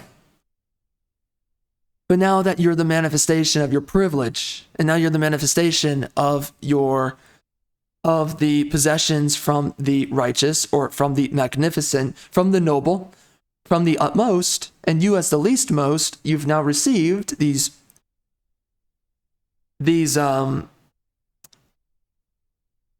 maybe tithings of some form. Anyways, these allowances, these entitlements upon yourself. Now, again, you are the absolute manifestation of the unbecome.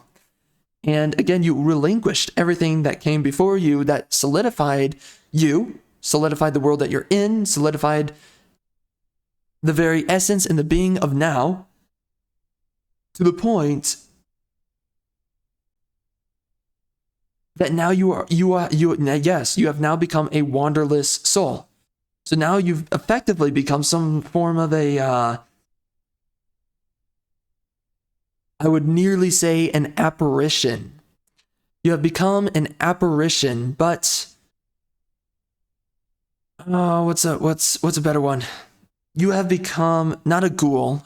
Maybe some become ghouls, yes, but you become an apparition, or we could say, in the event of privilege, entitlement, of being bestowed upon by gifts of the magnificent, you have now become the...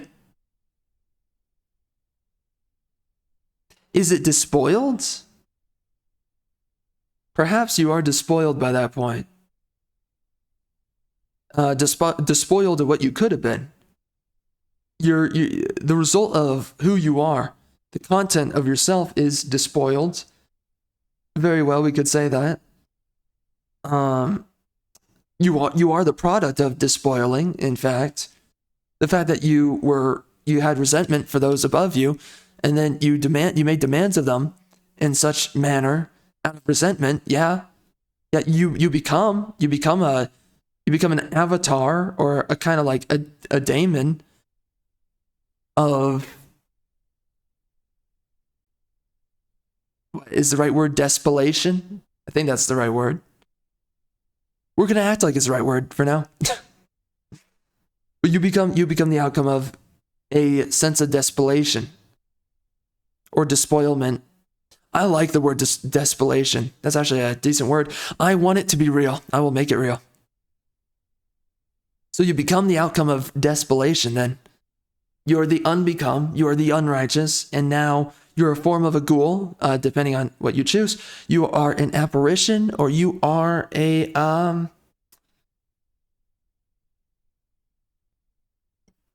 you're a form of a husk, an existential husk. Yeah, and that's the result right there. You are a wanderless husk by the end of all that. And that, in the becoming of a wanderless husk, a wanderless automaton, and that is the creation of the automaton. Yeah, exactly. In the creation of the automaton, that is the birth right there. So as the merit, the fruit of deconstruction, the merit and the fruit of deconstruction in its active works is the automaton, the mindless, autonomous individual, the soulless husk. Yeah, wow. The soulless and wanderless husk. Wow.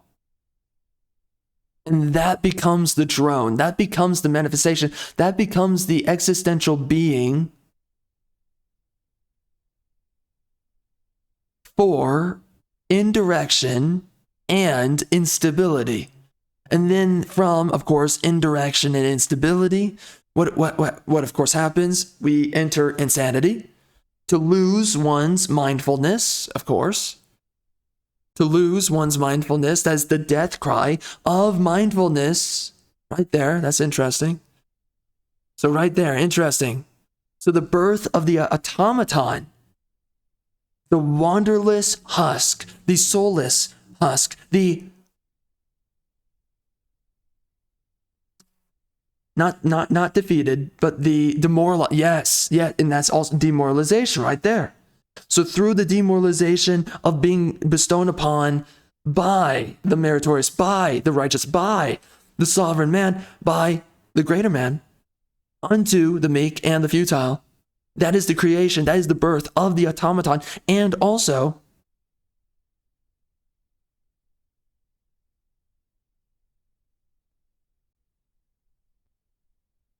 yes, and the mindless husk. Okay. So that is the resultation of making demands. Okay, right? Because there can be alterations in all of this.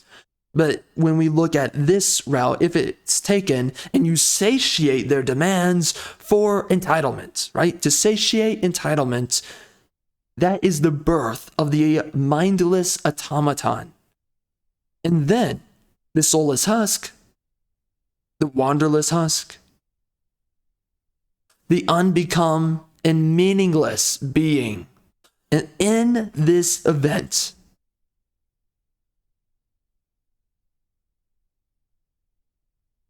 I'm thinking about it. In this event, in this event, so we go from resentment into emancipation, into divorce, isolation, into alteration, substitution, justification, offense, into demands, into the utmost of whatever outcome will be of allowance and entitlement. That is then, therefore, the birth of the automaton, the birth of the wanderless, the mindless husk. And then in the birth of the demoralized, the truly demoralized man, demoralized soul, demoralized being, the satiation of the meek and the futile. And in some sense, it's really what it is. In a lot of ways, too, it's also the retardation of the meek and the futile. The absolute of unbecoming, then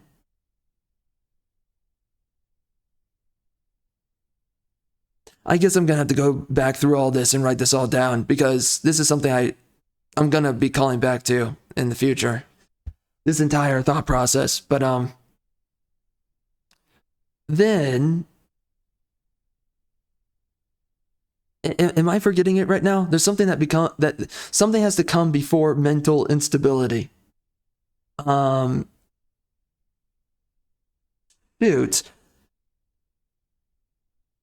Well, yes, that is the death of mindfulness right there. Wait, no, no. That is the not sacrifice. That is the oh shoot, what's the right word for it? It's not tax. It's what does it mean to cheapen something or to lessen it? Oh shoot, what's the term for it? Isn't the right term is grift. So that is to grift, correct? I think that's the right term. Is to grift right there the fruits of mindfulness. So ultimately, you're making some kind of sacrifice. You're making a halfway erasure to the absolute utmost element, essence of mindfulness in that doing. And of course, where you kill, or the death cry of mindfulness, is when you reach insanity.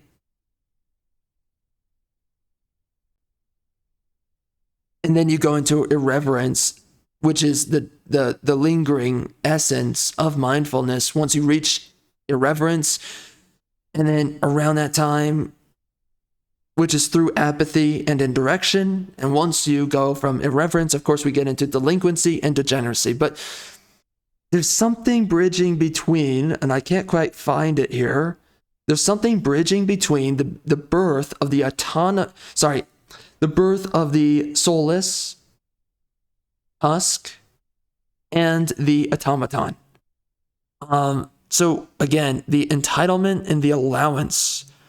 There's something that comes right before mental instability.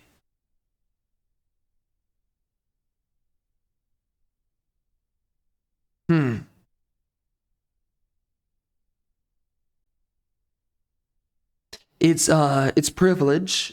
So the birth of the automaton is also then that turns into privilege, but then that also turns into unrighteousness of another form, but also retardation. Yeah. Yeah. Maybe that's the word right there, actually. So in the essence of privilege and being met on your demands,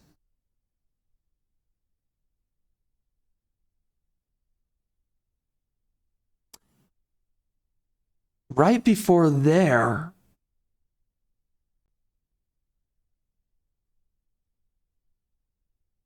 is a disablement and retardation. It's what's the right term for this? It is to, oh shoot, what is it called? Immobilization in some sense, maybe?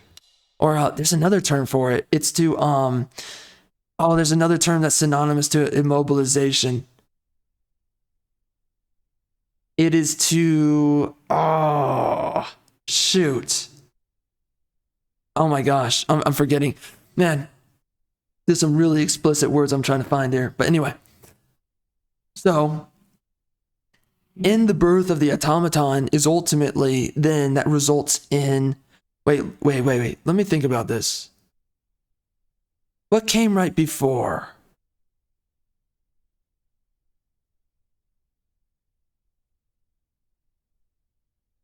Oh, and that is a part of Titler's cycle. I'm not trying to mirror it, but there is some synergy going here with Titler's cycle. So it's complacency. And a part of that complacency, right? Because you're satiating the demands of the meek and the futile, and you're bestowing upon them the possessions of the righteous and the meritorious. Effectively, what you've done is not only retard, immobilize, and petrify the very existence of the automaton, which you just gave birth to, the soulless, wanderless husk, but now, you bred complacency. And this is the grifting of mindfulness as well. And therefore, oh shoot, wait, no, that's not grifting. Oops, did I just mess that up? It's grafting. You just grafted. I think that's the term, right? I think that, okay, whoops, that's my mistake there. You grafted mindfulness in pursuit of satiating the meek and the futile, and therefore you gave birth in the grafting of the mindful, in mindfulness, generally. In the grafting of mindfulness, you gave birth to the automaton, and now the automaton is now the, let's say, the belligerent and could be belligerent, sometimes is. There has to be a belligerence that first precedes what follows with mental instability, but for some it's belligerence, but let's say this instead furthermore. This is, for some, it's belligerence. Maybe that's where some belligerence is first kindled right there. That's where it festers. It will grow even furthermore into irreverence, right?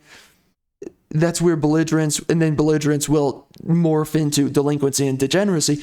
But specifically, in this retardation, in this immobilization, in this disablement, what you have done is that you have enabled complacency as well as insecurity.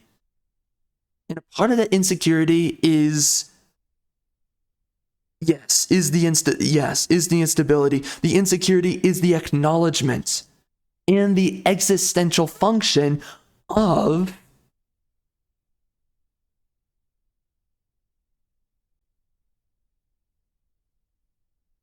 insecurity is the existential preceding function.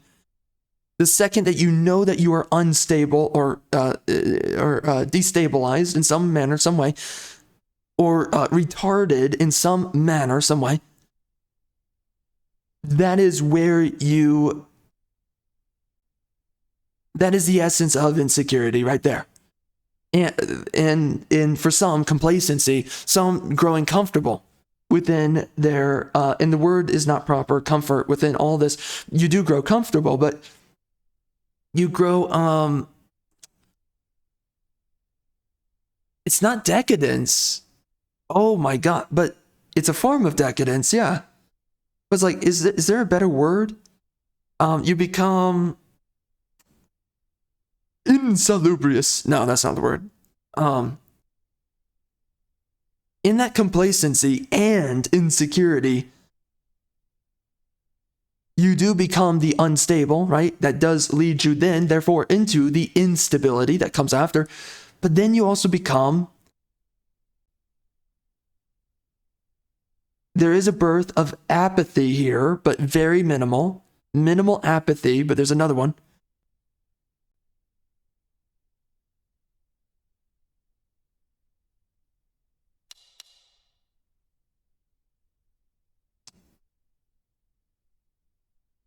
So a little tinge of apathy within all this, but then there's that final layer that's going on here.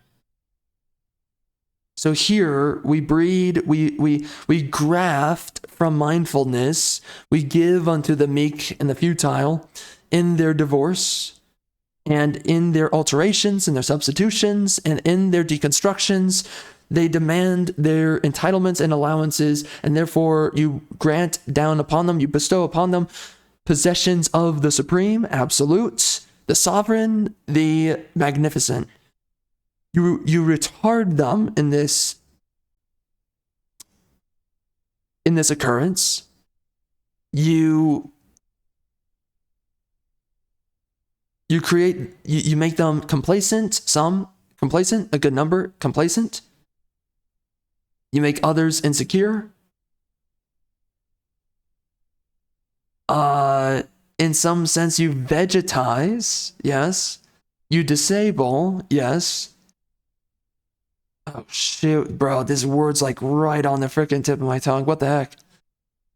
Then what it is you have... Maybe that's just maybe that's the word right there. In doing all of... You demoralized. Maybe that's the word right there. So demoralization as a whole, all of these things come together to define the demoralized automaton, soulless husk. You have ultimately, through this retardation of the individual soul, of the automaton,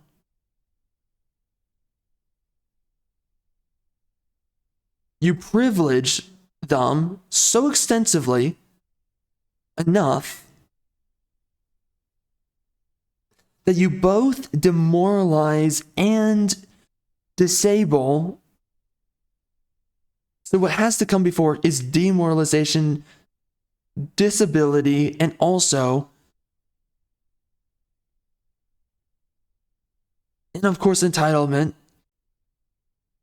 There's another word for all this, because there's something that directly links into mental instability. Mental instability.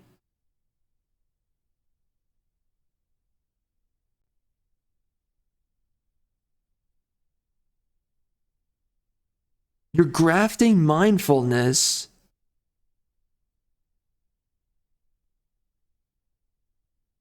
I think in some essence, you then, therefore, in this resentment, in the divorce, in the emancipation, and then therefore the alteration, somewhere within this is the subsection of what used to be. So, because this is the creation of a new faction, right? So from somewhere within the emancipation and the divorce, and then going into the alteration, justification, offense, is that where the annexation occurs, actually, right? What I was talking about. And that is the creation of a new figurative conceptual province. That is the oh shoot, what is it called? When, right, like Lutheranism from Catholicism, when, what is that called? When you are a derivative of an original piece. What is that called? I mean, I guess we can just say it's derivative. So let's say that so in the emancipation, going into, or somewhere around the time of going into, from emancipation, you're going into, somewhere from emancipation, you're going into, substitution. You're also spawning derivation. And then within that, I wonder if within what's the right one for this one? So right before mental instability has to be retardation plus disability plus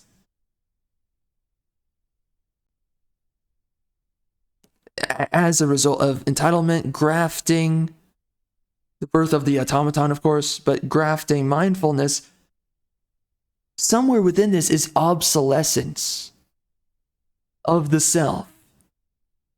So obsolescence. So vassalization. Oh, wait. A form of vassalization is occurring here. Oh, wow. Oh, wow. That's what it is.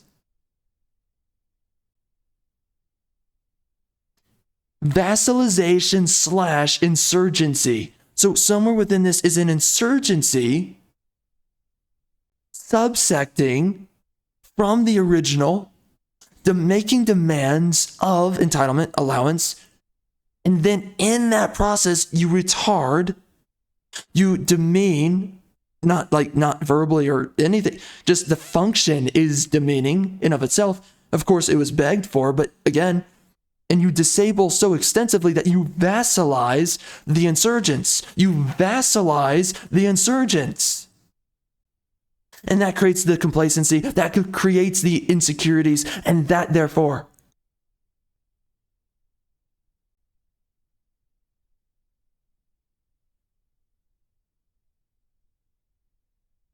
that is the installment of a vassalized insurgency state right there. Which is delegitimization, that is, and this was the word that was, this was the word that got me to that, sovereignty. You're relinquishing your sovereignty in the Great Emancipation, the Great Divorce. You are relinquishing sovereignty. You are inviting your instability through this sense of rebellion, through this sense of insurgency, through this sense of disavowment. Well, some form of disavow, but reformation. It's a form of reformation, unrighteous reformation in this sense. So through the unrighteous reformation with the insurgent rebellion of some kind, or the insurgent subsection of the original piece, whole of a part, you create a vassalized,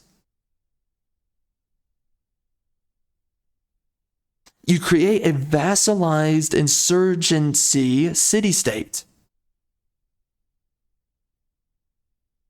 And then by doing that, demoralization is of course implicit of that whole operation.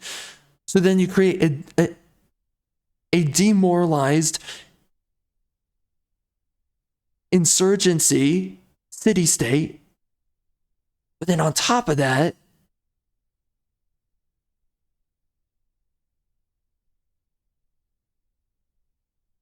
what is it? The unsovereign? What does it mean? Unsovereign.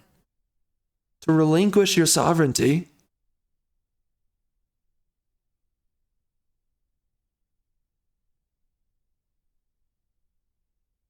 Oh shoot, man. Where are we at with this? There's a good word for this because there's something very implicit that happens here that then directly arrives to the mental instability. See, you create an insurgency, you become vassalized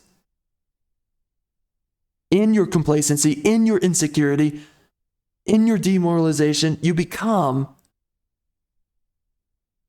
and also we're in this process, we are grafting mindfulness, which ultimately will kill. So now you're bleeding out mindfulness as a result of this.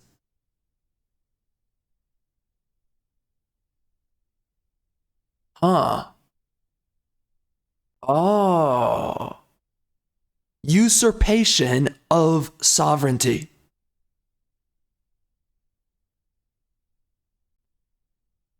It's either usurpation or emancipation of sovereignty. That comes before mental instability. Or wait. Ultimately, the whole process is vassalization, but it's a vassalized usurpation. It's a vassalized emancipation or a vassalized usurpation of shared sovereignty, which then therefore retards, and that directly leans into the mental instability. So it is to unbecome, is to unactualize oneself. It is to infantilize.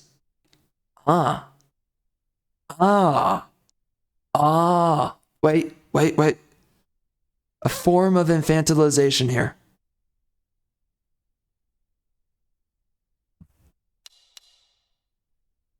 This is a part of deconstruction of the self from the righteous self, subsecting oneself as an insurgency from the whole to become a part, ultimately becoming a vassalized, grafted automaton.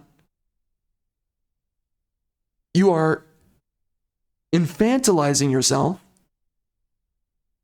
and then in the infantilization,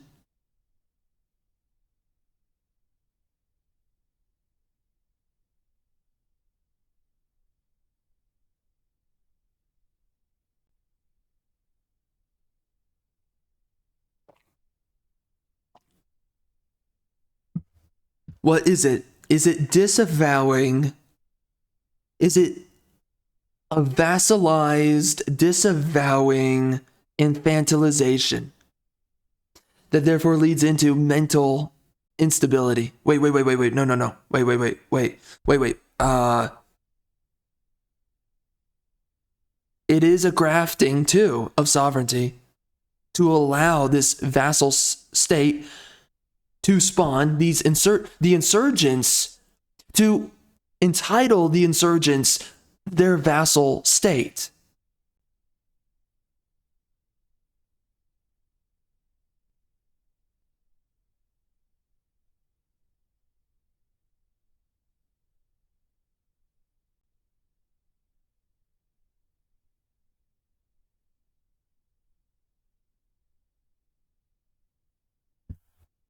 So coming from the Great Divorce, Great Emancipation, we go into alteration, we go into the active state of deconstruction, and from the active state of deconstruction, alteration, justification, offense, in that entire process is the creation of an insurgency group, which then ultimately becomes an automaton group of those who become a vassalized city-state, which grafts mindfulness, the merits of it, the fruits of it, the essence and being and embodiment of it. But then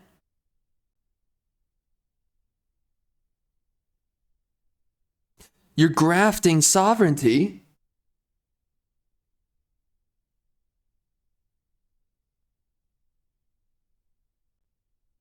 and then that is either the death of authority or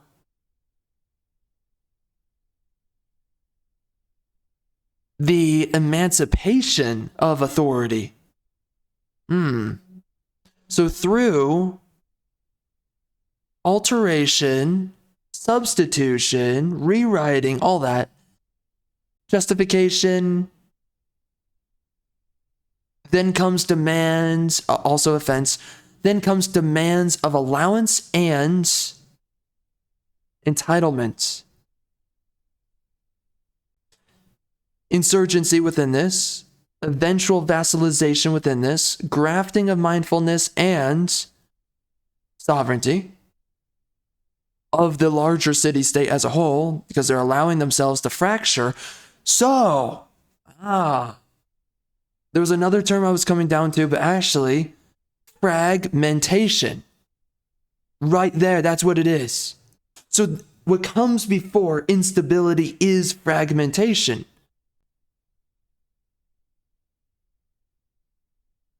An infantilizing, retarding fragmentation. It has a fracturing has taken place. A disabling fracturing has taken place. So there's a fracturing that has occurred here. after, right, the revelation of the meek to be futile, turning into resentment, which turns into emancipation or divorce or also exilement or isolation, whatever it is. Also a form of disregardment. That spawns the insurgency. Then that goes into, I can't believe we went the full circle with this. I thought I said I was not going to do this, but we did. Then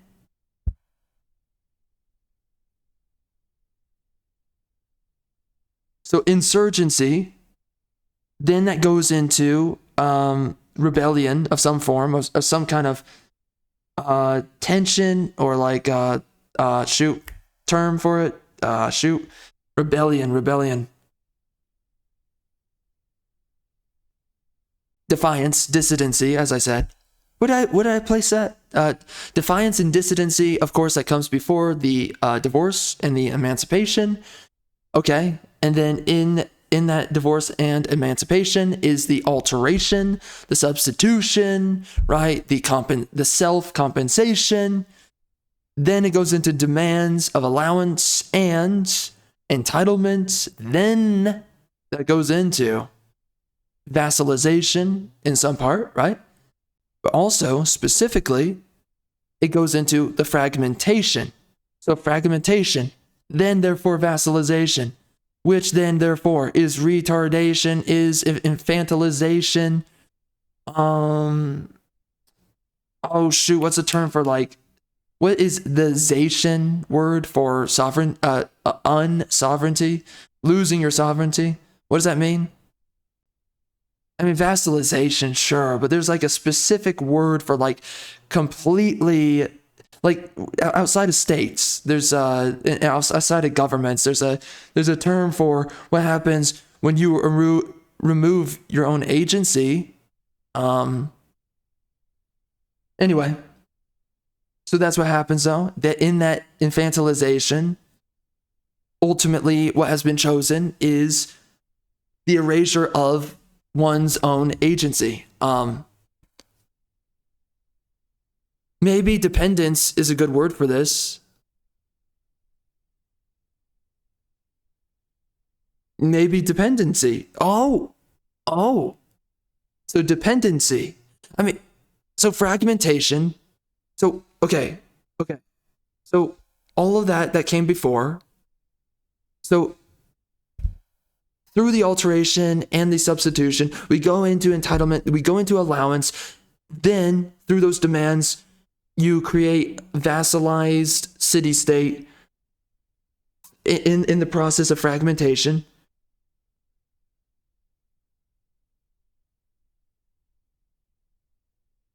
Okay.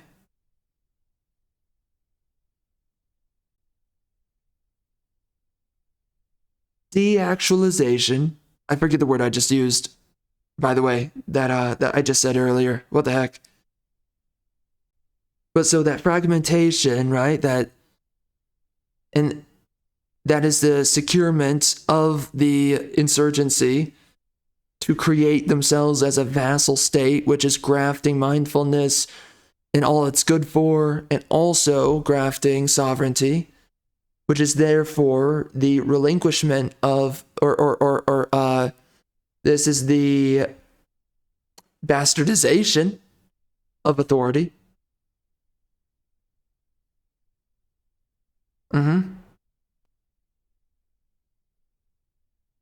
So we can say that, though, the death of authority, but then again, in the death of authority, it is the infantilization.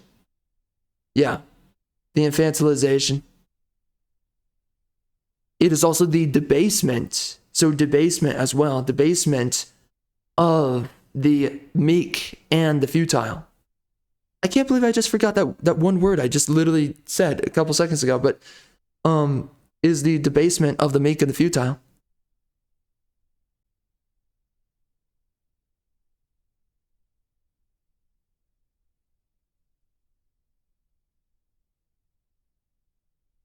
And I suppose it is the annexation I think that's the right term to say here. It's the annexation of the meek and the futile. Mental instability.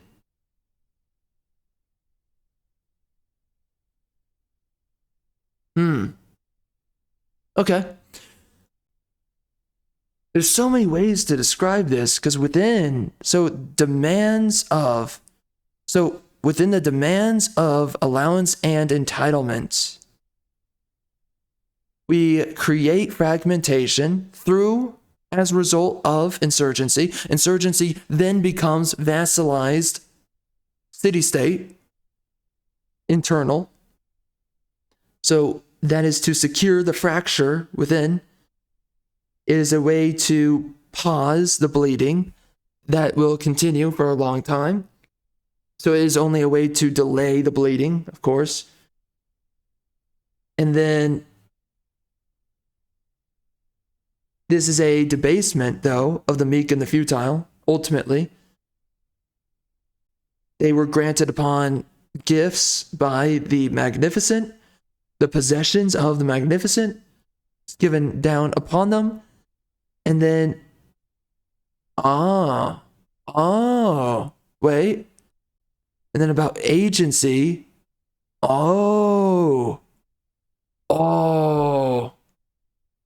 This is a newfound sovereignty for the meek and the futile. And the death of meritocracy. Yeah. Oh, wow. So then this is instability right here. Yeah. And then there you go. Instability.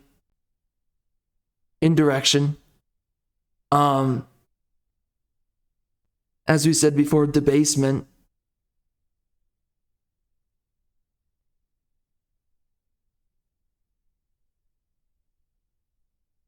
Infantilization, retardation, yeah. There's a very specific word that I'm missing here as I say all this, but that right there is the entire process that comes into the therefore result of mental instability. It's through that insecurity.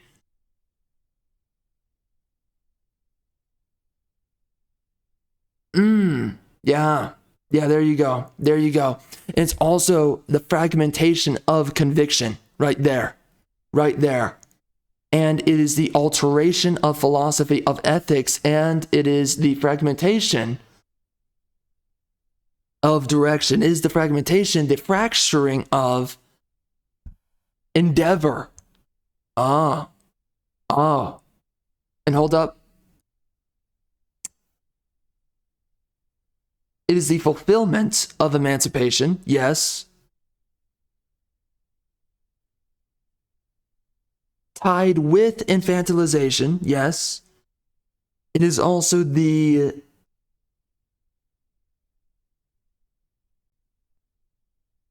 sovereignty of the meek, yes.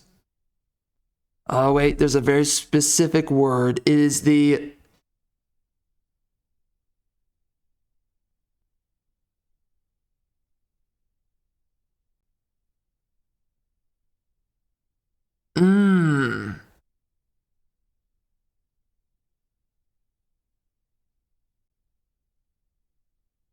an exploitation of the sovereign, an exploitation,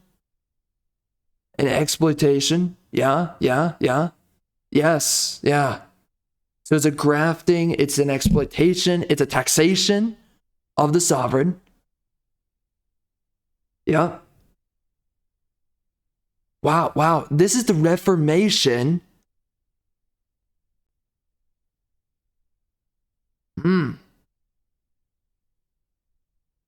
A reformation, exploitation, reformation of the sovereign. This is a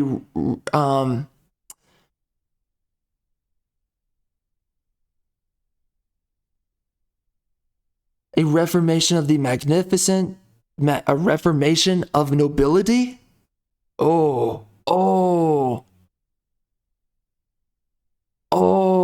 It's a reformation of excellence. a reformation of excellency. And ultimately, it is a joint exploitation and reformation of the excellent, of excellency, that therefore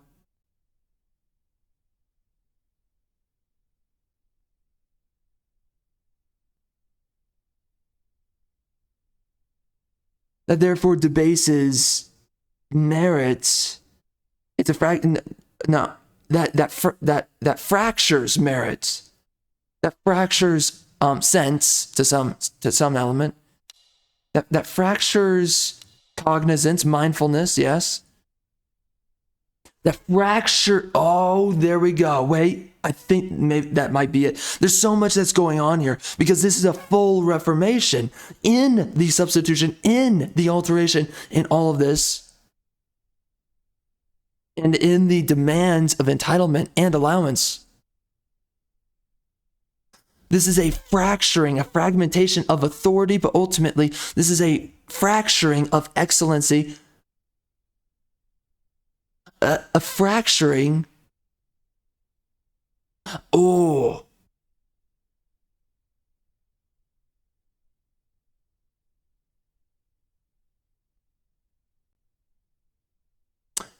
A fracturing of sovereignty. A fracturing of legitimacy.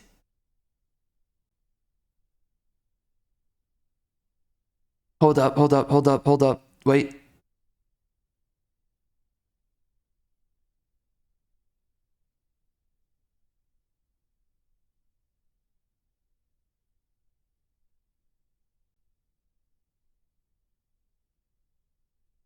So I'm thinking back to when we spoke about disgust goes into hatred.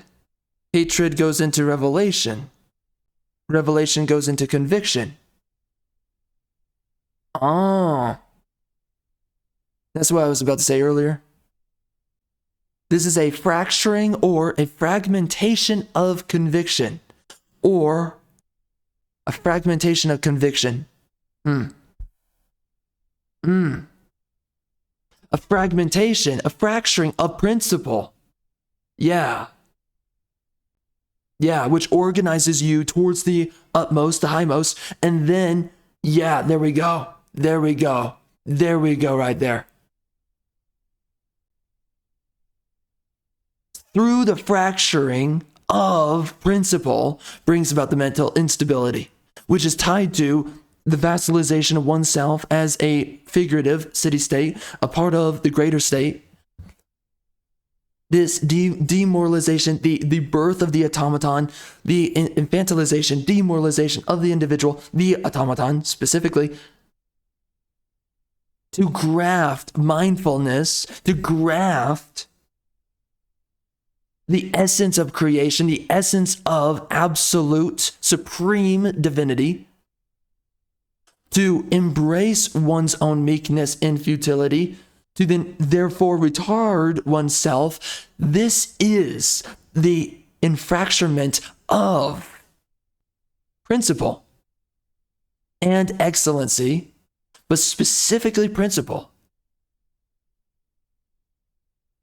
Or you could even say organization. Maybe not organization, but maybe creation. Maybe.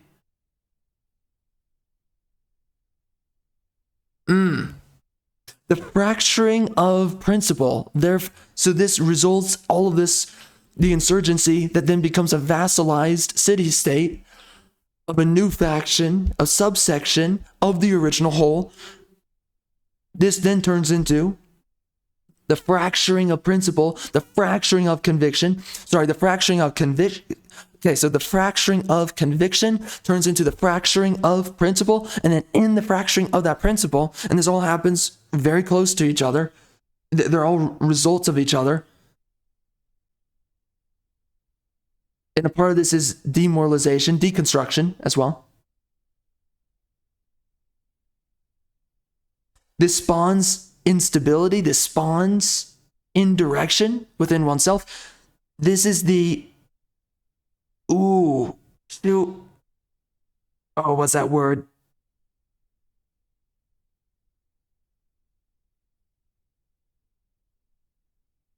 The fracturing of the spirit. Oh, wait.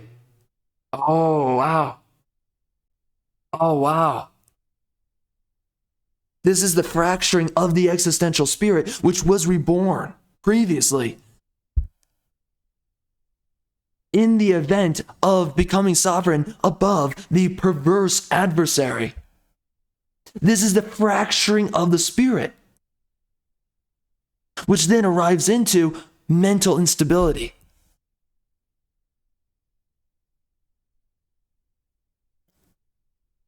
This is the fracturing of intelligence. This is the fracturing of uniformity. This is the fracturing of the excellent, of the highmost, of the celestial,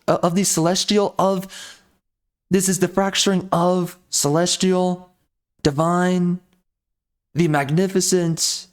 This is the fracturing of principle, of conviction, of ultimately the spirit of civilization, to graft mindfulness, to graft sovereignty, authority.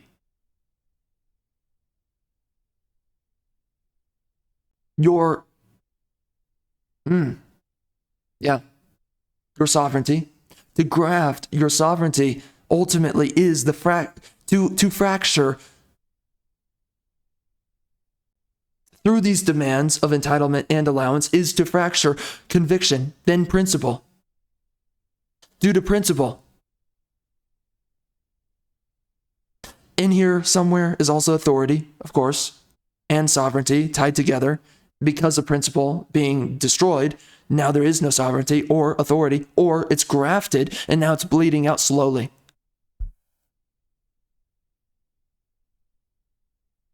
Wow. And that right there is the infracturement of the spirit. It is the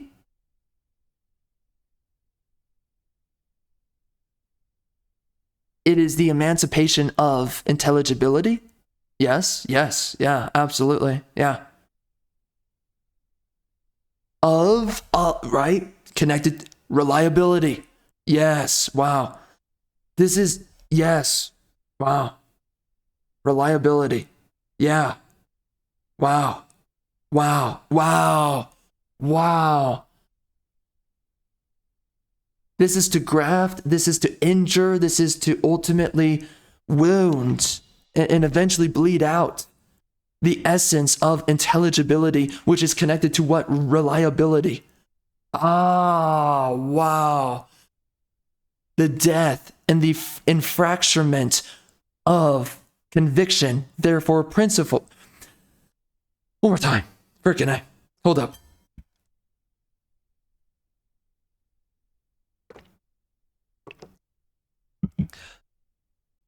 To infracture. To infringe. Another word that can be used here. Absolutely. To infringe upon, but ultimately to fracture. To infracture. Conviction leading into fracturing, therefore fracturing. So fracturing, conviction, therefore fractures. Principle, therefore fractures some mixture of sovereignty and authority, therefore fractures spirits of society, of the somewhat individualized collective, to not be automatons, but, an individualized collective, individuals, sovereign individuals who are collective. Wow. This therefore fractures the essence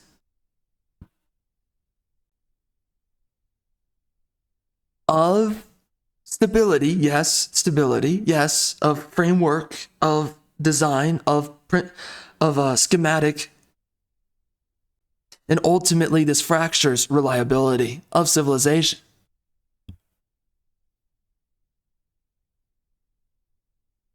Wow. That took forever to get to. What the frick?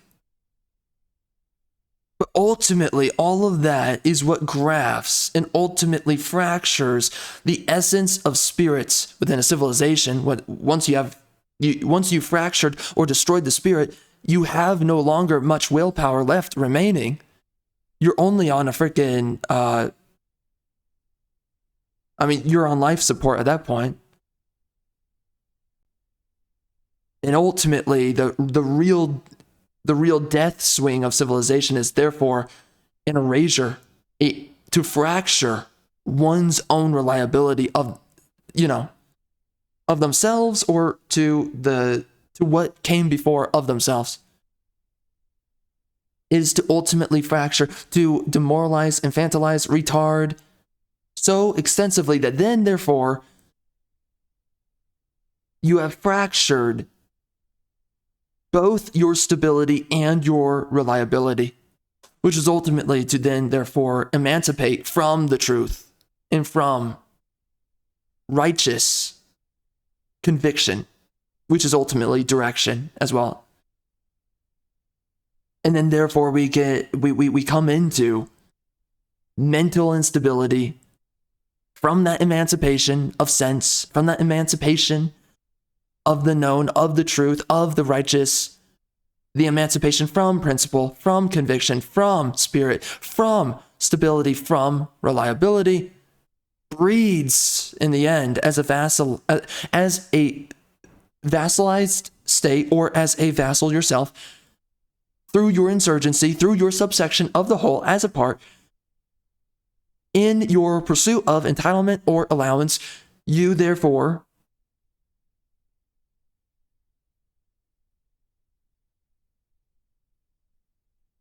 become the mentally unstable. You become indirective or, directionless. You become that of instability, indirection. And then because of that, that is the death of sovereignty. That is the death of authority. But of course, those things do not directly correlate into the fact that ultimately the death of spirit, which is the death of will, and the death of, or, the fracturing, but ultimately it leads into the death, but the fracturing of spirit, which is will, and the fracturing of reliability, stability, these things breed mental instability. And then eventually the mental dies, it goes into emotional, and once emotional dies, you then become insane, and then in insanity, much is done, and then through insanity, then of course we come into the true manifestation of indirection, as well as apathy. Once your insanity kind of wears off, once insanity provides no fruit, right? Provides no useful outcome in this, in this purposeless endeavor, soulless in some sense, wanderless endeavor, that then leads into the apathy, the indirection, which then becomes irreverence, and then there you go. Holy crap. I can't believe I did the whole freaking cycle there. I should probably write this all down because we spent way too long on this to not write it down. So, okay. Wow. Geez Louise. I don't know. That's a lot to write down. That's a lot of words. So, a lot of very explicit words, but I should write it down right now if I really want to make it easy on myself. I don't really want to I don't want to have to review all of this, right? So, holy crap, though. Okay, well, anyways, so back to this game. Frick. Yo, what's up, Lara? See, girl, you looking good.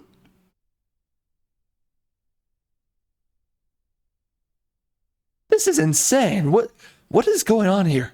What are we doing? I don't know. But this is what you see with these What is this?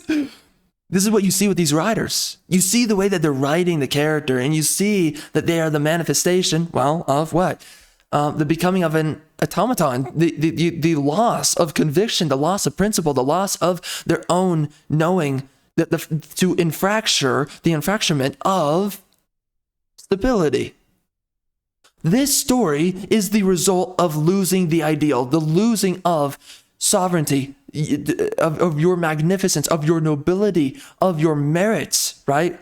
Of your righteousness. This is, so going through the story and just seeing the way that they write, specifically Lara, and you see a lot of stories like this where they write characters like this.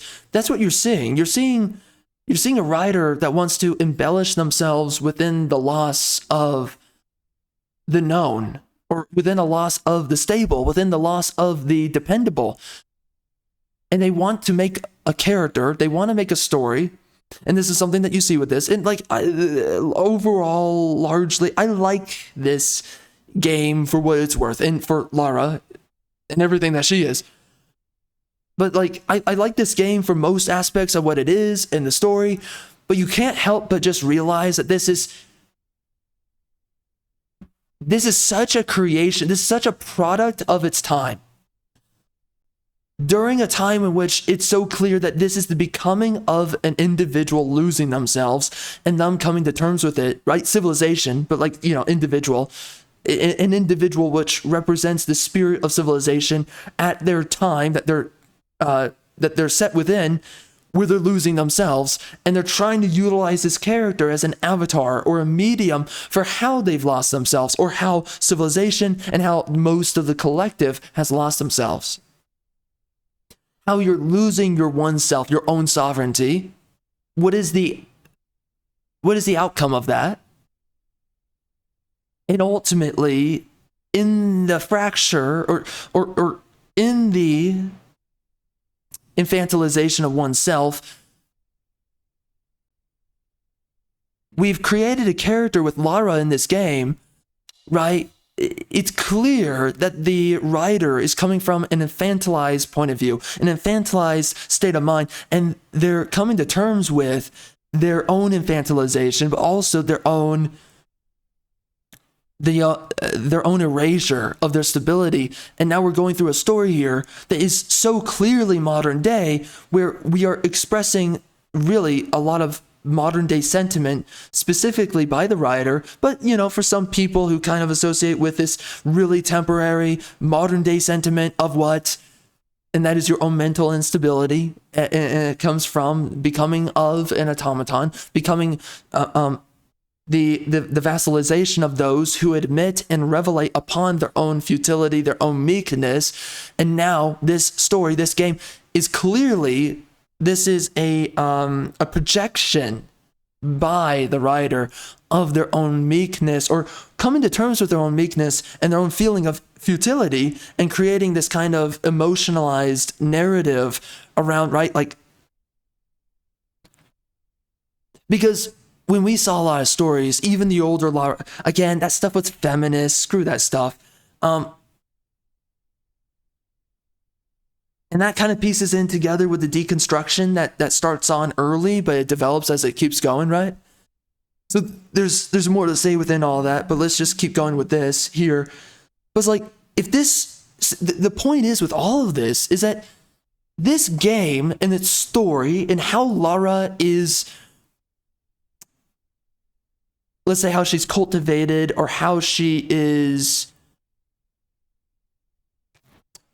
not perceived. I mean, yeah, perceived by the writer, but the way that she is expressed in this game is clearly as a result of a writer from a time and place of a generation within a civilization in which one person has lost their own sense of excellence. Clearly. So now we're following a character that is coming to terms with their own sense of futility, their own loss of excellency. And now we're following a character that's kind of lost within themselves, of their own excellence, of their own sovereignty in some sense. Yeah. But specifically excellence and ultimately security, internal security, and lost, a lot of them, their own self. of absolution within principle and within strength, which does come from, of course, everything that we spoke about earlier, that sense of strength coming from conviction, coming from making yourself sovereign beyond your perverse adversary. And it's so clear that we're following a writer here that has their own hangups within themselves, and they're using this character as a projection tool for oh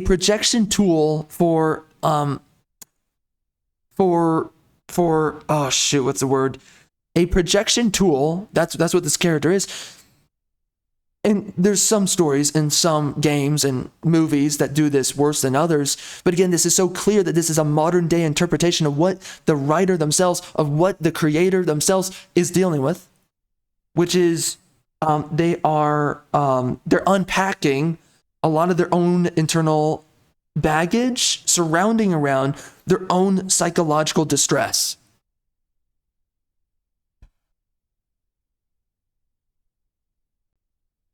Which through and through is a great, that distress that is resembled through Lara, which again, if this were made, so by the time, I think it was 2013 that this game came out, right? So if this game had come out 10 years prior, this would be a very different Lara Croft. We know that. This would be a Lara Croft that's just going around. She's completely comfortable with what she's doing, secure about what she's doing. Secure. Again, not like the feminists or, retarded women, not how they say it. But again, this is how a lot of the... I hate it because I'm using all of this as a soundboard on this entire conversation. I'm using a freaking feminist, a feminist archetype. And it doesn't have to be a feminist archetype, but anyway. But I am using a feminist archetype as a sounding board for what I'm talking about, which there's plenty of problems with feminism, a feminist archetype. I mean, all of this is a part of deconstruction.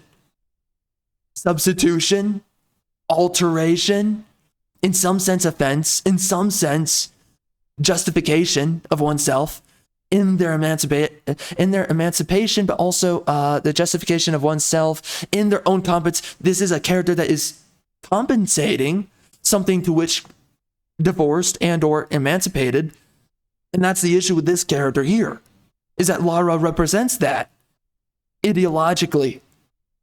But now, see, we've developed so far from the divorce and the emancipation, which, of course, what came before that was what? Resentment. And what did I say? Resentment creates defiance and dissidency. So this character is a creation of defiance and dissidency from the righteous and from the meritorious and from the magnificent. That's the issue. Now, of course, this is an echo. I mean, this chick looks like the chick that would get freaking banged the living daylights out of her freaking mind by a freaking king or by a freaking Olympian, right? Like, Lara Croft is the freaking female that the best of the best men would freaking bang her. So it's so funny because she is clearly the expression of defiance and dissidency, which ultimately is from resentment, which is therefore it leads into the emancipation, the dissidency, the emancipation, the divorce, which then is the alteration, which is the substitution, the deconstruction, which is then therefore, of course, as we said, it is the birth of the automaton and all these other problems. And then that eventually leads into perversion, right? So Lara, see, that's why I'm having an issue with everything I'm saying here, because Lara Croft is a character that resembles the beginning of the meek and the futile, ultimately creating this entire destruction process, death process of mindfulness, of sovereignty, of authority, of principle, of conviction, of spirit, of stability and reliability. This character is literally the birth of that whole process until we eventually get to perversion and the effigies, right? This character is the departure from the monuments into an effigy. This is the beginning of it. This is the beginning of the illness right here. This character right here, this chick, this smoke show freaking chick. Frick, she's hot. This is the chick that would get her freaking head, okay, not that, you know, she would get banged to the freaking the ends of the earth by a freaking Olympian. This is the chick that the best of best men would freaking mate and breed with this chick. And we are using her as a vessel for the great divorce, the great emancipation, for ultimately what becomes the great effectively the great infantilization, the great demoralization. This is, effectively for the meek and the futile, she's a great vessel for their ultimate intentions, which ultimately turns into what? Apathy, indirection, turns into irreverence, therefore delinquency, therefore degeneracy, therefore, as we know, the absolute manifestation of evil, which is what? Perversion. Perversion, which a part of that perversion is effigies to mangle and destroy what is known, what is beautiful, what is truth, and to ultimately create it into something completely disgusting and not of its original form. But this is what they do, right? We're exiting a phase, an era of humanity that is beautiful, that we erect these monuments. We have these great endeavors, these great merits. We have these great principles, convictions to which were secured by us making ourselves sovereign against a perverse adversary. And here we have a character that represents the beginning process through resentment, of overcoming, all of which was great before. So, regardless of all things, this chick's freaking hot. I freaking love her character. Yes, she has reduced breast size from the first games, but it's just so weird going through the story because her character resembles the hang-ups of the writer or of the creator, whoever it is, whoever the main people were working on her. This is clearly the expression of a time and space and place of, space, place, whatever, of a creative to which they have lost themselves. They are the result of one losing themselves, of one emancipating themselves and getting what they want, which is unrighteous, and now creating a vessel that is of defiance and dissidency. And now we're following this kind of story, this narrative, this character who, man, that is an amazing rack. Frick. Jeez.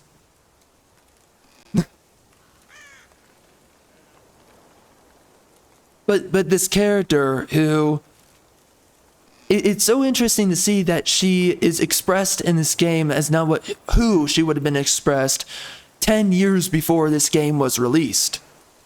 It's so interesting to see how these changing spirits of the time, right? So the zeitgeist, but right, the spirit of the times is zeitgeist. So it's interesting to see how a character like this, how the birth of this character and the zeitgeist that follows her is how much she changes through this development of the zeitgeist. And it's so interesting to see how they transform her character through the transformation of zeitgeist in culture, in society, as we relinquish things, we sacrifice things, we graft things, we make these rather sorry or sorrowful maybe emancipations, but let's just say these,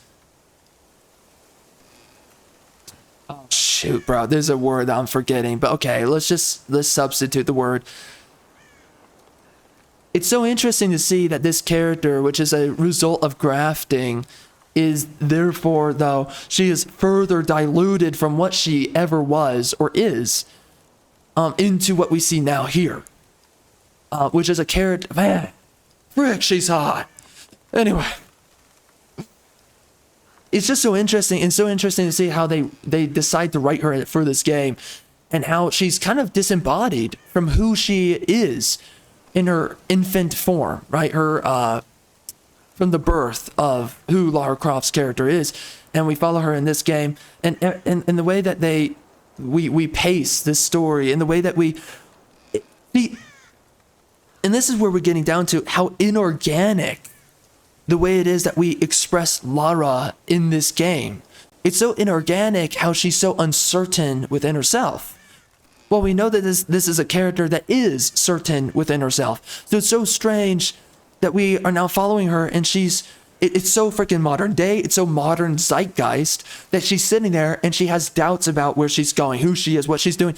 And it's so interesting that the writer clearly, they're trying to channel through this avatar, they're trying to channel their own, and they're trying to do this also for the audience. It's a problem for themselves, but they're also justifying it because they envision that the audience is having the same problems. They channel through this avatar their own hangups, their own insecurities, their own inabilities. The fact that's like Lara, she's trying to do these amazing things. She's trying to make a name for herself. Freak, you're hot. What's up? She's trying to, but like it's so clear that she's insecure within herself. She's uncertain about herself. Clearly, that's the writer speaking through, and they want to make a narrative. They want to make a story around a character who is certain of themselves.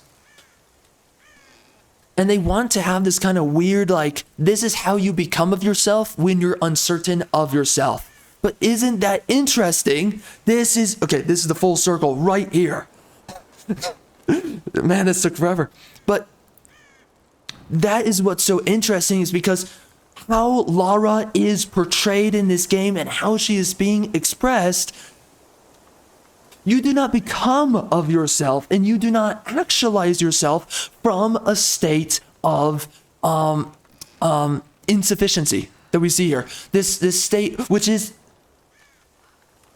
see, the creation of her character in this game is as a result of what? Receiving your demanded entitlements and allowances, which ultimately creates the automaton. So Lara Croft right now in this game, the zeitgeist to which is expressing and portraying this Lara Croft, and the way that we're trying to weave her character, which is from a phase of defiance / dissidency. Wow, this is so strange. We're trying to create a character of magnificence. That is so weird.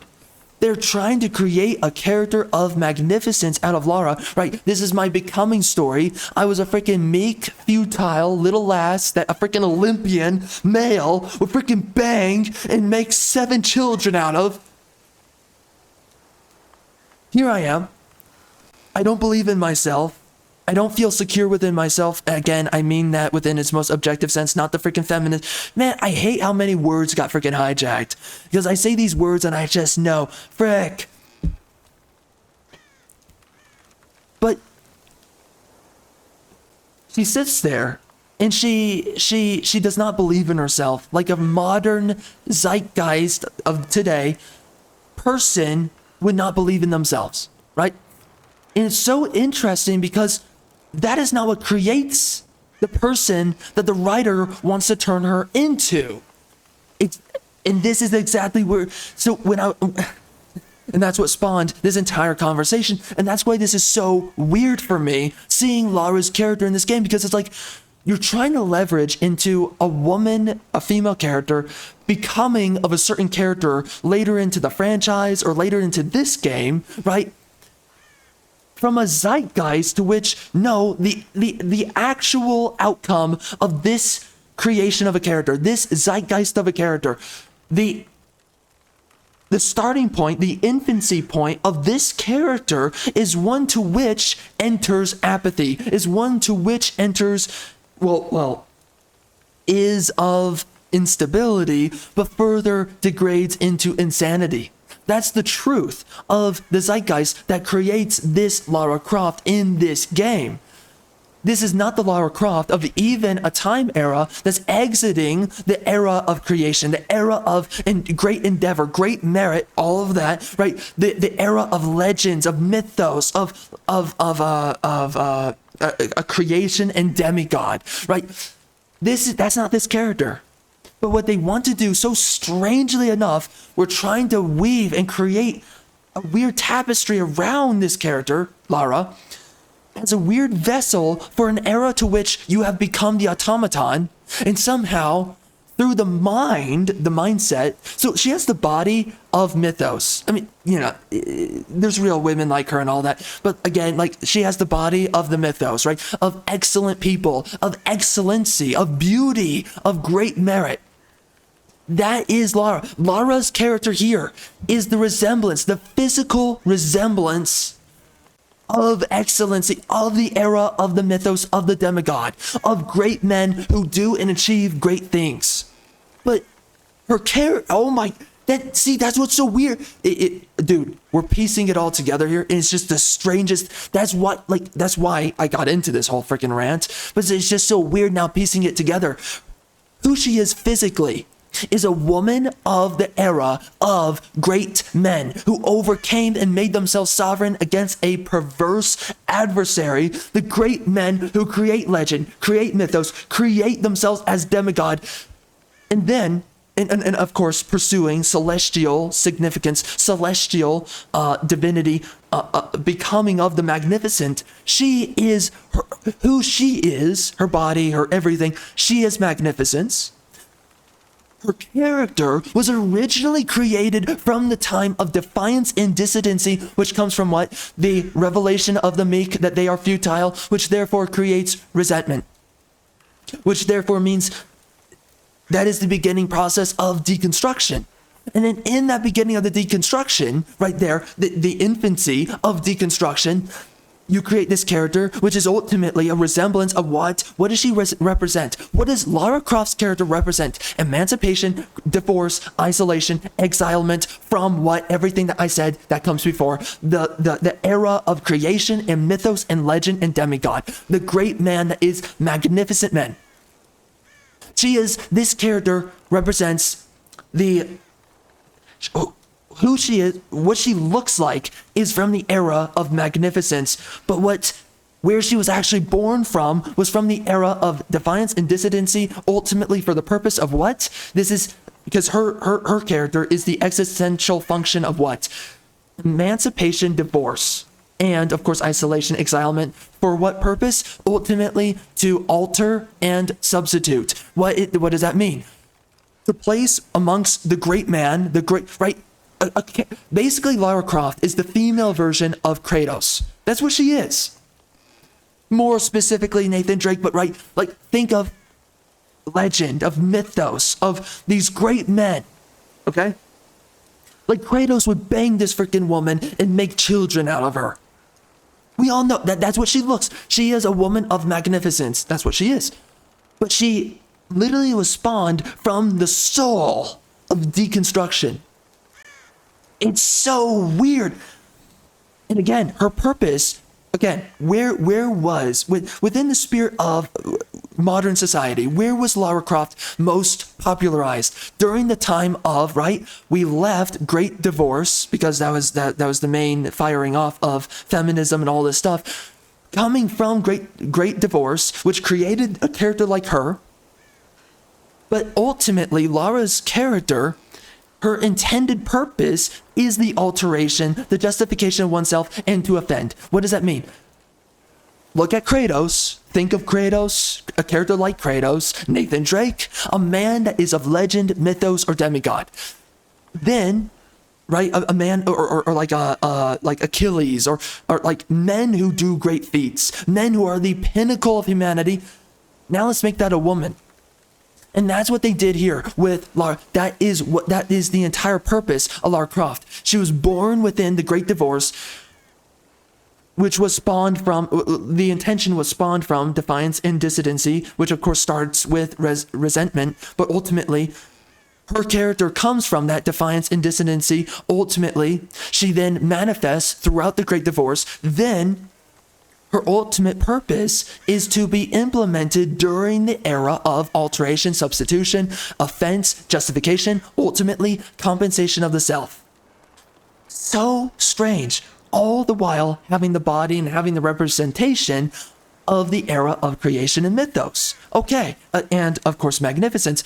And now, this game carries all that baggage with itself during the zeitgeist of the automaton, of the automaton that is now experiencing and resolving within themselves, rather disastrously, mental instability and eventual emotional instability, eventual insanity, and everything that comes with that. And then, of course, we go into apathy, indirection, the utmost of indirection being what? Apathy, which then soon converts into what? Irreverence. The loss of oneself, the loss of conviction, the loss and the death of course, mindfulness, and, mindfulness dying with insanity, but still, before we go into an age of disgust. That's what's so weird. But see, isn't that, bro, that's so strange. The zeitgeist of Lara's character in this game is what precedes disgust and, of course, then hatred, which then leads into the revelation of newfound conviction, which then eventually brings us back in a long loop back into the era of mythos, creation, and magnificence, right? But we're trying to use a character who clearly, yes, the writer, man, frick, Lara, you're hot. It's so interesting that the writer, they're right now, they are literally, wow, it's just so weird. The writer is the outcome. They are the results of the death of, they are the result and the death of magnificence, right? That's where their mindset is coming from. That's why they're writing Lara the way that they're writing her right here now. But they intend, and of course we know where this series went in the end, but what they intend with her character is to reach the era of magnificence, is to come back to the Lara to which the only reason we have the Lara here in this game is because of the death of the magnificent, of grafting magnificence, sovereignty, authority from the era of legend and mythos and merit and endeavor. And somehow, oh my God, that's so crazy, bro. And see, that's what exactly this is. That's what's... So as I'm playing this game, and then we got into this huge rant, what the frick, that's exactly what was lingering in the back of my head. I was like, they want to sell me this character as this, but clearly they're unpacking a bunch of baggage that resembles all these things that we just spoke about. So... But this is the nature of a deconstructionist. They think that they can rid themselves, right? That they can resent the great men, that they can resent magnificence, that they can resent mythos and legend, merit, endeavor, that they can resent these things, and then somehow, in that resentment, that they can somehow deconstruct and transform that very thing and then redefine it for themselves, right? To redefine the futile and the meek and somehow resculpt in this really, again, what they're doing is creating an effigy. That's what it is. And of course, how did this whole series end? It was an effigy of Lara Croft, but specifically, whatever the heck they wanted Lara Croft to mean by the end of this series was an effigy. It's so weird though, because this game starts with that intention, and they did a decent job with this game, doing things that I largely like and that largely works, but it's like, we know where all of this was going, we know where all this was ending, and it didn't end as horrific as, right, the horrific malformation of reliability, which is an effigy. In some essence, that's what this series turned into, when we look at it by its end, but it wasn't as horrific as what we're living through now, right? We see games like Suicide Squad. We see the freaking Saints Row reboot, remake, whatever the frick it is. I guess reboot. The woke one, how freaking horrific. That is an effigy. Right now we see Dragon Age Veilguard. That's coming out soon. That's going to be an effigy of whatever Dragon Age was originally designed to be. That is going to be an absolute effigy. But this is like an early onset effigy franchise. This series is the first of many effigies to come, and this is the least monstrous of them all. By the end, at least Lara, her face is still attractive. Yeah, her bust size got freaking reduced massively by the third game, and you know, Lara just doesn't, she's no longer what she is. She becomes a soulless husk is what happens. by the end of this whole franchise.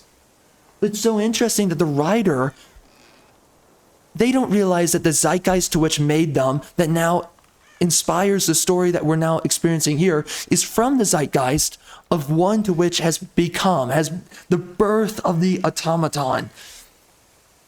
And they think that through the birth of the automaton, they're going to create a character that is the magnificence and the enlightenment and the expression of legend, of mythos, of endeavor and merit. That somehow you can kill the thing to which you were an insurgent thereof, that you emancipated from, and that somehow you can redevelop yourself, that you can loop around as the futile, as the meek, and that somehow you can re-endeavor yourself, redefine yourself as a weird,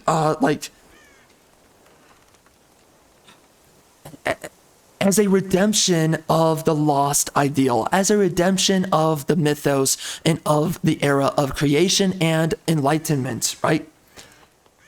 They thought that they could just come back around with this story and with this game and with this character. And I'm not saying you can't make a story like this and still maybe arrive back to a, air quotes, heroic Lara Croft. It's just so interesting because that's not naturally how it works. You really have to work hard to even make that functionally effective, or to really achieve that, you know. But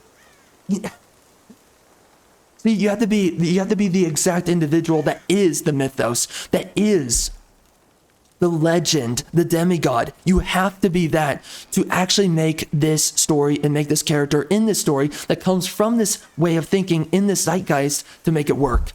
But that means you have to be someone that reverts. The spirit of who you are is a reversion of that revelation of the meek, or it's a reversion of the resentment that therefore divorces. You have to be the one that reverts that decision within your own psyche. That's what has to happen. So this is a weird game where the character is kind of like in a weird disembodied state of time and space of who she is, right? The spirit of your society, the spirit of your culture that creates this kind of Lara Croft, from where she began and where she now is.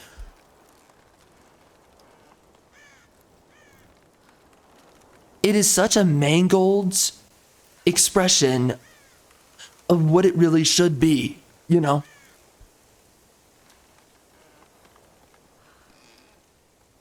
And so in long, not at all short, in absolute long, and I guess making it short of what I said, we're going to be taking a break after this, by the way, but, or maybe we're done for the day. We're going to do a break first. We'll see. But,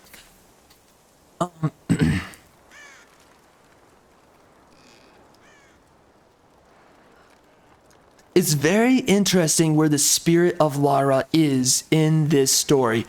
And it feels like a misnomer in some strange sense. Just looking at this, there's an element that's a misnomer, and there's like of what they're trying to achieve with this character in this game. It's a misnomer, but also it definitely feels like a futile attempt at magnificence, or redeeming magnificence is really what it is. It feels like a futile attempt, which is, of course, it comes from futility, so makes sense that it feels like that.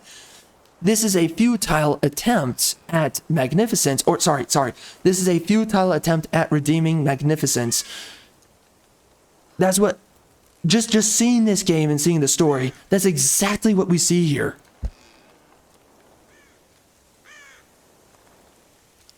Very strange. So, okay, let's just do this. Let's just continue playing this game. We're going to, I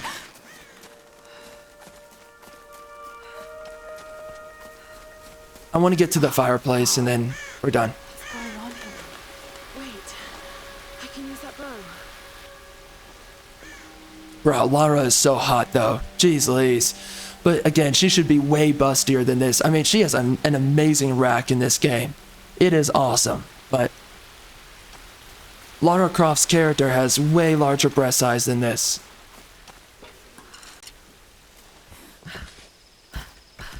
Okay, by the way, though, everything I just spoke about, you can apply this to so many other franchises that we see. Why did stories used to mean a lot to us? Because when we look at, okay, specifically, let's look at American culture, though. Why did American culture matter for so long to Americans? Well, okay, there's a lot of layers there, but largely because it came from the era of the meritorious. It came from the era of those who made themselves sovereign and made themselves righteous. That is why. Now, we see a lot of products coming from those of an era where they have lost their righteousness. They have lost their merit. We are now, well, now we are now the result of an era of emancipation. And from that era of emancipation, which is of course resentment, which is of course coming from what? It spawns from the meek and the futile. The meek revelating their futility. We are now living through many properties and franchises and now characters. I mean, geez, like Rey Skywalker. Geez, well, what is that? That is, we have now gone apart. It's from the intent of divorce and emancipation and isolation and all the rest of that. Disregard, the whole thing. It's a character from that sentiment with the purpose in going through the current era of deconstruction, active deconstruction for the purpose of what? Substitution and alteration of the known in order to offend and ultimately to justify the compensated self, ultimately for the purpose of demanding allowance and entitlement. That is what Rey Skywalker represents. And because of this, of course, her character doesn't work. No one cares about her character. Everyone hates her character, including even the automatons, feminists, leftists, whatever. They hate her character because they cannot create. And they, of course, they are active defilements of the era of creation. Once you emancipate yourself from the spirit of creation, to which is able to erect monuments, and once you come into the era of emancipation, to which will erect only horrific effigies, that is the only thing that you can create. That is the only outcome that you will merit upon yourself. That is the fruit of all your labor. And now today, we see so much of what we're getting now, and that's why nothing matters anymore to us. Because everything is a derivative effigy of what was once beautiful and of what once lived.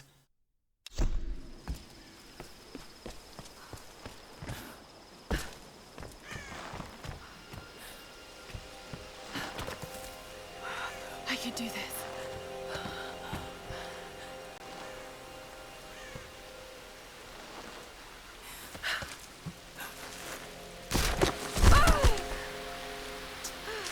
Golly, bro, she's so hot.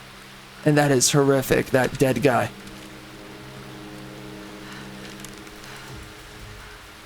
I like how... Let's see if this thing still works. I like how, though, Just remember Roth's training. You can have the best form and technique in the world, but it won't mean a thing if you can't focus. The key to using any weapon is focus. Interesting line. It's so something by the way, I really appreciate about this game is how we pace Lara in this world. She's shivering, and they do a good job making her character model move like it does to show that she's shivering, to show that she's really cold and uncomfortable in that sense. But then I also like how, right, she climbs onto the tree, how she's trying to leverage herself and her posture. She's trying to get her balance before she tries to reach for the corpse with the bow, right? And how it immerses you in this scene, in this scenario. It feels real. It feels like, yeah, it's difficult. Like she could just fall from the tree and get herself desperately hurt, trying to get the bow. And instead she can grab the bow, but she's of course going to lose her balance because of she doesn't have a proper leverage with her position on the tree to the corpse hanging from the branch, and then she falls.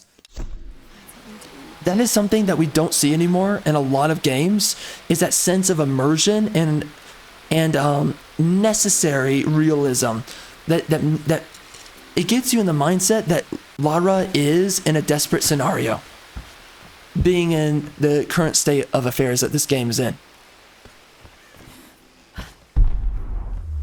And again, this is something that we don't get in a lot of modern games today. Can I go onto the tree? No, not at all.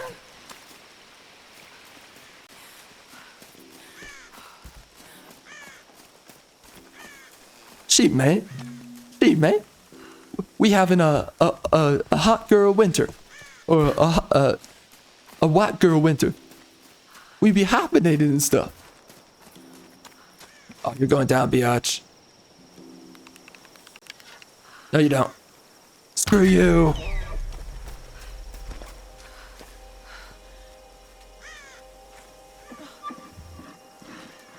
Sorry.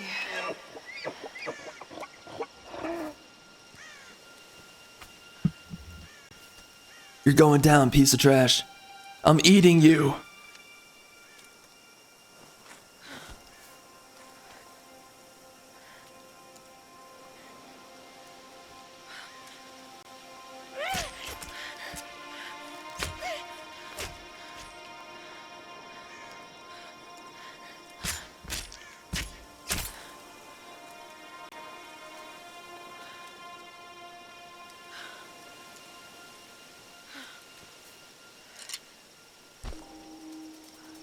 And again, this is what I'm talking about. The fact that she's kind of living within these anxious emotions of the scene. You always have some fancy gadget to tell you where you are. If you can learn to read the land and the stars, you'll always be able to find your way home. I do appreciate what this game is, though. By the way, right? It's a woman. Well, you know, it's a woman, but it's like the idea is that it's a character. I mean, really, I mean, this is a masculine archetype in the end, but right, it's like, it's the becoming of a man, and it's the becoming of from infancy, air quotes, but like from childhood. It's you going from the anxiety of childhood, of youth, and going into practicing, experimenting, of actually applicating your competence after you were raised on what you are, what you were made for, or what you were raised for, but also you have your own aspirations outside of what you were prepared for. So it's a way of marrying together aspiration, preparation of the individual, and then going through the anxiety of first engaging with application through tension and through survival. So through the dire scenario, or the dire reality of application, how someone that is anxious but also aspirational through their upbringing of preparation. So it's an interesting marriage of all these different ideas being shown through a woman, when really this is a masculine narrative, masculine archetype, but you know, they're trying to do a Mulan kind of thing. Not really Mulan, but this is like a weird alteration of Mulan, that kind of female archetype that we have within feminism, ever since feminism, this kind of character type. Again, she's not Mulan, but still. But it's interesting to follow this kind of character. It is interesting because it's like it's kind of like a Luke Skywalker in a more, you're on your own. Obi-Wan is not at all with you. You're not fighting anyone with Obi-Wan ever by your side. But you know, that kind of idea of the sage and the mentor that came before, that prepared you for your aspirations, and now you're in a high intensity matched with your anxiety. You're in a very desperate and dangerous environment that is putting and applying all of your training to the test, right? It's an interesting concept that makes for a compelling kind of narrative. And again, I can't help but see the fact that also, though, this story is also addressing the fact that someone who feels like they're prepared for a lot, they're still anxious because they don't know if they have what it takes, right? It's such a modern thing. It really is.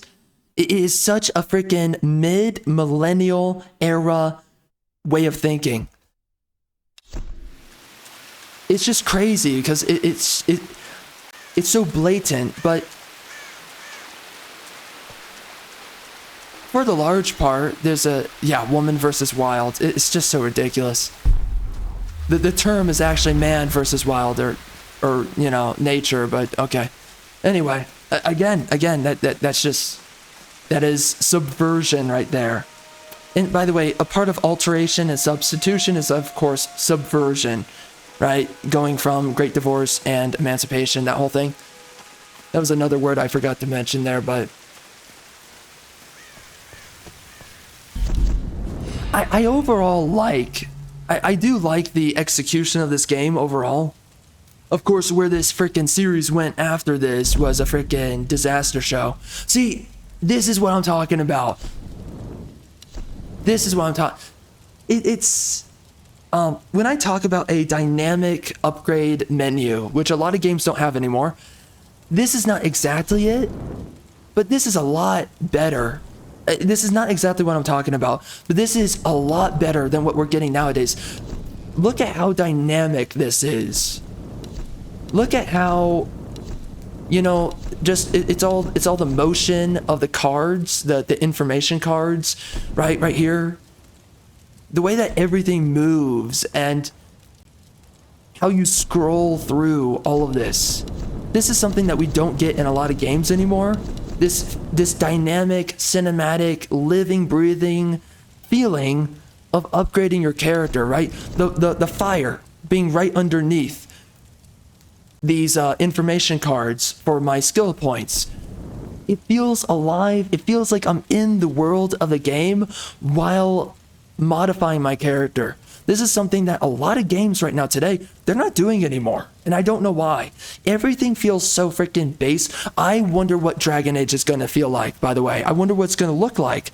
Because Dragon Age tried to be a little bit dynamic with the war map. You can upgrade your character in weird ways through the war map.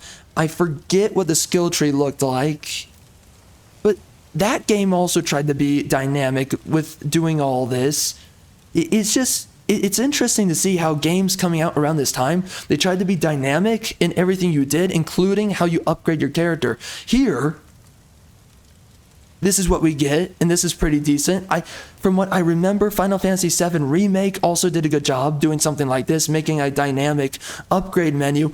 Now we're seeing a lot of games coming out. They're not dynamic like this whatsoever at all. Now it's just a very generic, very soulless, very plain Jane kind of upgrade menu. And I mean, just look at a game like Black Myth Wukong.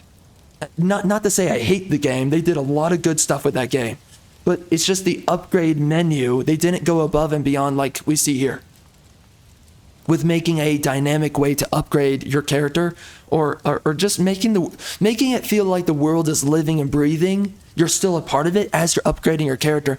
It's just such an important layer. You can think it's not really that important, but it's just another layer of really immersing you into the world that you're playing through. It really is. It's another level that a developer can go to really immerse their player, who ultimately spent money to play their freaking game, So it's important. You're a freaking customer. And it just shows that the person that made what you're experiencing, they love it that much more, and you're experiencing that much more quality. When you make an upgrade menu like this.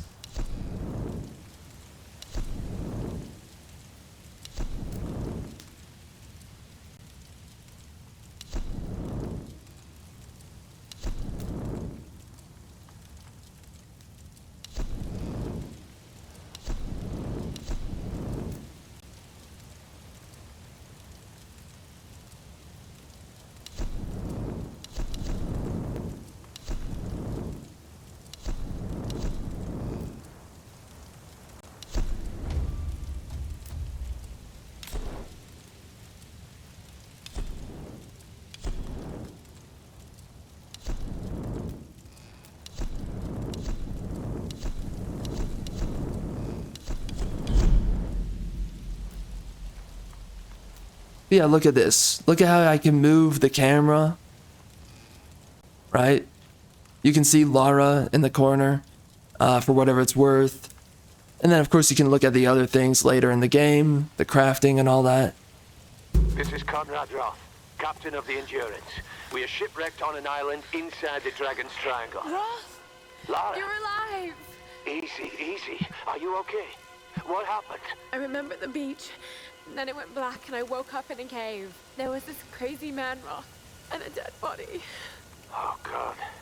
Where are you now, Lara? Are you safe? It was so horrible. It's all my fault. This is all my fault. See, again, emotional instability. This is what I was talking about earlier. I was just noticing this is the way that they're writing the character. I've spoken to the others. We're regrouping at my location. Please come and get me. I have to stay here. You can do this, Lara. Remember when we climbed Snowden? You said the key was knowing that all you've got to do is just keep moving. Remember everything I've taught you, Lara. You're ready for this. I think radio on. Okay. I think the dialogue, what the characters have to say to each other, I think it's legitimate. And I actually think it's largely pretty good. I think the execution is really good on a lot of layers. It's just like, man, you just know it. It's so freaking modern day. Well, modern day for that time too, especially. But it's so mid-millennial, zeitgeist, modern day, to have a character who is just living within all of her uncertainty and all of her anxiety. Again, this is what I meant when I was saying all of this. It's so blatant that they want... This is literally the writer who represents their generation, effectively speaking, trying to unpack through what they're going through in modern day, through this character, using this character as an avatar or a vessel for their own personal problems or their own inability to resolve themselves. So that's just what's so weird about this character. And again, that's what gets me thinking about all these things that we just talked about. It's so clear that this character is a product of the time that she was made in.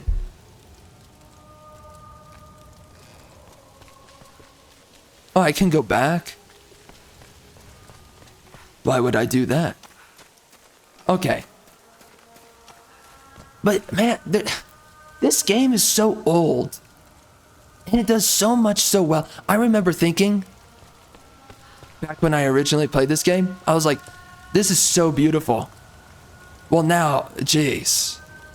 I mean, Lara is freaking beautiful too. I remember thinking that the entire time playing the game. I mean, look at the moisture on her body. Look at her hair. Her hair's pretty good too. Especially for the time this game came out in. There's just so much. And the weather effects, they look good. It's so crazy, like, how much I thought that this was, like, really good graphics. For the time, it was really good. But think about how much attention and care to detail, right? It's wet in this environment. So Lara's a little bit wet herself. For more than one reason. And it's just so interesting. They went to all this work to make her moist. For more than one reason. They went to the work to do that, and you don't see this level, like, ingrained detail. You don't see this in a lot of modern games coming out right now. It's so weird. Like, for instance, I did this when I did my Skull and Bones video. The impressions review video from the open beta. It was like one of my first videos.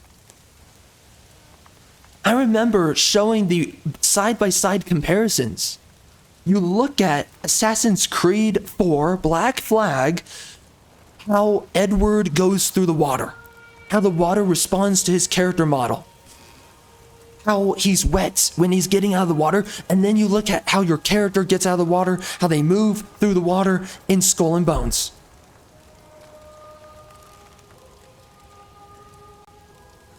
It's so crazy to think about how many games are just getting worse. It's crazy to see how much love was poured in. These games were overwhelming. By these older games, they were made by men. Overwhelmingly made by men. Most of the workforce was men. Now you're seeing a lot of female staff. You're seeing a lot of studios, a lot of women. And these games, quite frankly, they're getting worse. You can tell this game was made with a lot of love. You can tell that the freaking character modeler freaking loved his job on Lara. You can tell. He took his time. He was like, this better be good. Because right now, it is good. I mean, but dude, like, you know that so much now is not being made with the same love. You can tell that developers don't care anymore. And of course, we're hiring the wrong people, but it's so crazy. Because this game is so old, but yet they were trying to do so much. Same thing with Assassin's Creed Black Flag, Witcher 3, Red Dead Redemption 2. Now you look at the games coming out right now. And like everything I've seen so far of Dragon Age Veilguard, man, it looks so lazily made. It really does.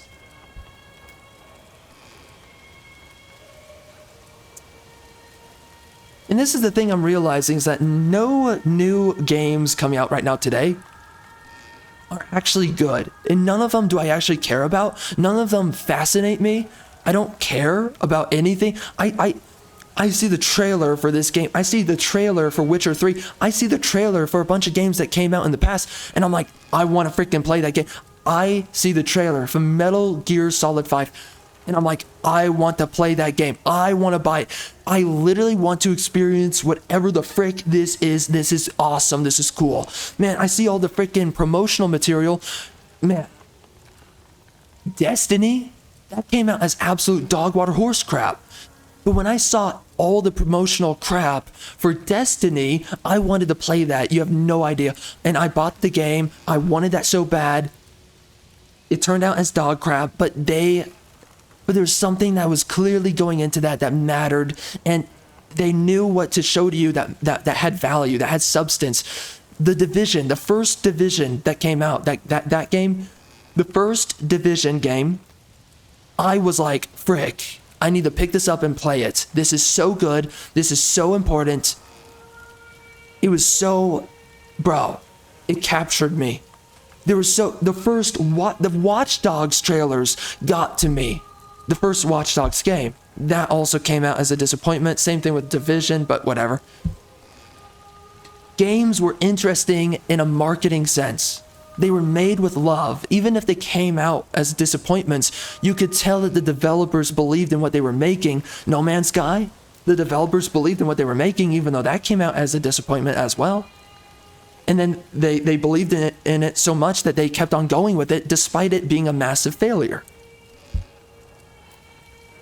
You know, it's just so crazy because we look at a lot of these older games and they were being made with love. They were being made with attention to detail. Now, man, I look at all the trailers for modern games and I'm like, what the frick are we looking at? This stuff sucks. This is terrible. I don't want to buy this. I don't even want to see the trailer. It's that bad. Dude. I don't know. We've gotten into this weird place. I'm thinking about a lot of games right now coming out. And even though I'm excited for some of them, like Mecha Break and whatnot,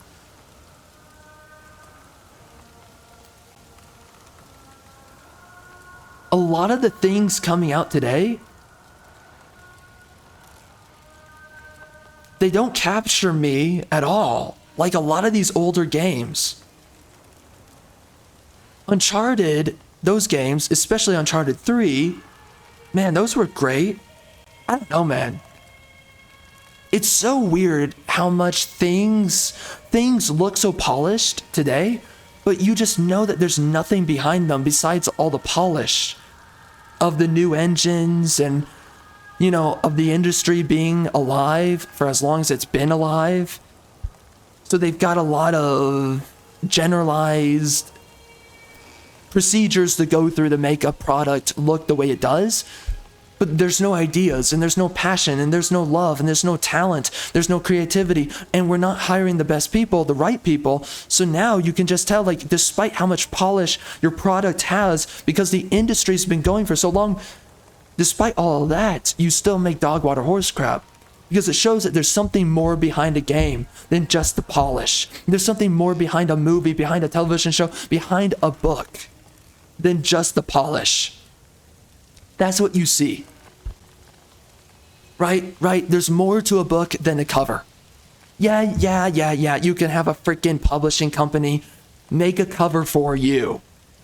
And maybe it can look really good, and then they can do the marketing, and then they can also do for you your book description. They can do all kinds of things for you, and maybe to the most optimized level, because they've been doing this for freaking ages now, trying to sell a book, right? But nowadays, you'll notice with modern products, including books, they don't have the soul. They don't have the spirit that older products had. The older products which built these industries. The first movies are what built these industries, specifically movies. The first games are what built the gaming industry. The first books, like Dracula, like H.P. Lovecraft, Conan, they're not the first, but they're a part of this infancy of these industries before they've now gone freaking rigid and woke. And everything was so much better back then. I mean, geez Louise, so many of these guys, they were making their work before there was a proven way to get it sold, which was what? By method of these companies.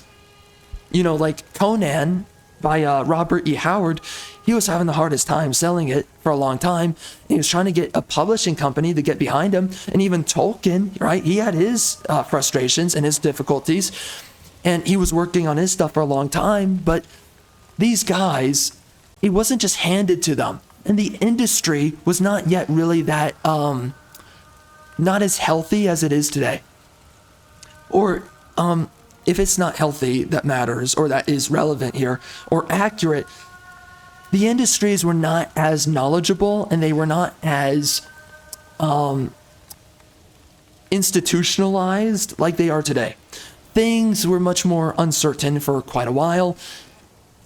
And you have these guys who made some great stuff that people are still obsessed with to this day. A bunch of people make a bunch of stuff that is derivative of this stuff to this day, right? How many people are derivative of Tolkien, for instance? But nowadays, nothing being created now matters. There's nothing today to be derivative of. Everything sucks.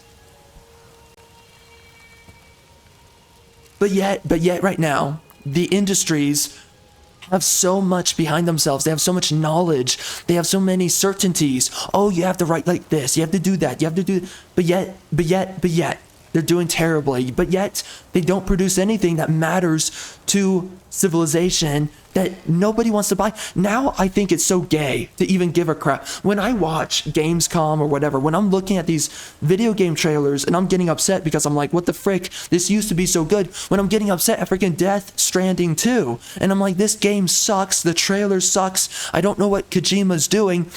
I feel so freaking lame giving a crap. Because I'm like, this stuff has so little value. Who cares? Well, there was once upon a time, in a place far, far away, you would see these things and you're like, I'm giving you my money. The value was blatant and it was latent. Now it's nothing. Absolutely nothing. It means nothing. And now, it's so clear when you look at it, but now it's like, right, things are so bad now that now I'm asking myself, why do I care anymore? Even though I know why I'm saying what I'm saying, even though I know why I'm digging into it as I dig into it, because these things used to matter. These things used to mean something to your freaking spirit, your freaking core. There's a reason why storytelling, there's a reason why great creative products, why they matter. And that's why, of course, I care about talking about these things, is because I know why these things mattered. There's so many layers that goes into it. I know why they stop mattering, or how you lose that value, how you lose that vessel of value. I know all these things. It's like, even despite me knowing what I know, it feels ridiculous to care. It's been desecrated, it's been deconstructed so bad. We have defiled. And like right now, I would say right now, we're going through perversion. If you want to talk about like where are we right now in the developmental process of all this? We are going through perversion absolutely right now. We are perverting so much. Now, it could get worse, right? But right now we are making some horrific effigies. And it's like, once you're going through all this, all you have that is left is disgust. And of course you have hatred for how it's all been destroyed. But it's like, you know, how you fight back and how can you win it all back to ultimately enter enlightenment, right? To enter that rebirth. That's what we're seeking out right now, is how do we rebirth the death of these industries, the death of creativity, the death of love for the spirit of civilization, for the spirit of principle, the spirit of reliability and stability of society. How do we bring that back? And right now, it's a really difficult fight. Really, it is. But you gotta do it. And I've done everything I can to fight it right now. And I'm trying to do more. It's tough. Especially when you rant for 3 hours, effectively. And, you know, facetiously, but still. Right now, we're at such a point where you have to really question yourself, why do these things matter? Because they no longer have value. That's why you have to question, why does it matter? Why care about anything when it has no value? It just makes you lame and it makes you gay. And that's where I'm at right now. I'm like, why the frick do I care? Well, I know why I'm caring. And I'm holding on for dear life, and I'm trying to, in my own way, I'm trying to fight like frickin' all get out. To frickin' save why these things matter, and why creation matters, and why beauty matters, and why excellency matters, and why pursuing the supreme absolute of divine, of celestial, of the heavenly, why it matters so much, and trying as hard as possible to bring about a rebirth. But right now, it's so clear that these things are dead. The remainder of what's beautiful for a game like this, even though it's made during the birth of the automaton, right? It still matters to me a lot. This game in of itself it still has elements very beautiful about it, things that matter a lot about it. Lara, your breasts are amazing, but there's a lot of things I still care about that still matters to me. But again, like, this is all before we continue developing into the desecration of creativity, of creative endeavor, of creative products, and now so much demoralization, so much infantilization. All of this has all taken place. You know, finding our way back is very difficult from here. But it's just crazy to see how old something can be and how good it can still remain. So anyways, of course, we haven't played that much of the game. And I do plan on playing a little bit more. But, okay, right now, we're going to be taking a break. We've spoken way too freaking long here. So I don't know if this is the end of the video. It really depends, or maybe we're just going to jump cut to exactly when we continue. But yeah, okay. We're going to pause and we're going to be back. Alright guys, we are back. I stepped away for a long time. I actually sat down to write down the majority of what I said. Now, there's some to which I'm probably going to have to review some of this footage, write down the rest of it, but we wrote down the majority of everything. Oh my god, she is so freaking beautiful. Oh, jeez. I love her. I freaking love her.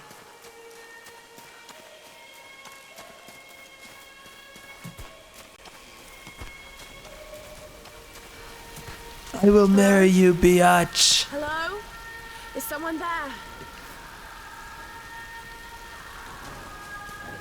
But yeah, we we went through a lot of that. Holy crap. But the entire cycle, it's kind of a cycle, I guess, that we spoke about, a cycle of generational sentiment. And this cycle really does feed into itself and each other within every little phase that you see, right? And there's the little minutiae, but ultimately, clearly some of it is well known. A lot of it is something that we've seen of how it develops. Some of it is projective, making a lot of projections of what could be, what might be, who knows? Don't really know, but taking a wild guess at knowing, right? There's some of it, quite a bit of it, that we've seen in history, but it's definitely important to declare what seems most probable. And of course, when we look at, okay, when you go from the age of irreverence, which we are currently going through, of course, when you go, or generation of irreverence, once you go from there, you're going right into delinquency and degeneracy. That will lead into perversion, very well known and definitely well understood. And then that can only lead into disgust. Disgust, or maybe an era of, or generation that is, which is kind of a mini era, into a generation or era, I mean, depending on how long it takes, could be an era. I think in history, in the past, it was an era, air quotes on era, maybe a mini era.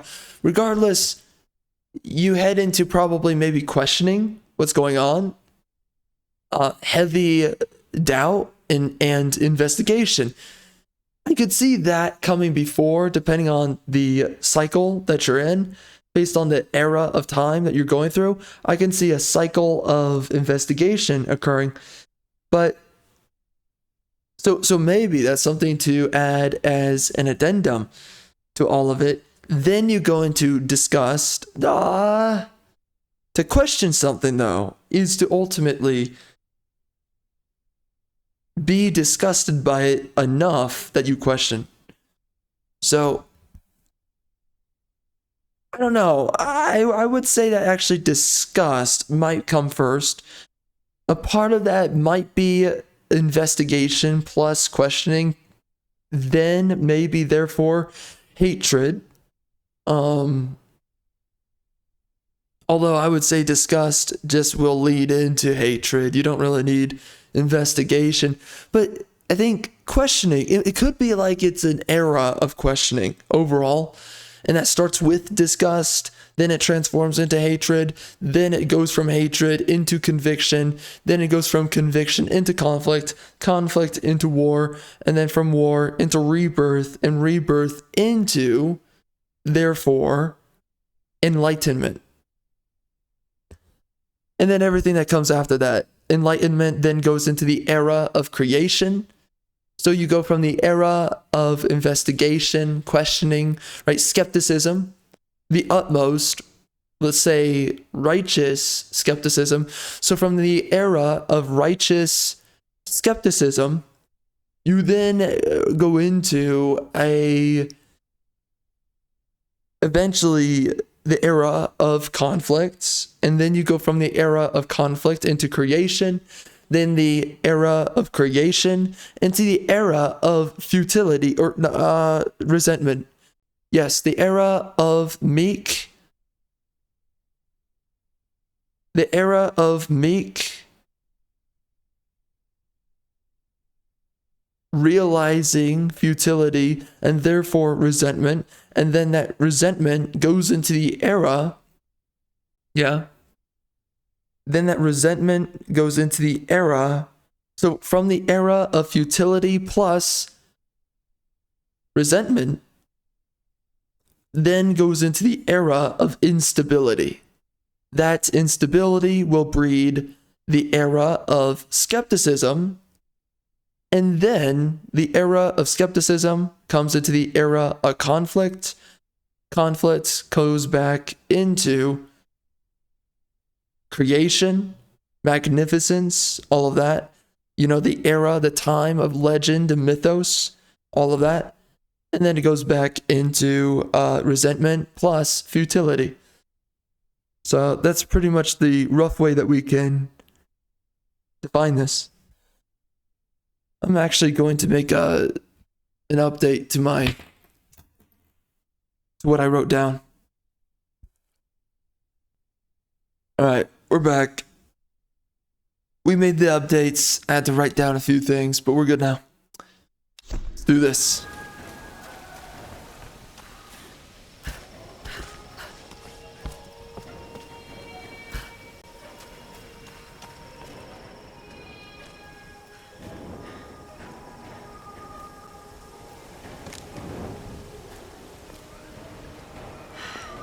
This could be a way through.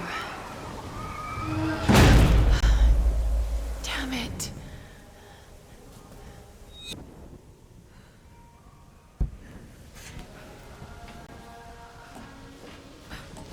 Whoops. Yeah. It's kind of cool. The way they start the game is pretty decent here. You really feel the tension of the environment you get into. Lara's situation of being stranded on an island. The way that everything occurs is roughly really good.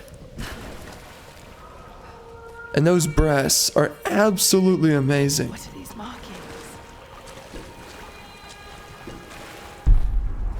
What markings?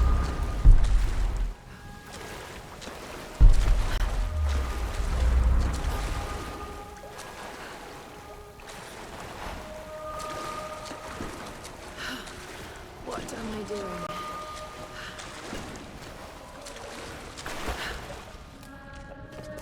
Oh God, this is insane.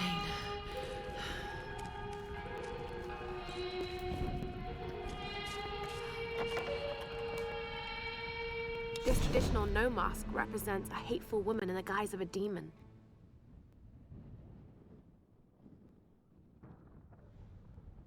There are traces of white paint on the inside. Whoever used this mask was of noble birth.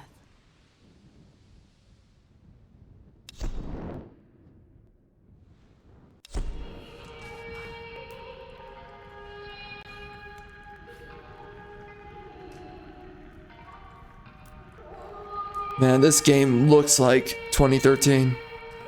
The game after this looks definitely 2015, I think is what it was. You can tell. But jeez, Lara, so hot. Frick. I'm down bad. Need something to pry this open. Oh gosh.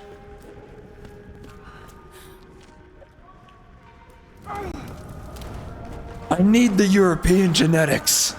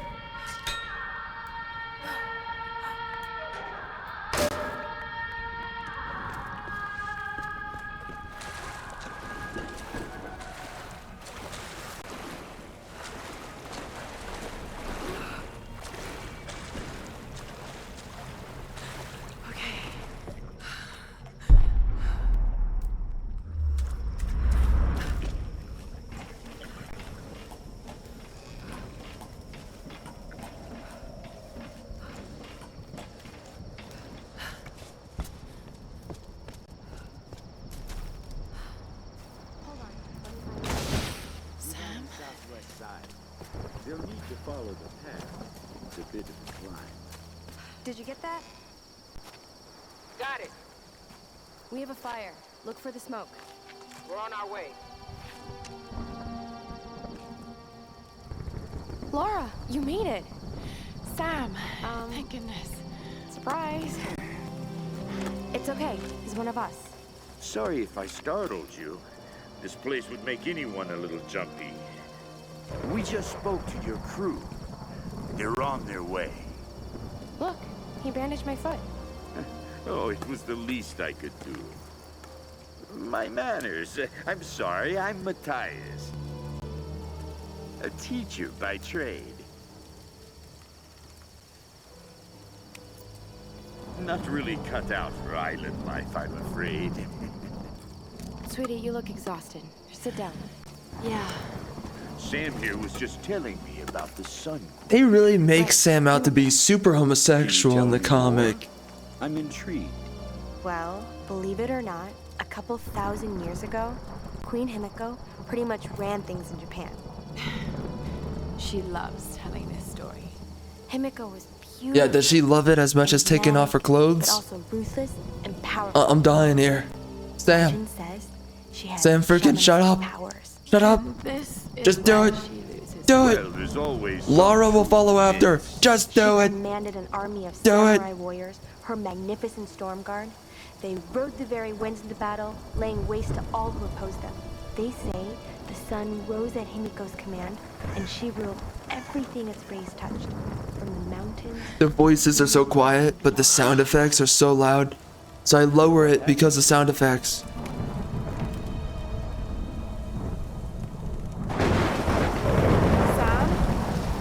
Oh no, she's wet again. The worst of the worst has happened. Lara is wet. Oh no. That's terrible.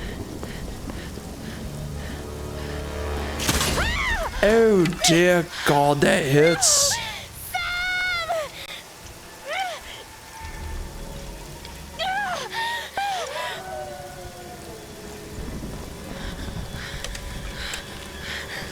You know, that happens a lot. It happens a lot in a lot of games where someone gets hit by a bear trap, but I wonder how much it actually hurts in real life. I don't want to know. I don't want to know. It just seems like everybody walks it off in games. That's all I'm saying. It looks like something that really is unfortunately painful. And it would probably take forever to heal from a bear trap. I mean, it's made for bears. You're dead, son. She made it. Bro, the first time I played through this, I was scared. Golly. This was scary crap for me. But this is really easy. It's really not that scary. Golly, those freaking breasts. Frick. What's up?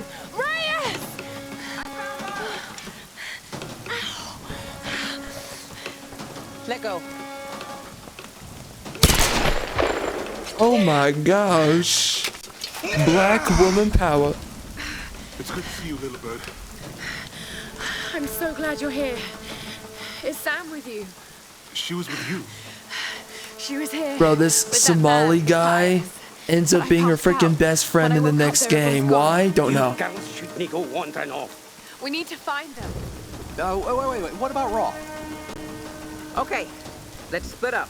You One mean of the us best go with Lara character in and the meet up with game? Croft. The rest of us should fan out and look for Sam.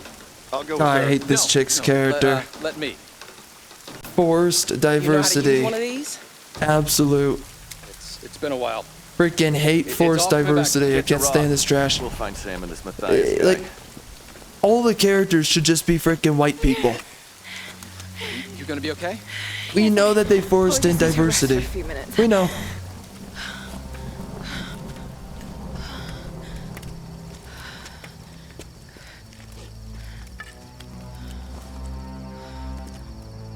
You know what? I wonder. You sit here. I'll I'll check up ahead. Okay. I like the characterization too. Like, these people feel like different people from each other, you know? Different quirks, different sentiments. We don't get that anymore. Seriously, we don't get that. Like, everybody is just basically a crappy alteration of the same character nowadays. And a lot of modern stories and writing. You know, like, a great example is Suicide Squad. Everyone's just a quirky little freaking dip crap on the freaking cast.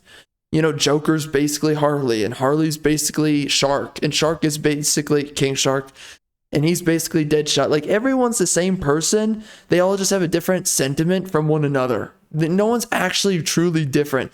They're all within the same vein. It's like, right? It's like, imagine the same person, but like one person is a little bit quirky. The other person's a little bit crazy. The other person is a little bit standoffish and a little bit reclusive from the group. That's Deadshot pretty much.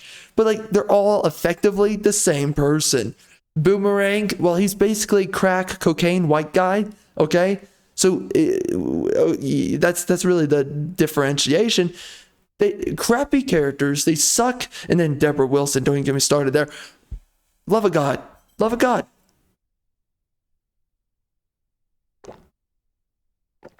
In this game, everybody feels different. Everybody seems to be on their own page, you know? Everyone talks differently from each other. Everybody seems to think differently. Everyone's concerned with their own things because everyone basically, effectively speaking, they all have their own backgrounds.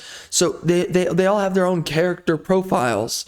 When you look at a game like Suicide Squad, none of the characters have their own profiles. They're all the same people. That's really all it is, right? It's everyone's basically the manifestation of a liberal Democrat university student. That's literally all it is.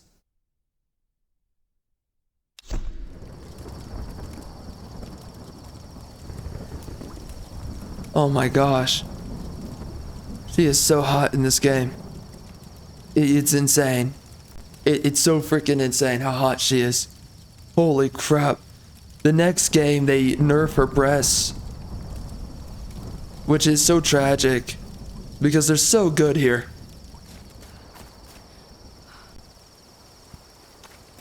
You know, I do wonder though, like what? I was wondering to myself for a second, it's like maybe they're this big in this game and they get freaking huge in the next games, working up towards who is Lara later on, right? This is her in her first form. In her final form, she gets the triple G's. I can't believe we're actually on an expedition to find the homeland of my ancestors. Ever since I told Lara the story of Himiko years ago, she's been hunting for its location. I never really gave it much thought. That any of this could the voice actors, the voice actresses, they do a good job in this game too, by the way. I like these entries because it actually feels like it's those people speaking, right? It's actually those people thinking this. It's actually them who care about this. And by the way, I was about to say this earlier, I think, and I forgot to say it, or I wasn't able to. I think the comic, though, in some rough part, these people that we see in this game, I think it's actually a massive disservice characterizing these characters through the comic, because the comic gives you a very different idea of who they are. Oh, this is what they've done, this is where they were, this is their backstory. But the comic really liberalizes the characters.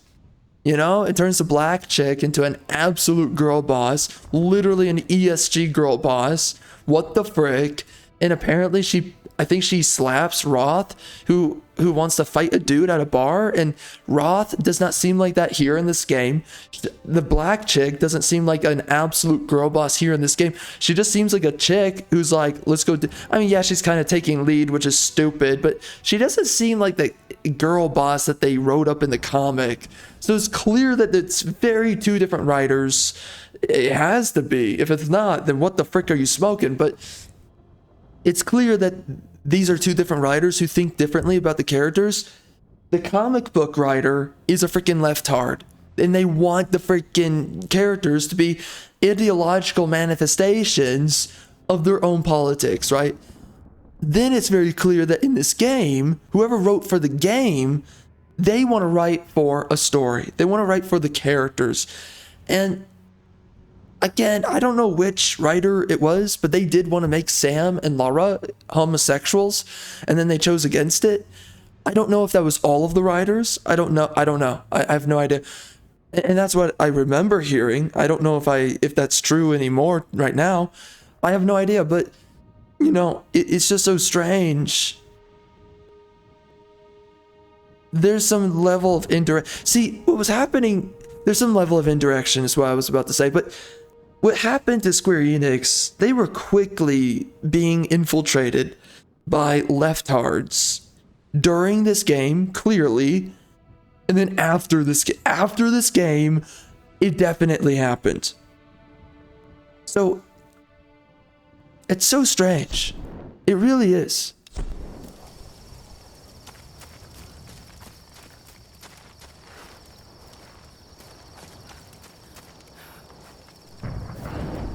Yeah, I know your freaking story game. I already know.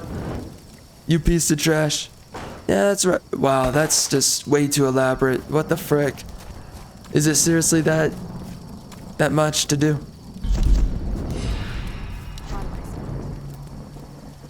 Okay. This is Lara Croft, an archaeologist from the Endurance, shipwrecked. See, she's even speaking to herself here. It just feels like, wow, they really jam-packed this game. It's such a tight experience. Oh, it's one of her journals. Well, see, that's cool. So they made journals, and when you sit down, as you're progressing the story, so each campfire, she's speaking about what's going on. Okay, that's cool.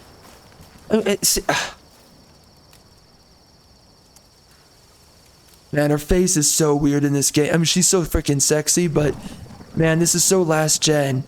It makes her look so weird.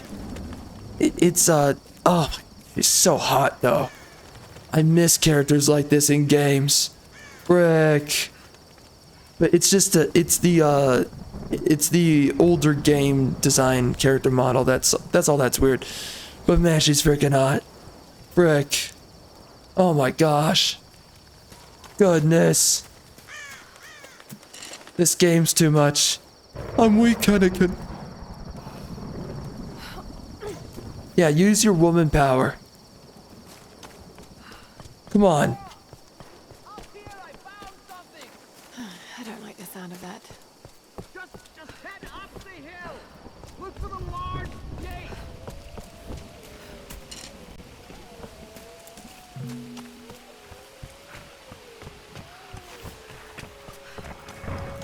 Oh no. Oh shoo, man. Oh freak.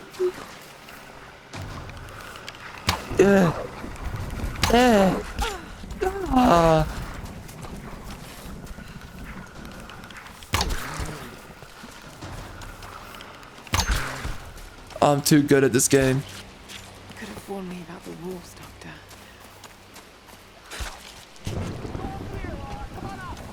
I love it, dude. Like, you can scavenge off of the bodies of these wolves. It's just, the game just feels so immersive of its genre, you know?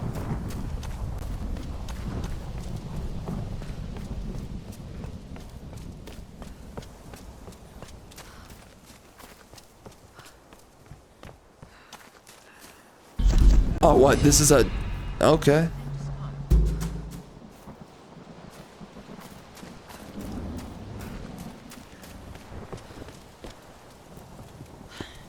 These are fascinating. I've seen these before. They must be ritualistic. This female image is particularly interesting. Looks like it was made quite recently. By those islanders, no doubt. Judging by the wrecks out there, they were once like us. Survivors. Remarkable. Yes, well, let's hope we don't become murderers, too. See if you can work the other one. Oh my gosh, I love how everyone's different from each other, man. Lara thinks differently from him. You understand why they're thinking differently from each other. Shit. It won't take the force. I'll have to find something sturdier to turn it with. Must be something around here. Yes, Lara, lay down. We can find something sturdier. No, I'm sorry. Sit on me.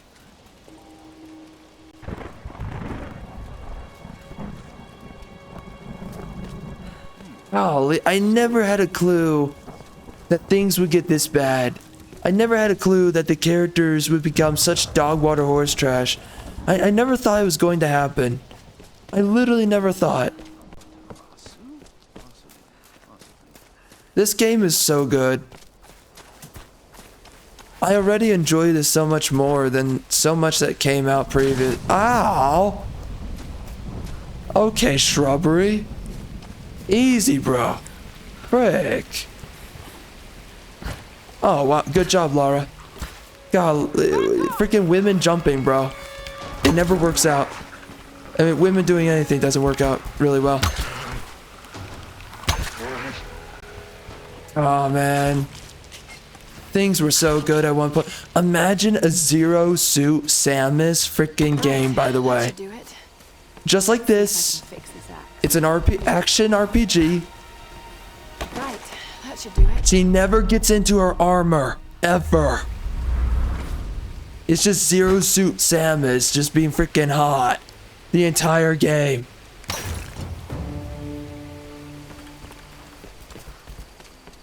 It would be so good. You're going down. You're going... Oh. Imagine that. Zero-suit Samus. An entire game following her. She's walking around in a freaking latex outfit. Humongous breasts. Running around fighting freaking alien demon monsters, whatever it is. God. And they never did it. Oh. Because freaking developers, man, they're freaking homosexuals.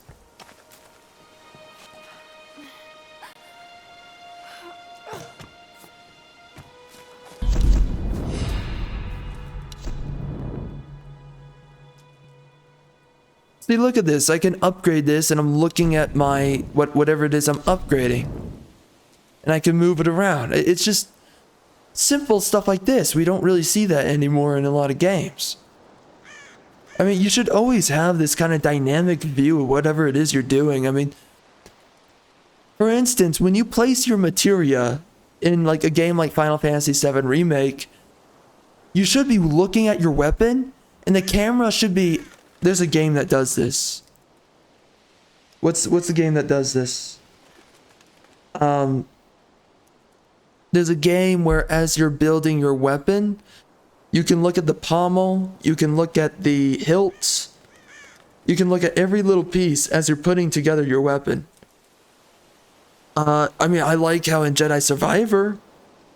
Actually, you know what? Okay, that's one good thing to say about Jedi Survivor.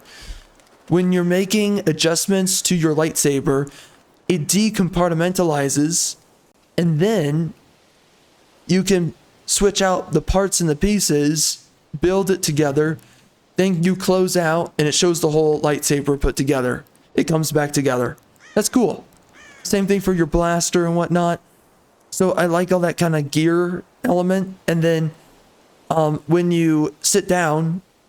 Right, when Cal sits at a meditation point for you to upgrade, I forget what the previous game was, but I think this is an improvement, from what I remember, of Jedi Fallen Order. In Jedi Survivor, you'll sit down and these huge tablets will come up from the ground and it'll show you all your abilities. So that's cool, and you can flip through those giant tablets, right? So that's cool. There's a game, though, that I'm thinking of. I forget what it is. But you can put together your weapon. Maybe I'm thinking of Dragon Age Inquisition. But, man, it's just a lot of games don't do this anymore. A lot of recent games are not doing this. This is such a cool thing to do, though. So anyways, okay, we strengthened it. Nice. It didn't change the way it looks, which is, it's fine. It does change the way it looks later, but... It doesn't matter. I mean, this is dynamic enough. I like it. By the way, Lara, what's up? I saw you were in the area. I had to come on by. Shall we give it a go then? Let's do this, Doctor. Whenever you're ready. Doctor? Freaking doctor.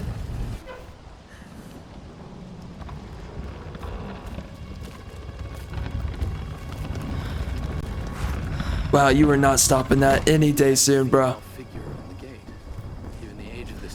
But right there, okay. Oh my god. Now the voices are too quiet, bro. What is this game? This is why do not mix together freaking sound. Oh my god. Who worked on this game? Who worked on the freaking audio, huh? Freaking question, bro. Who worked on the audio? You're driving me nuts. You a piece of donkey. Donkey! I love that. She just walks by it and she lights the torch. Golly, it's contextual, environmental interaction by the character. There's so much. There's so much that this game does well. And then she's hot. And then she's freaking hot. Frick. I'm in love.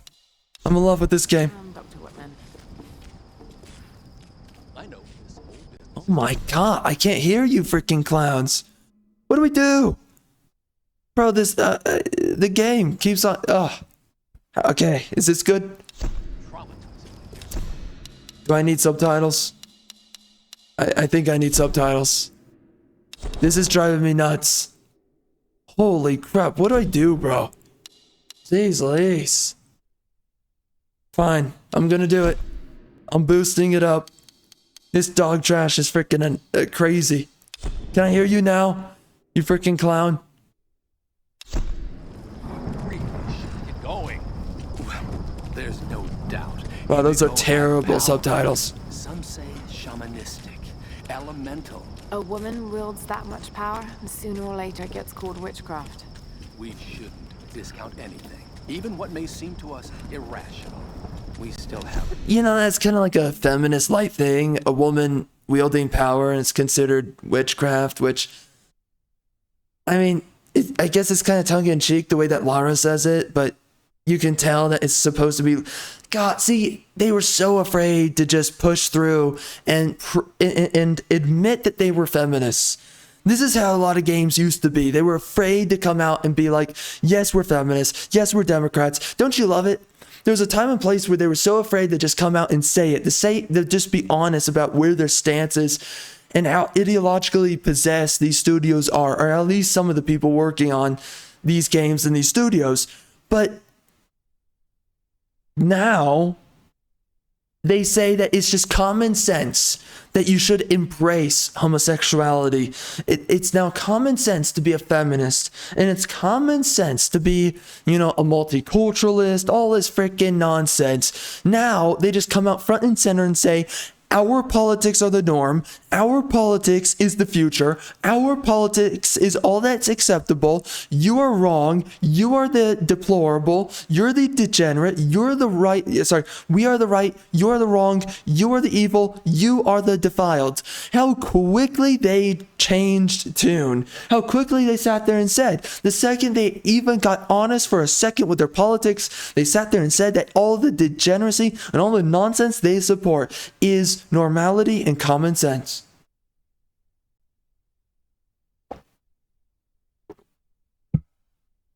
How quickly we transformed. Now, if you don't bend your knee to their politics, you're wrong, you're evil, you're modern day bigot, right? You're all this freaking crap that they come up with. Jeez Louise. Oh my gosh. And right now they're freaking harping on about freaking so they've already monstrified and destroyed the term empathy. And you know, empathy is so freaking gay. I mean, empathy is such a fake term that most people, like, empathy is not something that everyone just has access to or should have. It's not even something that's necessary. And the freaking Democrats, they go out of their way and they're like, empathy this, empathy that. It's so important, and you have to worship again. Egalitarianism is progressivism. Egalitarianism is modernity. Modernity, egalitarianism, progressivism is a religion. It is a religion. religion which replaces the religion of God, the Bible. That is egalitarianism. If you choose to bend your knee to it, you are bending your knee to another god. That is what is happening. And that's what they want you to do. They want to pressure you and moralize you into their position, which is what is basically a religion for brown people. Effectively, egalitarianism is a religion for poor black, brown people, anyone melanated. That is what it is. Because remember this. Politics is racial. They say for the longest time that politics is not racial, that race, their politics specifically transcends race. That race is beyond and far and apart and completely excluded or irrelevant to politics. And then everything is about politics. Then again, you pay attention to the type of people who really push for Democrat policies, Democrat ways of thinking, and all this freaking horse crap that you see. And it's always to their self-interest to support Democrat policies. Why? Because politics is racial. You see a lot of people of very melanated backgrounds, and then of course you see the white cucks, because yes, again, politics is racial. You have a couple of white people, or not couple, I mean, I don't know how many, but anyways, you have a certain batch of white people who sit there, and because they think of themselves by race as oppressors, they feel, or they're also afraid of minorities, or they pander to minorities because they look down on minorities. That's the biggest one, honestly, right there. But it's a mixture of fear, of definitely by majority, it's they look down on minorities. That's minorities by American standards, European standards. We know that they're not minorities in their freaking home countries. Anyway. But they sit there and they pander to these other groups because they look down on these other groups. They look at these other groups as children. They literally think about them as children. And then these groups, they speak about entitlements and they speak about, oh, this is what we deserve and we demand this and we demand that. And it's all about these idealistic notions of entitlements that they don't deserve and that is not important in life. You know what's important? You know, because now they're not just harping about any longer empathy. That was the last thing that they cared about.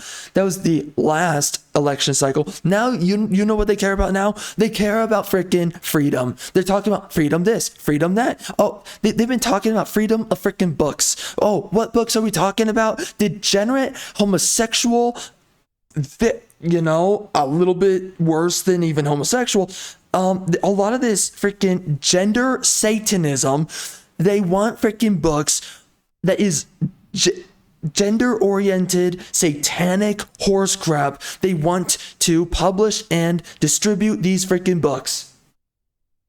And they're talking about how the other side wants to silence them and burn books, which is so hilarious because they're the side.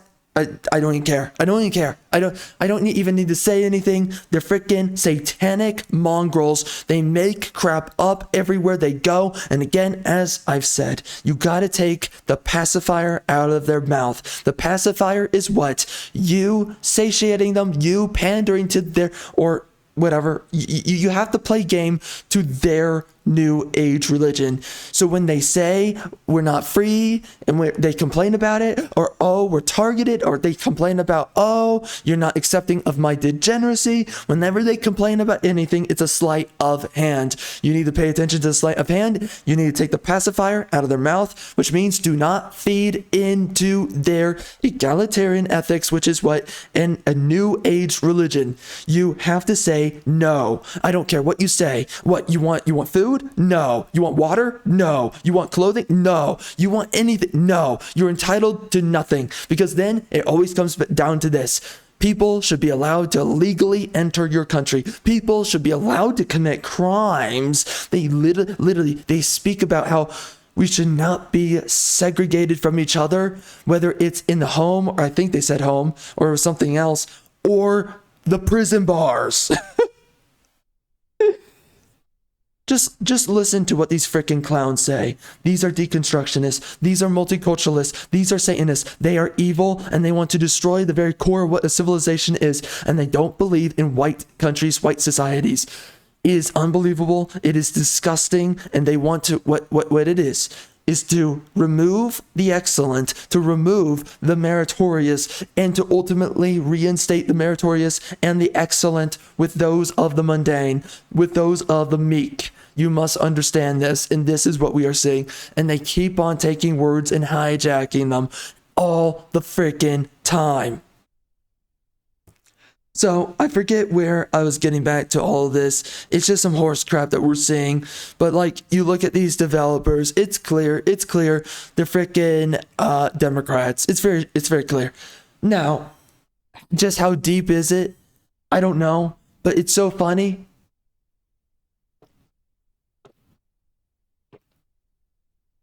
They were not so brazen at first. They were incredibly timid about their politics and preaching their politics. And then it slowly, because you look at games like Dead Rising, by the way, some of the first games, they make a lot of jokes about conservatives and how they talk about, oh, the government's coming for us, brother. And, oh, you know, we got to get rid of these deplorables and blah, blah, blah. Everything they do with redneck hillbillies to use them to express conservatives.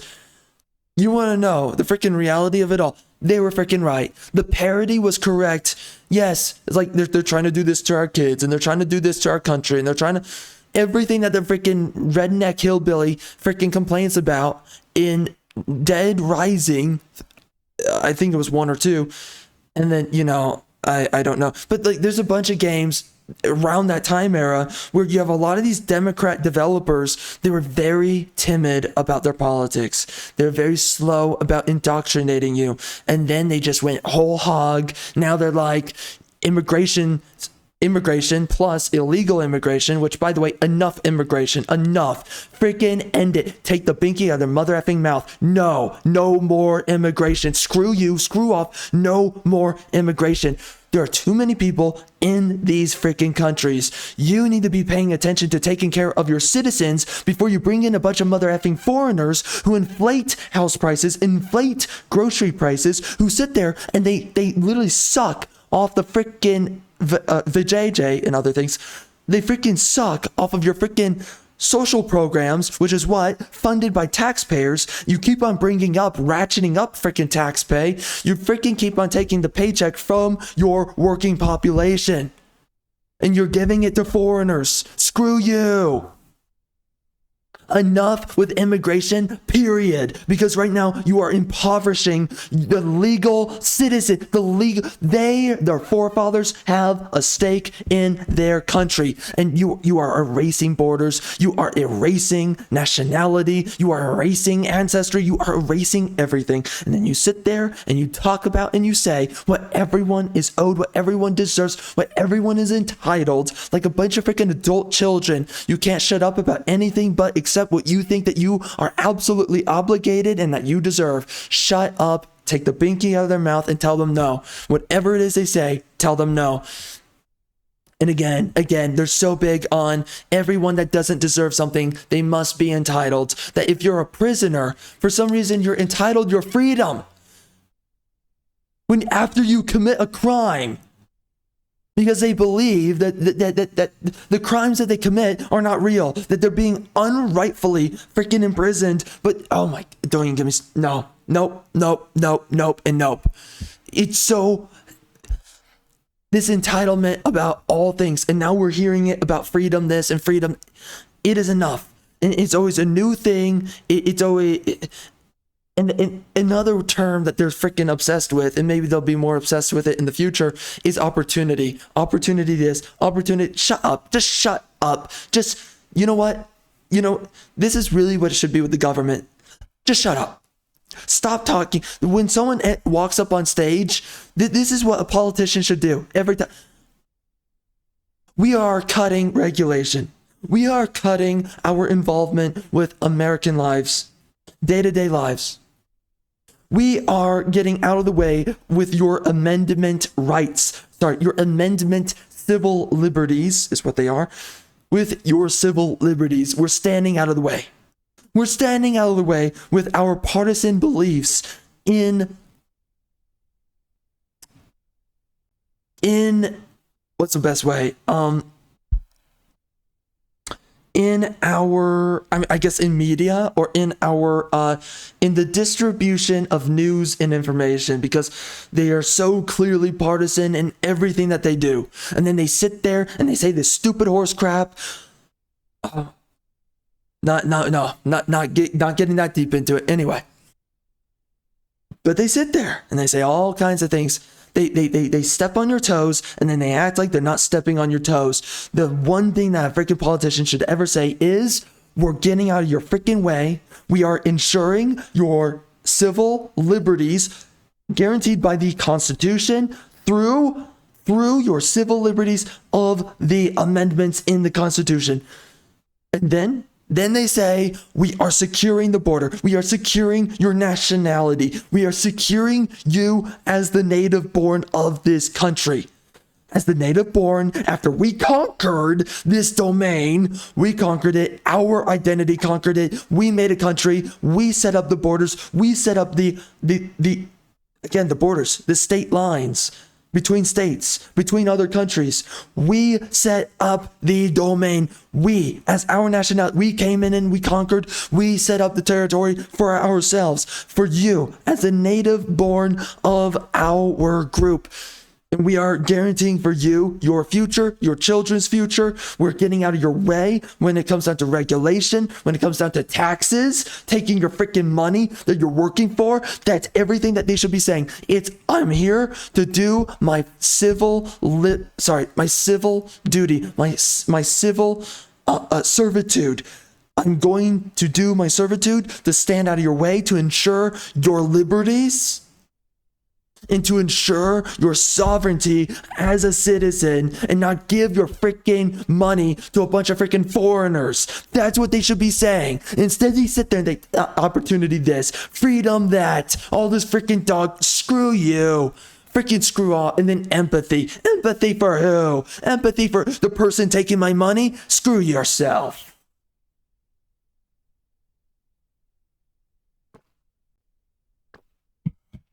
Or what? Empathy for the lobbyists who take your money too. They take taxpayer money as well. And then they create a racket with the freaking politicians. Empathy for who? It's for freaking corruption. Don't listen to these freaking clowns. The only thing they should be saying is, we're not getting involved. We are guaranteeing you your sovereignty and your civil liberties. And that is it. And on top of that, safety, we are getting rid of the criminals, any freaking degeneracy, all this freaking dog crap. It's done. It's out of here. It's over. And we are guaranteeing you your the religion of the country. Enough of this freaking dog crap. Love of God. But here we go. Again, the grandstanding in these games and everything outside of these games that then affects these games. All of this trash. How it always comes full circle. These mother effing clowns. Again, they were not so brazen. They were timid at one point. Then they got brazen. And now it's so in our faces. To learn about the world. You sound like my father. It could be one hell of a story, Lara. Not if we don't live to tell it. But I love the way that the characters speak in this game, because largely it's not ideological. Right? They make their little digs, but at the end they make sure to leave their foot off of the gas pedal. Again, I don't like it that they're there trying to be like this, slightly woke, but at the very least, bro, this is just a story so far. This has good pacing. There's so much that this game actually has on top of other games that have come out ever since. It's crazy.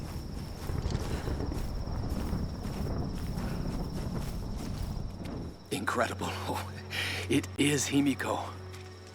But look, the bowl, the candles. Why is she still being worshipped? This island, it must have once been part of Yamatai. You were right, Lara. The Lost Kingdom. It's like finding Atlantis. But this is real, Dr. Whitman. We're not standing on a myth. No, we're standing on a gold mine. Come, quickly. Your friends are hurt. Yes, probably by them. Get back. They can't be trusted. You still have a gun. I don't want any trouble. No. We'll come. No. But I insist that afterwards you take us to whoever's in charge. What are you doing? Be quiet. No! I'm handling this. No! No! Please! Get off! Just go along with them, Lara. Do whatever they say. Дай меня пистолет. They're Russian. What the frick? My grandmother told me that Russians are black. Lara! If they give you any trouble, kill them. Don't hurt them, I please. said, silence, girl. А ты ведь хорошенькая, да? Напоминаешь мою сестру.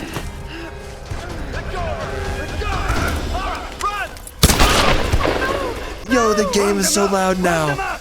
Goodness. God, the audio mixing. God, this is so freaking painful. Kill them all!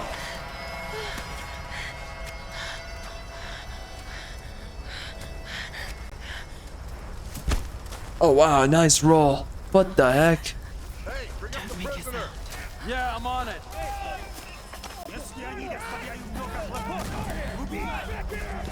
What'd I do? I don't get it. Anything? I can't find. Oh no! Oh gosh! God.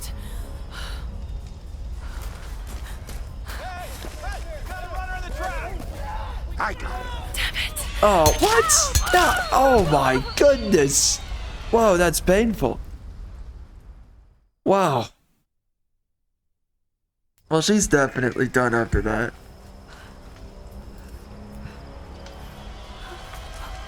That is no good. Yeah, keep moving, punk. Keep moving. Keep moving. Oh no.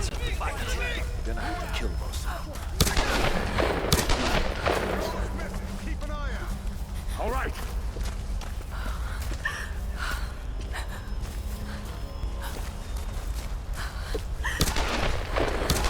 What do you see? Nothing. No. Isolate him, please. Kill the Любишь играться в прятки, малышка? Думаешь, удастся спастись?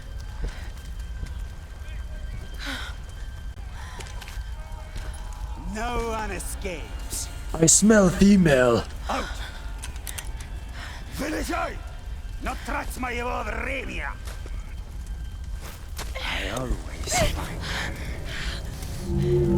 Oh frick! Oh no, that's not good.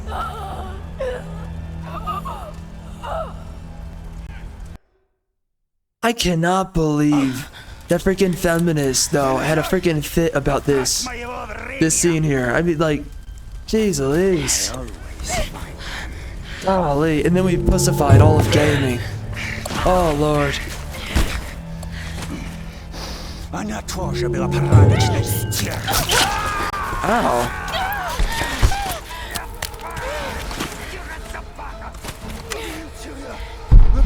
Oh dear God. Did I?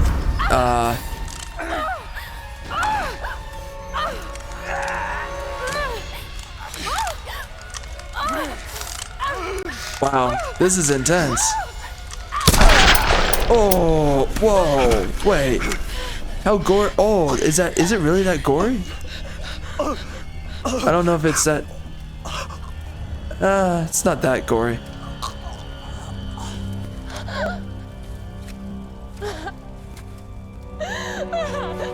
Don't worry, you're hot. It's gonna be okay. You're already forgiven. Don't worry, it's okay. If you were ugly, it would be a terrible thing to do. Oh my gosh. Oh Lord.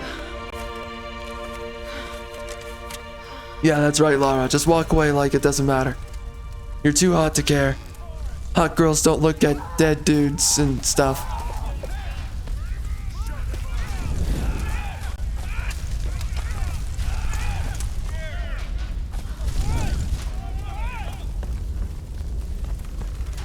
I'm going female Rambo in here. I'm a man, baby. A man that really passes off well as a female.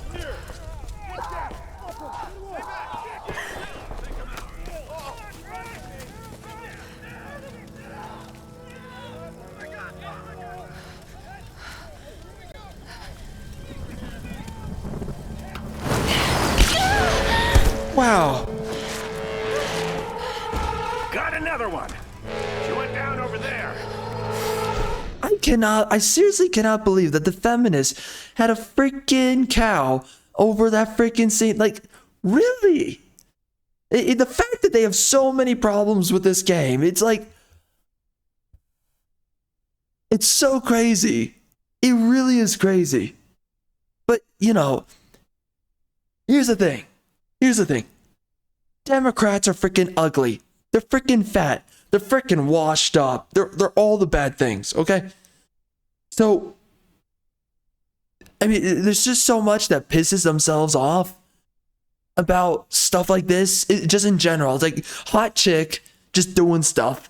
Hot chick going through these gruesome scenarios, and they're just like, oh my gosh, I'm obese, and I freaking hate her because she's freaking hot.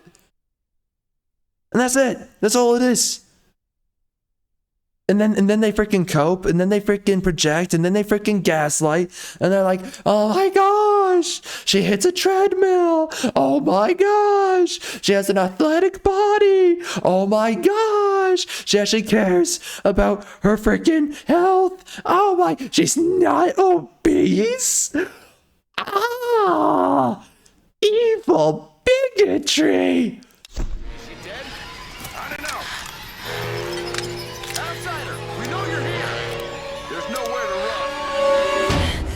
Again, the very freaking clowns who say that this chick, I don't even care about this. It's just that the reality is the very clowns who say that this chick has an unrealistic body type are freaking obese. They're freaking obese. They sit there, they complain about how Lara looks, they complain about her unrealistic body type. They sit there and they're like, wow, this is such bigotry. Look at the way she looks. She's so desirable for men. That's just wrong and evil and so painfully unrealistic. Then you look at these freaking clowns. They're all freaking beach whales. That's all they are. They're freaking walking freaking beach balls and freaking whales with freaking snorkels. They are freaking disgusting. They're ugly. They're freaking dry as all get out. They need moisturizer so bad, and they're freaking sitting. They're seething. They're raging because they're freaking fat. They're freaking fat. They freaking smell. They have a yeast infection, and then they look at a female that doesn't have a yeast infection, has amazing freaking breasts. What's up, Lara? And she's attractive, and she's European, and she's white. Same thing as European, but you know, nowadays they're trying to do things about that and transform Europeans. But she's a freaking beautiful white woman, and they hate it, including the obese white women. They really hate it because they're like, Eurocentric beauty standards. She's thin and she's white, and I'm a white woman, and I'm obese, and I'm getting tired just talking. Shit, God. Rambo mode engaged. Whoa, bro, the game is what?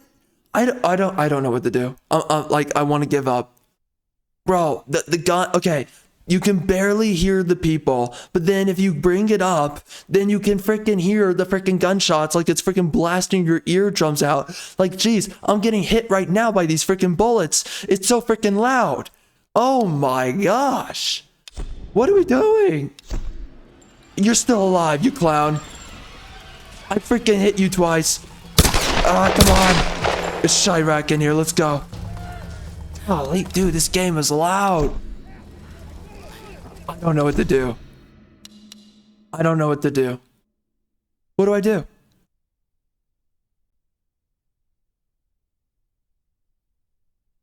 I mean, do I change my end of audio or do I change the game?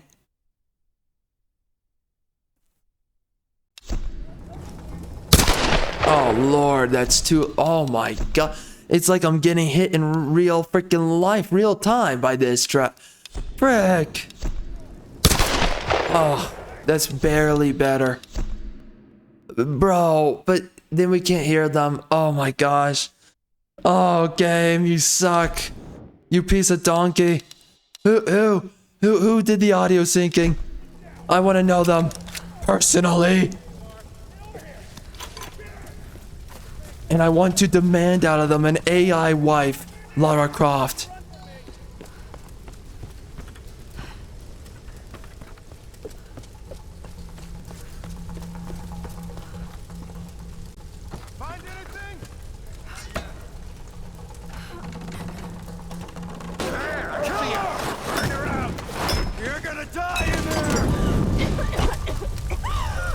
Yo, that fire happened quick.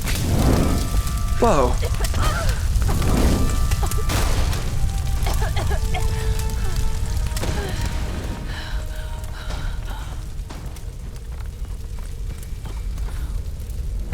Keep on breathing. It brings all the fumes into the lungs.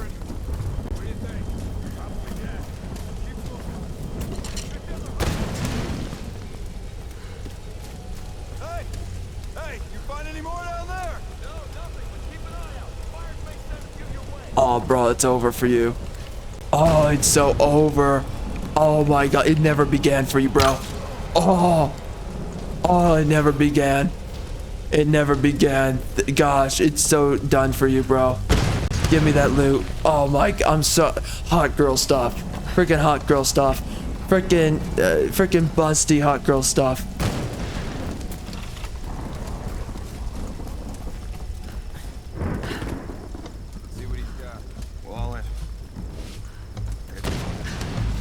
Whoa, the camera's going crazy. So what came in? Another tanker? Nah, looked like some kind of research ship. Should be some good stuff then.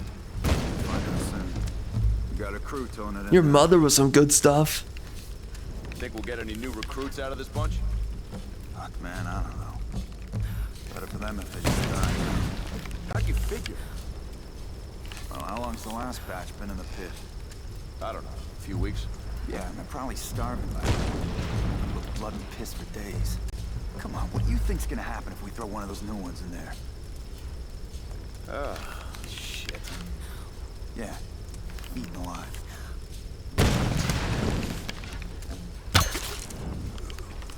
I'm a super stealthy girl. She made hot girl magic. Yo, you're so done. It never began. What's going on down there?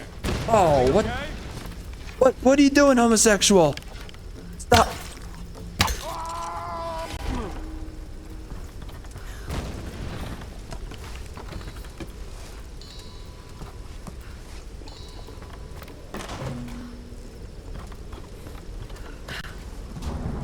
Lara, are you there? Yes. I can see smoke coming from the old ruins. Are you okay? Oh god, Roth, I'm in trouble. They're killing people. What? Who? Men. Bro, I miss how... Oh yeah, and all the bad guys are men. Oh my gosh, this is really before things got woke. Frick. Oh. Bro, this game is a freaking blast from the freaking past of when things were not freaking massive woke. I don't remember this game being really that woke, even with the black chick. I mean, they got freaking woke with the comic, which is weird. I think that's clearly a different writer. Has to be.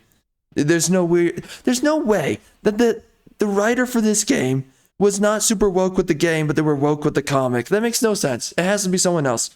It has to be a freaking overweight, libtard female that's like, yeah, I love voting for my Democrats. I need to buy my bonbons and I need to vote Democrat because the Democrats they're empathetic and they're for my opportunity and they're for illegal immigration and that's beautiful and that's brave and the Democrats I love them so much that they love freedom. They love it so much. I love my Democrats. Oh. Why? I had to kill some of them. I had no choice. That can't have been easy. That's the writer. That's the writer for this game. You've got to warn the others, Roth. Don't worry about them right now. I'm sorry, not the game. I'm sorry, not the game. The comic. It's an obese freaking land whale, disgusting woman. I have no idea who the writers for this game are. And I don't remember any shenanigans, woke shenanigans. Even with the black chick, who's obviously a diversity hire for this game, it's very annoying, but even she, though, she's not really in the game, this game, that much.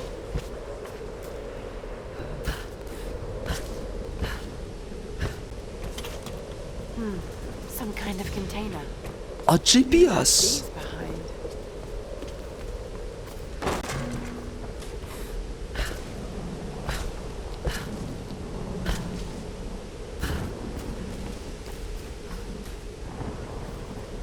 Yeah.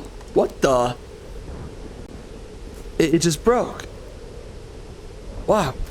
The power of words. The power of words. The thing about nightmares is sooner or later you wake up. But there's no waking up from this place. Which means I'm really here. I'm really doing these things. And you're still really that hot. Don't think about it, Lara. Not now.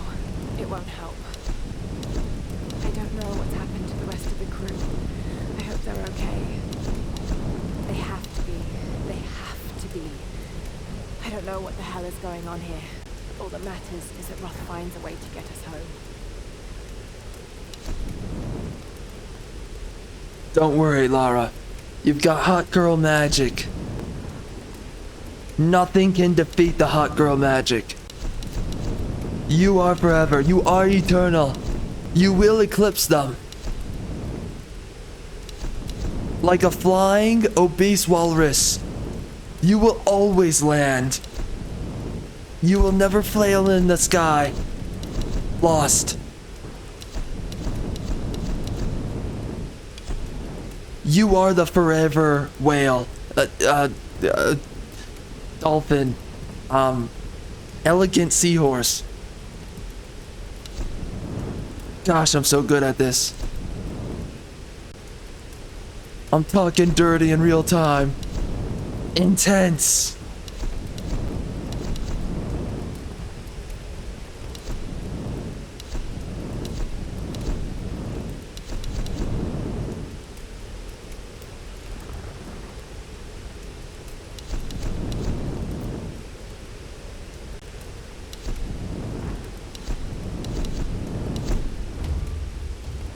Oh, bro, I'm slaughtering nature after this.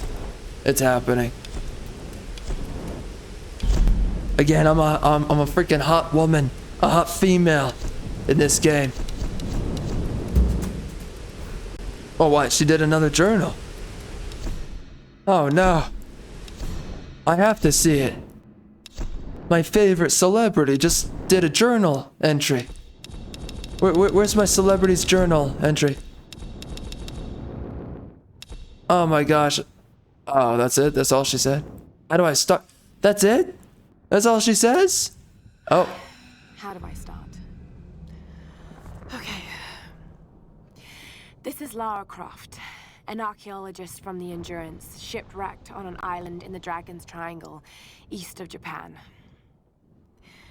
This place is incredible. I've seen wrecks here that could date back. Bro, jeez Louise, women take forever on everything, including speaking. I can read faster than you can freaking talk, Lara. You're killing me. By the way, what's up? What's your number? Sooner or later, call me later. Wake up. But there's no waking up from this place, which means I'm really here. I'm really doing these things.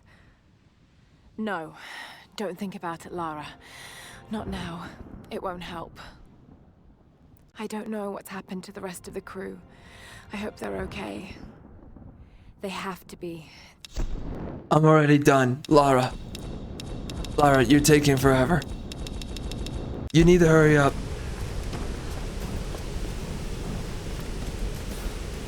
It's embarrassing that you take this long. Oh, come on.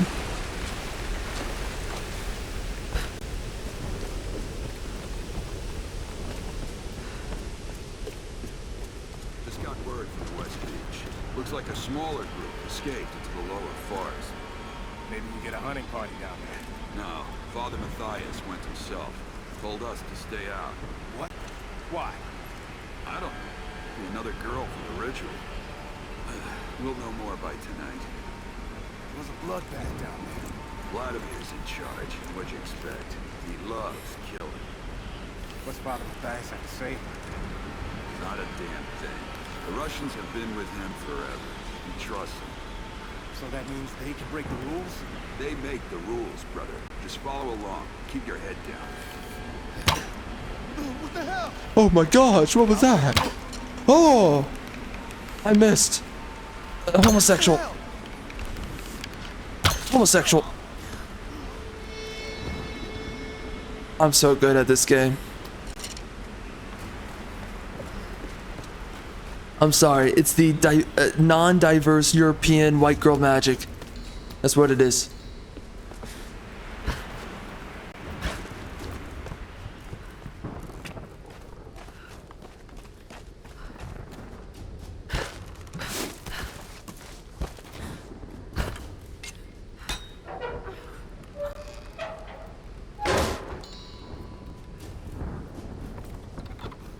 We breaking that open. Just like we break Lara Croft's haven. She may.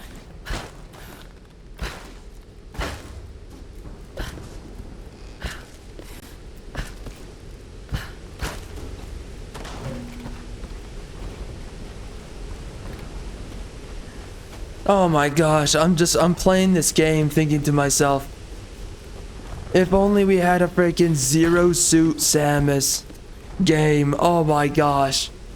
It truly would be all over. After that, existence is complete. That's all we need.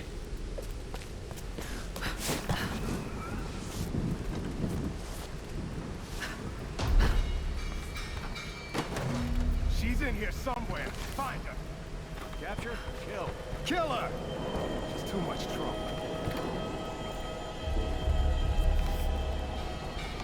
You two, check that side. Got it.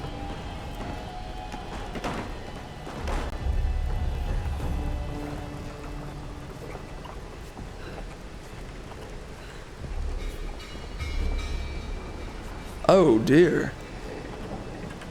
Keep looking. She's gotta be here somewhere.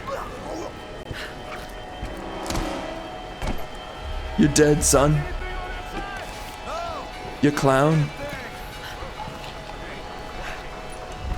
All the way to the sea caves. Maybe she fell. No.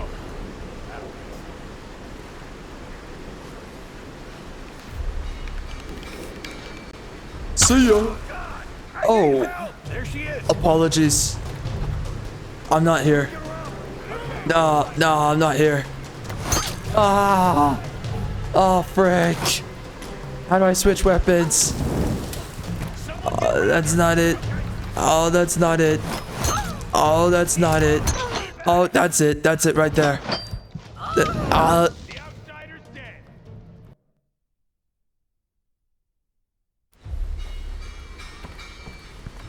You two, check that side. Got it.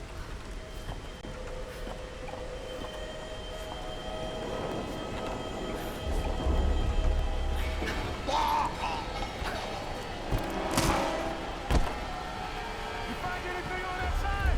No, not a damn thing. Whoa. Hey, watch it. How far down did you go? All the way to the sea cave. Your mother was a sea cave. And I plundered that trash. Just like Helm's Deep. It was so over. Oh! Who did that? Oh! Who did that? Oh my gosh, this does not work as well as they said it worked. This mechanic is trash. Oh dear God. I regret absolutely everything. Oh dear God, don't come over here. How do you see me? You piece of trash! Screw you! I am a beautiful woman! Ah, frick. Screw you! Screw you! You come from a Serbian part of the world. Screw you. I am brave and beautiful. Headshot, biatch. Headshot, biatch. You're not winning today. Non-diverse beauty wins again.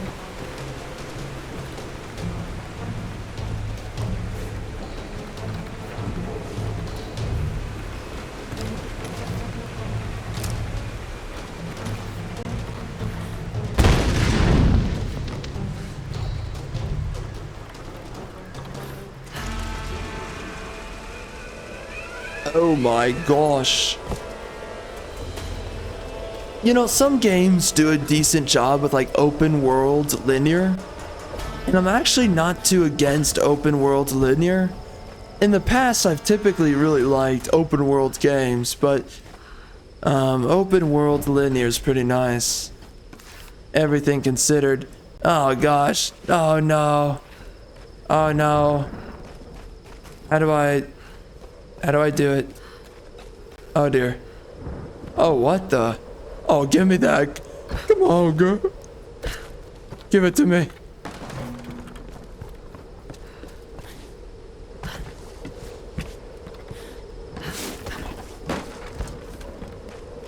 I can go down there. Wait, can I go through here? Yeah, come on, Lara. Take the freaking pain. Just take it. That's what I tell my wife every morning. Just take it. The pain's good for you. What is this? Silk fan. Could have been used by a villager or a noble, maybe. Or a homosexual. A flaming homosexual. I have my money on the flaming homosexual.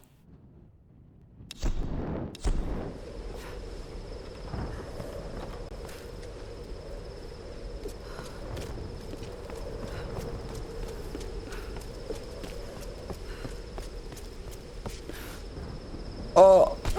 Ow. Oh, that lantern's so done. God, I'm so good at this.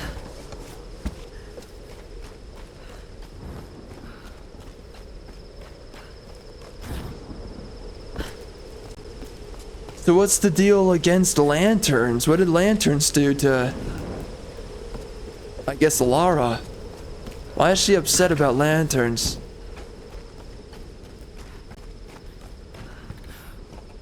Also, Lara, call me. Totally unrelated to lanterns, by the way.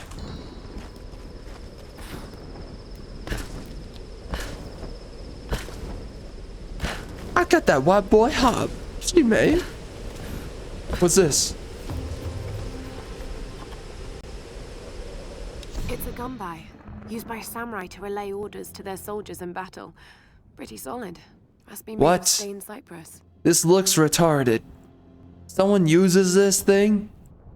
It looks like a freaking BDSM paddle. No, I don't believe that. No, the samurai used it on their concubines. That's what they did. Fake. It is fake and also fake news. No, it's not real. It's not new. It's not new. It's old. The lies are not new. It's all fake. When we washed up on this rock, the rain and wind pounded us for days. We couldn't build shelter or forage for food. Christ, we couldn't even move. It was like some enormous hand was holding us down. Just as the storm was finally breaking, Father Matthias came to us. He was calm and soft-spoken. He seemed to know us, our names, where we I thought he was Jesus. He spoke to us in our native language, and we listened. And as we listened, he told us the truth of this island. He offered us a choice, salvation or death. Some chose to defy him, and without hesitation, he killed them then and there. Father Matthias didn't seem malicious or Oh my gosh, bro. Speak a little bit faster. I'm dying here. I finished it. Okay? Listen. Listen, man. I can read. I can read. I'm the last of those who can read. Last of the reading Mohicans. Okay? I need you to understand. I know how to read. You, on the other hand, you read with this freaking speed of a freaking third grader. A third grader, a DEI third grader. You speak with the freaking speed of a freaking DEI third grader. Yeah, figure it out. How fast is that? Not very fast.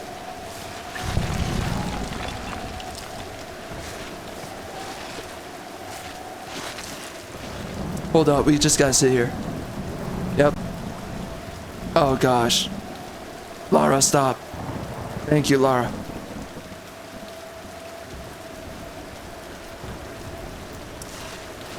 What a great game. I love the plot. It's so good.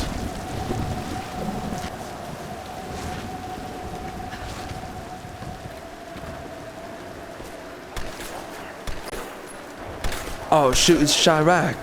She, man, my brothers, they be dropping. Oh shit, man. Oh no. Oh god, it's Chirac. It's so loud. It's so loud. Oh my gosh, game. Make a decision. Roth, I'm coming! Thank God you're alive. Oh no, not the white man. Oh frick, it's always the white man. It's good to see you two, girl. Sorry, they did a real number on your leg. No, looks worse than it is. Have you heard from any of the others? Nothing. Wait, what are you doing? The wolves took my food pack. The transmitter from the lifeboat's in it. If we don't get that back, we're not getting off this bloody island. But you need bandages, morphine, antiseptic. Also in the pack. Shit. Exactly. Come here. Come on. Oh. Oh no. No! Oh, don't do this to me, you northern bastard.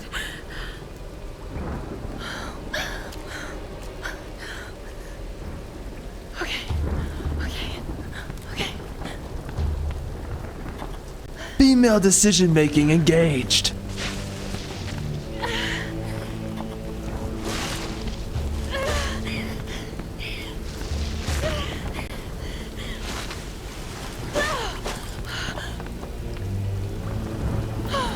Thank God he's still alive.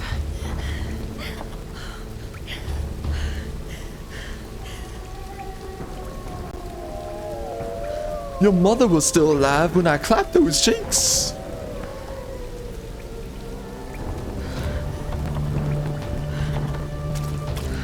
Oh, she's having her hot girl Rambo moment.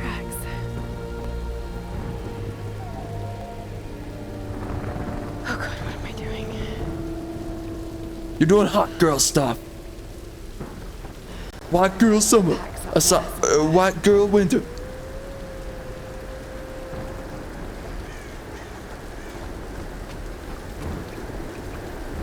Oh gosh, that's the last of the white men. Oh god, it's so over right now.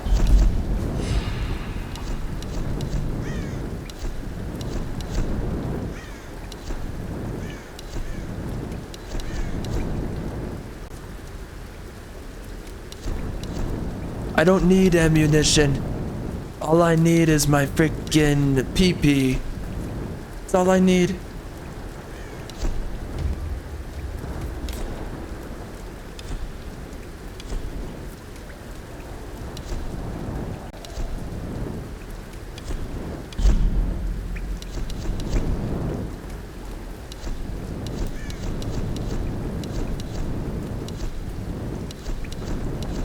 Okay, I want to know which of these upgrades is a breast augmentation. Which one? And which one is a shirt tightener? And also, which one is a jeans tightener? specifically called camel toe. I need the camel toe jeans.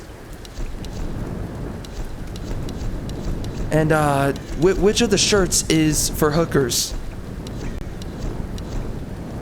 It's all I need to know. It's all I need. Oh wait, we have all these Oh, I think I remember that with this game. You can put on all these different outfits, but you can't actually see. Yeah, I have to back out to see it? Oh my gosh. End it all. End it all. What the frick? What is this?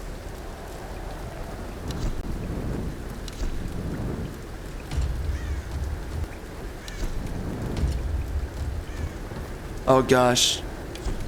My bow. It is ready. Let me see that outfit. Ah, dang it, you freaking hoe bag. Unzip it. Do it now. Oh my gosh, homosexual outfit.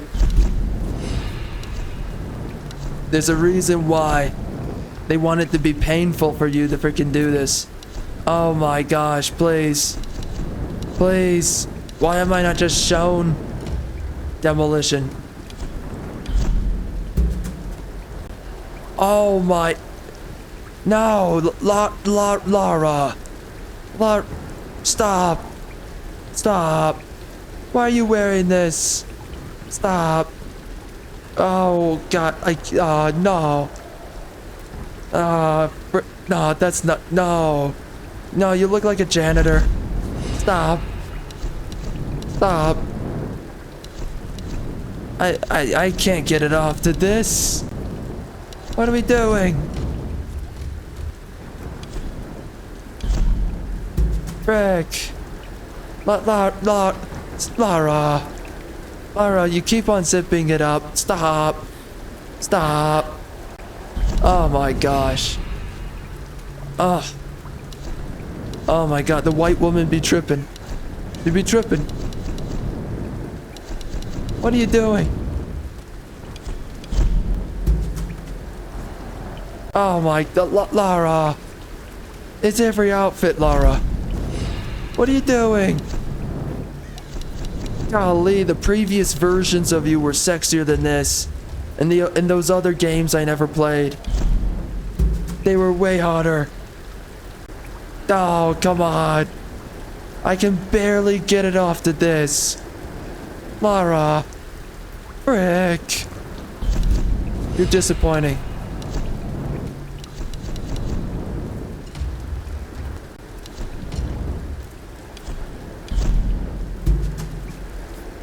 Square Enix, you're such freaking homosexuals. What is this? What? This looks like... Oh.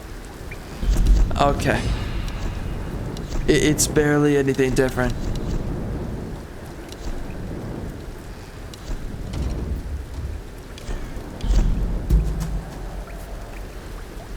Ah, shit, man. We having white girl summer again.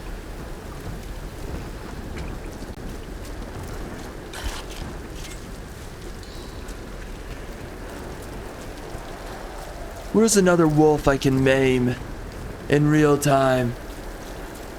I'm looking for another wolf I can slaughter. Show me that wolf. I refuse to show mercy. These animals deserve nothing.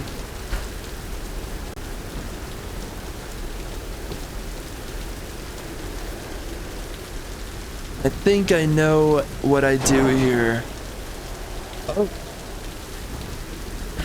Oh, yes. The best of the best is about to begin.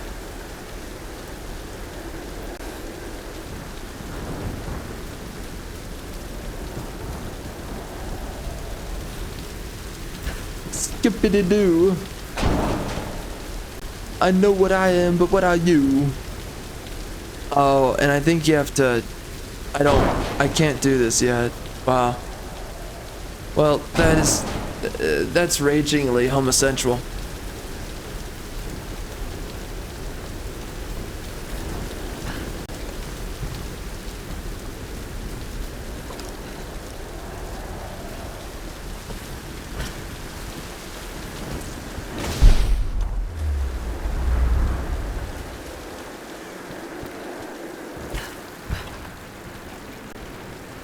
Really?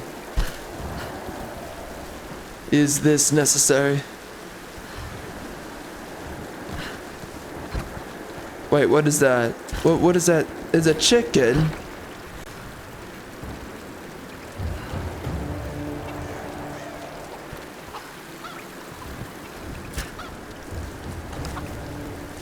It's Sharaxon.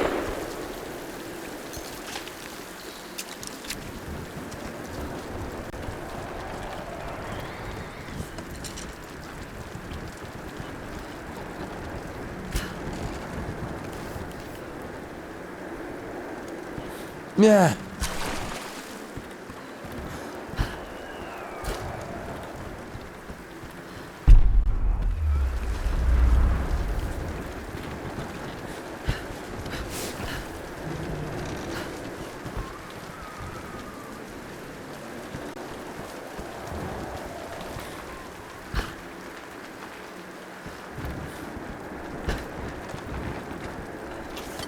Numbers. Some kind of coordinates. Did someone want these to be found? These ruins. Kamakura period. Was all this part of Yamatai?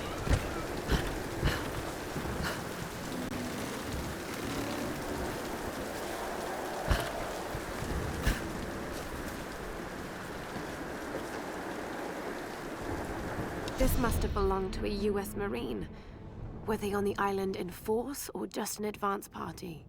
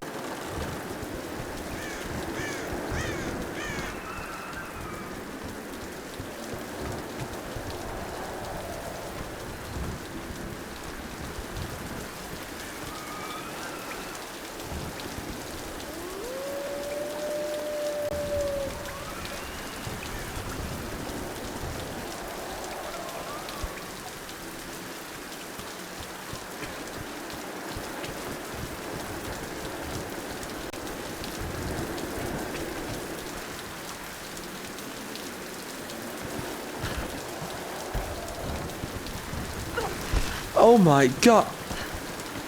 It's so wet.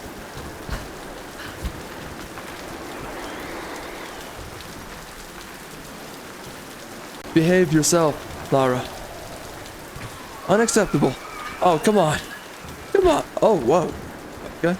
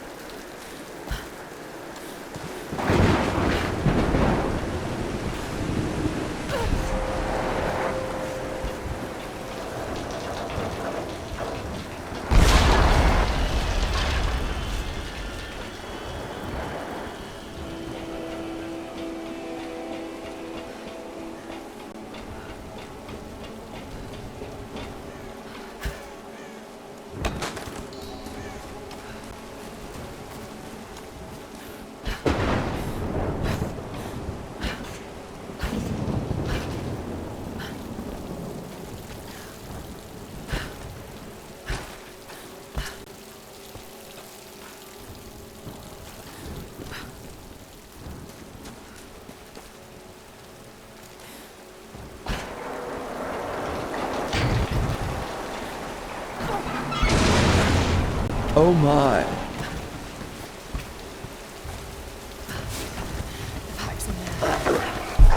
Oh.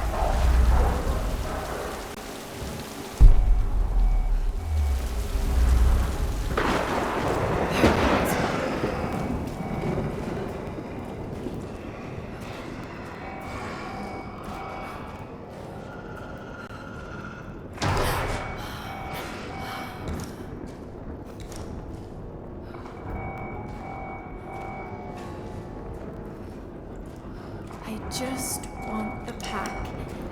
That's all.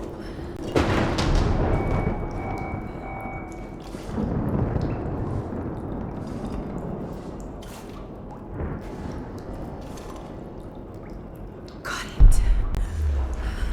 Okay. Got to get this back to Roth.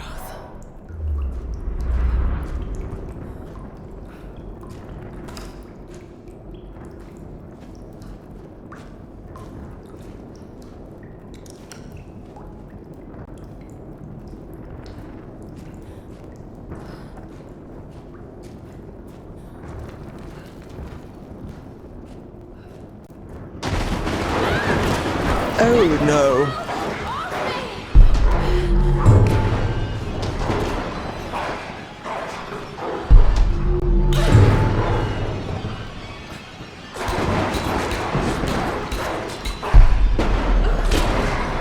Oh my gosh. Oh, that was close.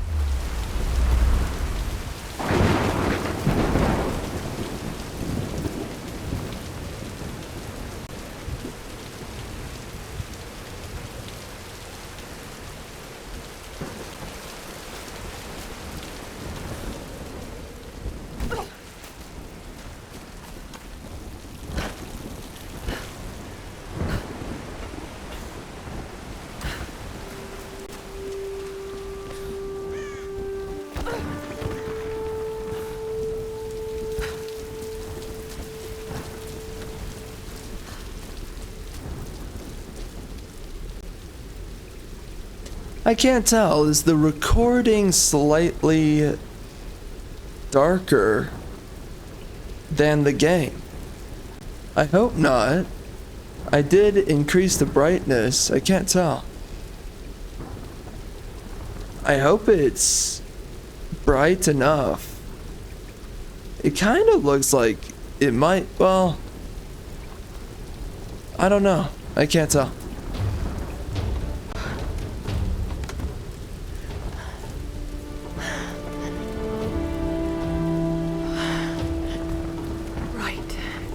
Let's get you patched up.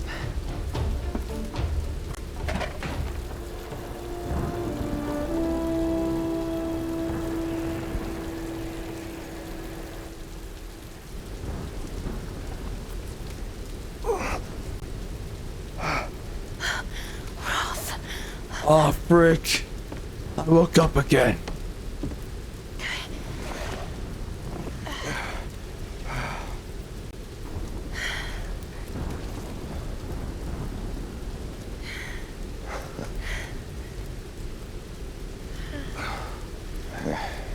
It's so hot.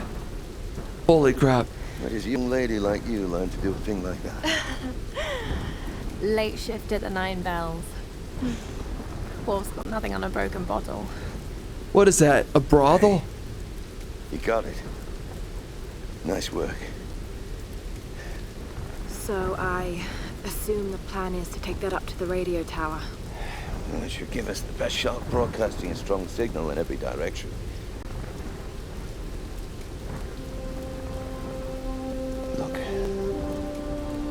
Lara, we need to send out that SOS. And I'm not climbing anytime soon. Yeah. Did I say you could touch me? You filthy man! After all, you're a Croft.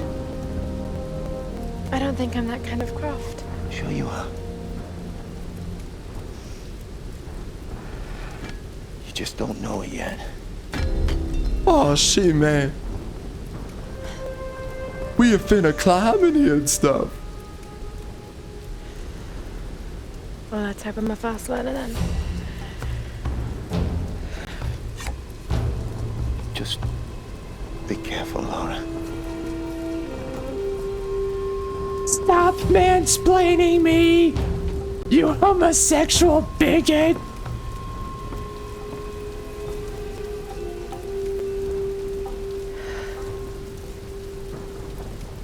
I am brave and beautiful. You might want to give that axe a go on the rock wall over there. I can climb this.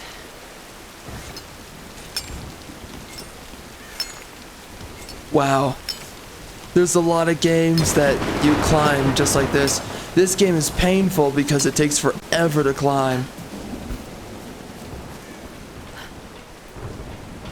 At least Nathan Drake has man arms and he can freaking climb like a battalion of men. Nothing can stop him.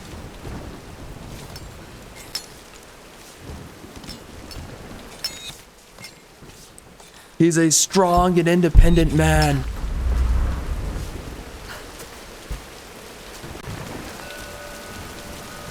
Where? Where is it?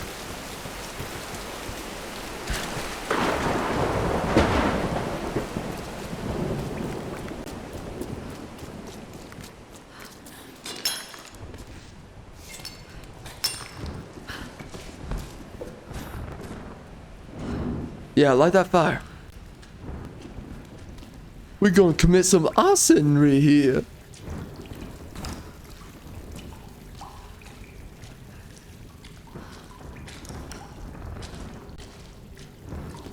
Where am I going? Well, what is this? Oh my goodness. Oh my goodness. Wow. Wow.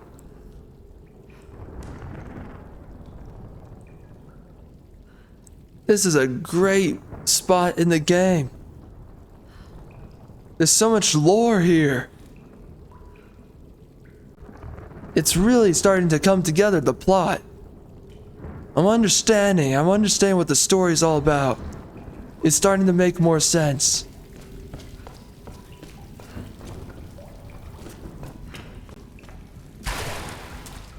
Of the unworthy.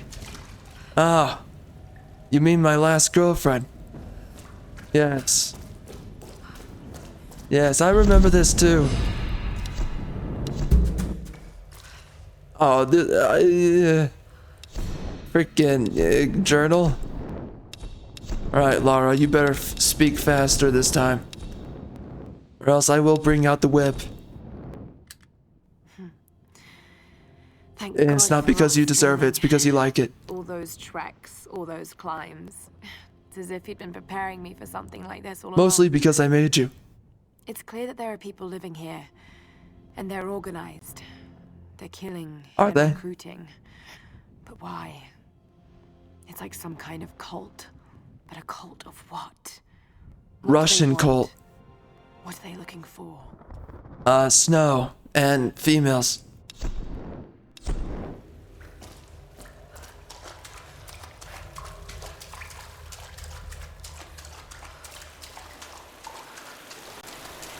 Oh my god.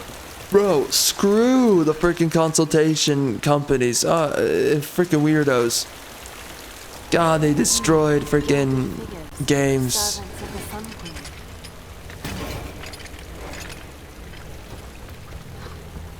Sacrifice, murder. There's no record of these kinds of rituals in ancient Yamatai. Unless it was erased from the texts.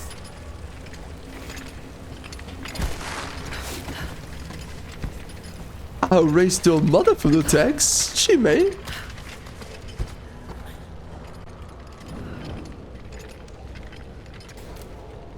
That whole bag wanted everybody to know about her. Wait, what does this do? Oh dear. Oh dear. Oh my. Oh god, I'm so apologetic right now. I'm so sorry. What does this do?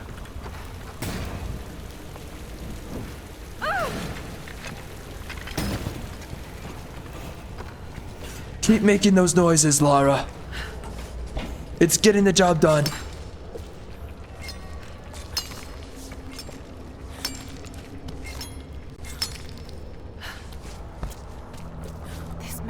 built in honor of her priestesses. Incredible. Priestesses? Where are the priests themselves? The real priests. Yeah, I'm gasping too, biatch. I raided a tomb.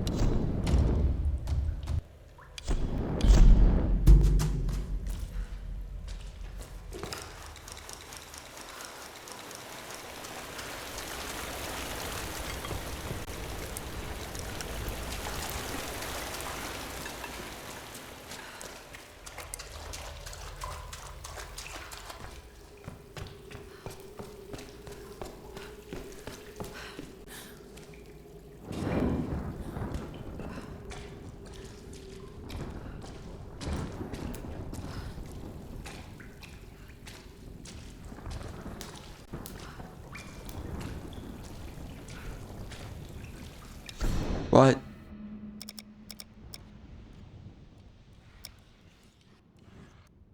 Now, where do I go? Uh-huh.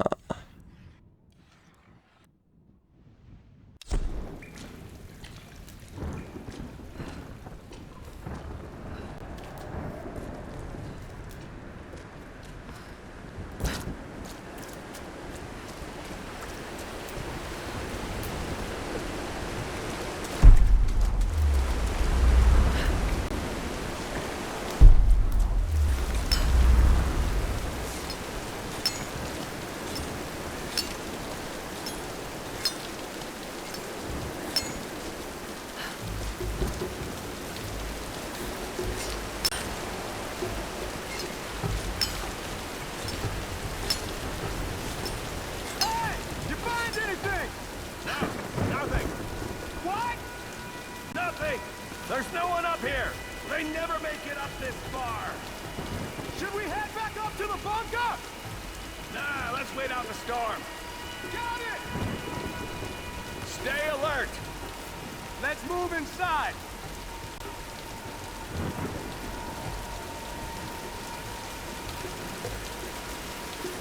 Good idea. We got some time. I can relax. Probably put it on record later. What do you think they use it for? What? Radio tower? Yeah. What the? Wait, what? That didn't set him on fire. Okay, bro. Alright, we going Chirac.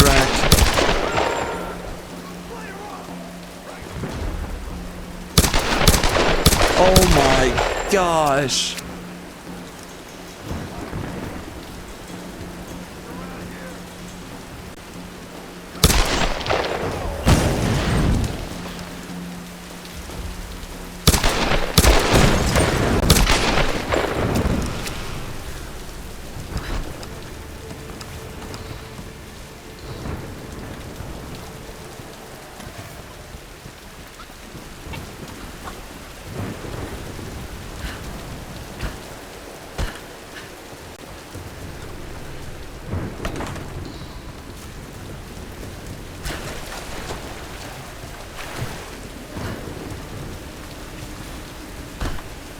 I see a chicken. It's over for you.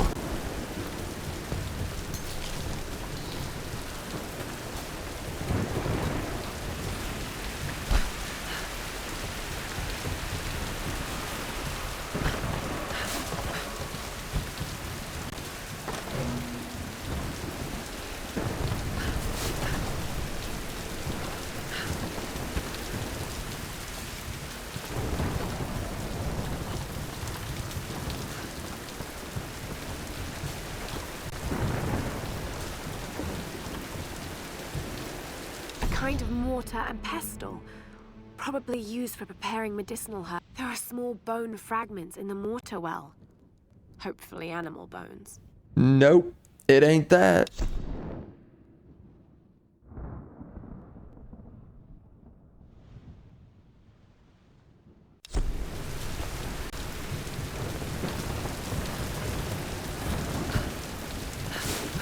Oh my god, I'm a freaking genius.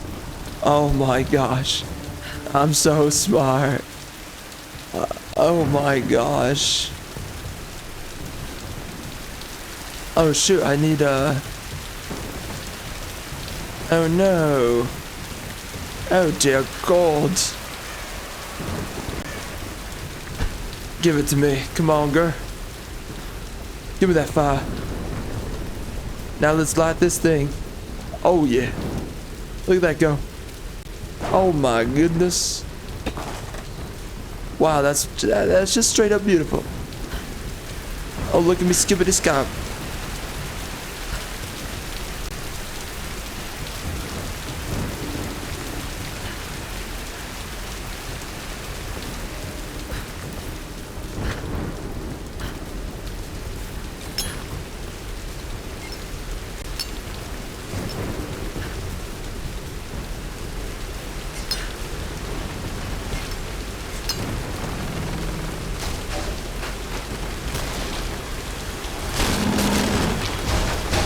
Oh my gosh! Oh my gosh! So scary. Oh, that bridge is done. That was the last of that bridge. Somebody needs to work very hard to rebuild it. Did you find Sam? We're still on her trail. I'm going to try and send an SOS from an old radio tower up here. Any tips? Hey, Lara. You're gonna need to find I've got a tip for you. console. It'll look like a bunch of old switchboards. Okay, I'll let you know when I find it. Oh my gosh, this is not okay. You don't need to do this! It's just not. Oh, end it all. End it all. Yeah, you better run.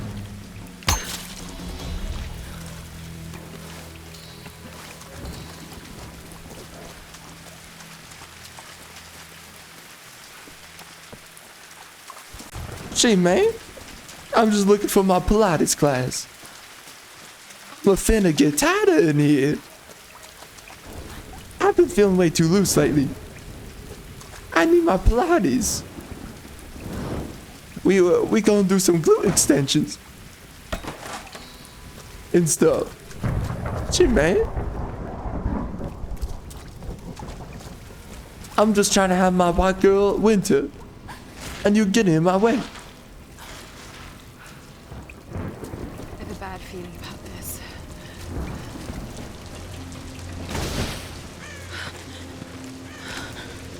Yeah, keep on shaking.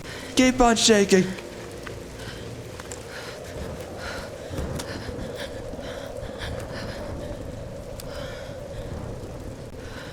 Oh gosh, her trauma, her traumatic memories. She's entering her trauma past. Mechanical, not an electrical problem. Now, Alex. Oh, it's that crappy comic. Get it out of here. Don't read that, dude. It's homosexual. Looks like it might be an electrical problem. You think? Oh, hello. Hey, who's this little fox, huh? Oh, she's cute, huh? Yes, Alicia. Alicia. It's my daughter. Oh. 14 years old. And smarter than you'll ever be. She's ready for it. She must get that from her father. Don't give him the attention. And, yeah. I'll take a look at this. Probably electrical. From her father. Nice one. So I was on the walk, right? Doing a spot of midnight fishing. Hey, Grim. Golly, bro, that's such freaking race mixing nonsense. And this thing comes looming at me, looming out of the water. They keep on trying to push it with that chick and her freaking character. Get you out of trouble 9 times out of 10, that does. Took me a week to sleep that night. I like how they don't moralize it though, right? They don't. See it, dinner, fam. He sits there, she says, oh, 14, they don't moralize it. It's not like, oh, you're super wrong and evil. Oh, here we go. Yep, more race mixing nonsense. Freaking stupid. All right, can we take B-roll, please? Thank you. Dr. James Whitman, filler 15. Freaking Democrats made this trash. Okay, now take a firm grip and then slice him down the belly like this. Yeah, you got. Good Lord, cut! Cut! Cut! Cut! Is he coming back? Dr. James. I'll go get him. World-renowned archaeologist. I discover. The world-renowned archaeologist, Mr. Dr. James Whitman. Sam. You need a mini skirt, okay? And then just don't wear anything else, okay? Just do that, please. Business. I'm meant to be bringing culture to the people, Sam, not dinner. No offense, Jonah. The audience demands content, Dr. Whitman. You know that. So until we find the Lost Kingdom, we need footage like this. Come on, let's just take it from the top. I need footage of your freaking mothers with JJ, but here we are. We don't know what we're freaking doing. Dr. James Whitman, filler 15, take 4, action. Okay, now take a firm grip and then slice him down the belly like that. I've studied them so much, I can see charts. Thank God we're back to Lara. But if I'm not right about Yamatai being in the Dragon's Triangle... I remember when you found that in one of your father's digs. You ran up and showed it to me dressed in your penguin pajamas. I was 5 years old. It was my first find. Yeah. You've got great instincts, girl. You just have to trust them. That's what my father used to say. Now, there was a man that ran on instinct. For better or worse. He would have been so proud of you, Lara. He was a better man than you are, Lara. Closer to the storm. You'll never match him. Whatever's coming. You're not a man. Remember, you're not a man. Nice cleavage.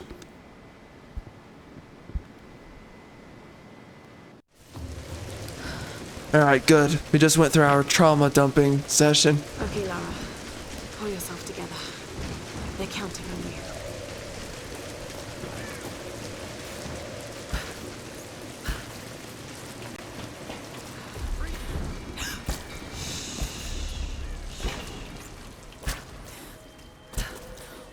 Why are you shushing yourself, girl? She, man.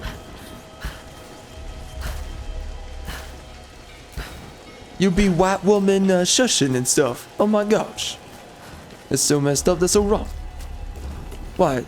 Oh gosh. Oh god, there's someone there. Oh, somewhere. I don't know. Oh my gosh. It's just so wrong. It's not okay. Oh my gosh. Okay. Let's take a look here.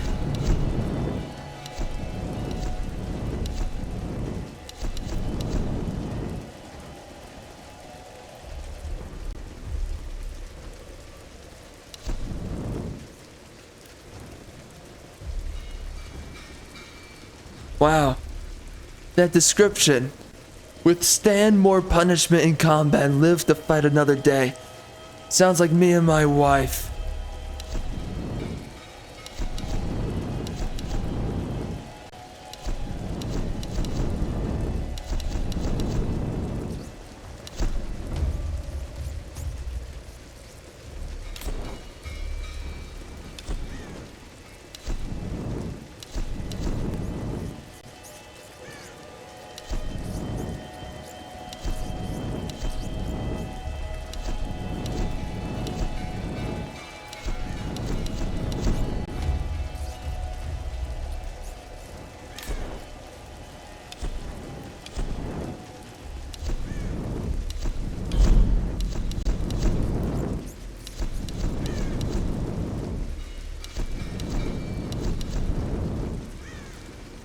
Oh, she may. That'd be the. Oh, hold on.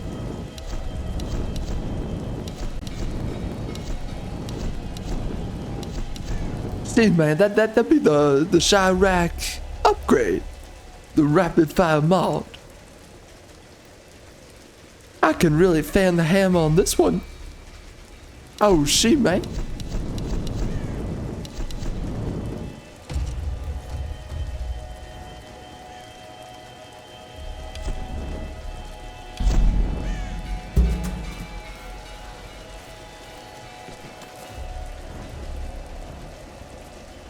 I need this. Lara, figure it out.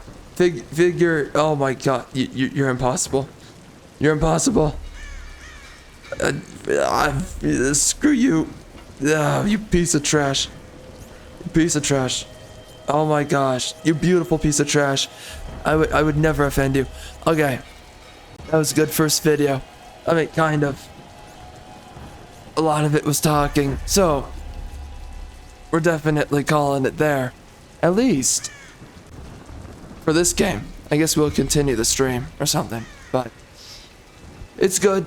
This game reminds me of a lot that I miss out of gaming. It reminds me of a lot of the things that just gaming no longer is.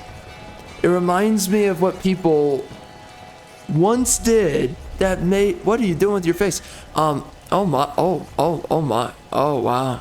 Oh wow. That's just weird. Wow. It reminds me of, right, what games once were, how freaking enormous Lara's breasts are compared to any other female that's come out after her, outside of Eve in Stellar Blade. But, you know, it just reminds me of all the things that, oh gosh, and Catwoman from freaking Arkham City. Oh my gosh. Woof. I made a whole video on that too, by the way. Freaking 27 minutes of staring at Catwoman. It's on the main channel. Anyway. This reminds me, though, of what games once had to offer. What they once did. What they were once good for. And it used to have sexy chicks. Some of these games had decent storylines. Some of them not that great, but you know, I mean, like hot chicks were in Final Fantasy 15 and that was a decent story, although the only issue with that was that it was unfinished. So, well, they scrapped a bunch of content, all that stuff. They restarted development multiple times. Huge issue. I love the story regardless. What could have been, but anyway, Metal Gear Solid 5, sexy women, specifically quiet sexy woman. And then I really enjoyed Final Fantasy VII Remake. That was really good.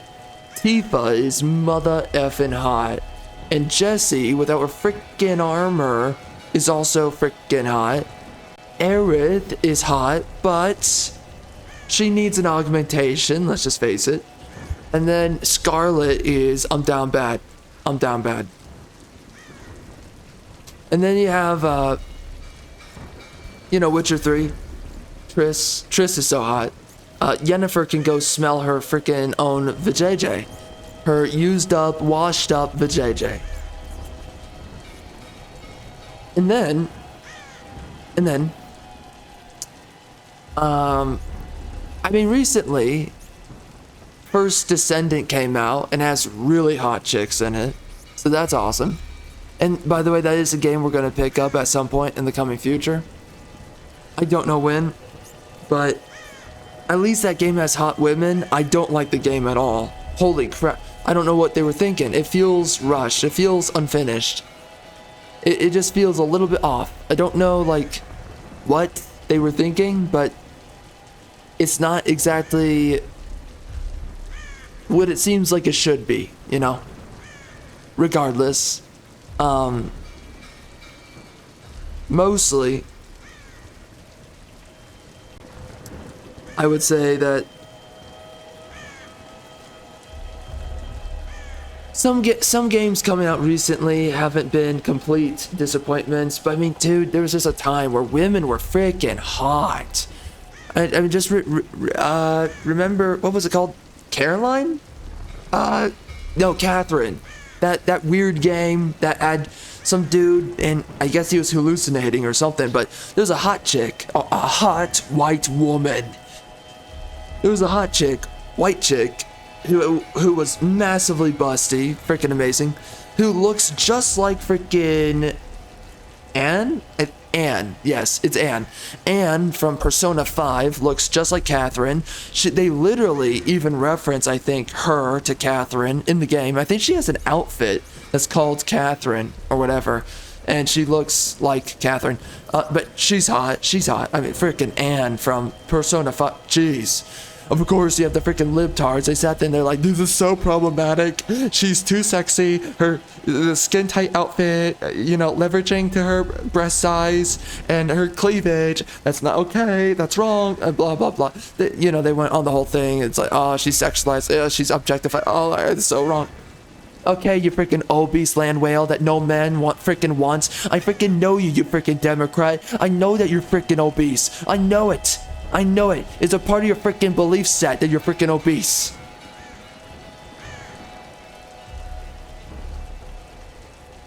Unrealistic body standard types. Oh my god. She's so thin. That's just not okay. Yeah, we get it. You're obese. And quite frankly, I don't care what the freaking excuse is, alright? You're extinction. You are extinction. That's your existence now. Extinction. Okay, just come to terms with it. It's over. It never began. It's over. So, anyways, you know, we had a lot of hot chicks and a lot of gaming, though. I mean, geez, Rebecca Chang or whatever the frick her name is, and one of the Dead Rising games. I think it was 2. She was hot. Freaking hot. Whoa.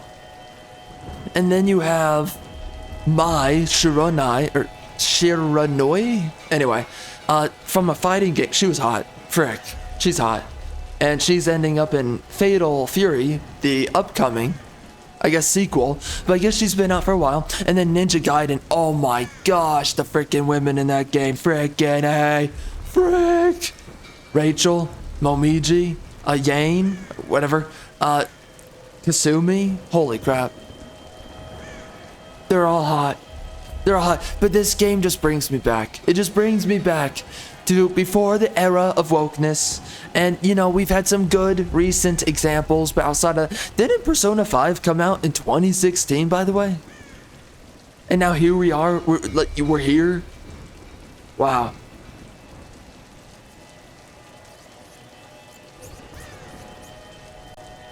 A lot of ugly women, a lot of there's so many games that came out with Karens. Holy crap.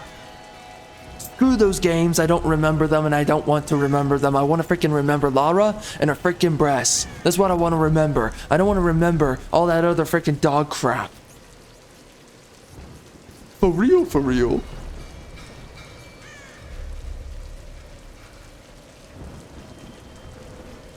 And by the way, but I have to do this. I have to do this. Don't forget. Well, for one, Tifa's amazing. Golly, what's up, Tifa? How's it going? How's it going? But don't forget. Don't forget. And I'm not gonna show the other chick. Screw that. But don't forget. Don't forget here. Where is it? Do not forget this. Do not forget. So just remember what Frey Holland looks like, okay? Frey mother effing Holland. That freaking hoe bag. That disgusting hoe bag, alright? Alright? Frey Holland. Just think about Frey Holland for 2 seconds. Remember how unattractive she was. How freaking undesirable she was. Just how freaking... no. Just absolutely not. And then. This should have been Frey Holland. This chick right here should have been her. Frick. What are we doing? What are we doing? She should have been. This should have been Frey Holland. What are we doing? Jeez, you want to talk about unrealistic? I will take unrealistic body type all day. Give me that freaking unrealistic body type. I need it now. God, she is built like Lara. Holy, oh my gosh. I will take it. Frick. So unrealistic. It's so unacceptable. It's just so wrong. It's so wrong. This should have been Frey Holland. They didn't make it Frey Holland. They chose, let's not make this chick Frey Holland. We're gonna just make Frey Holland Frey Holland. okay? This should have been Frey Holland. It was not Frey Holland. And I am forever displeased with this decision. That they never made her Frey Holland.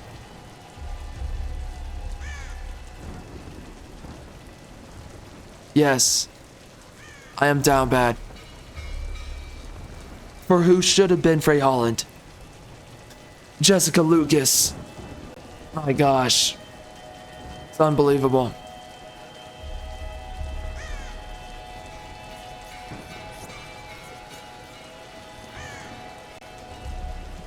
Anyway, Lara Croft is so freaking hot, bro. Freaking white female, European female, not obese and not Democrat. These right here. These are the master genetics. And they are ready. They're freaking ready for what's the right word to use here? What's the right word? Ready for, hold up. What's the right word? What is the correct term? Politically correct. Politically correct term here. Insemination.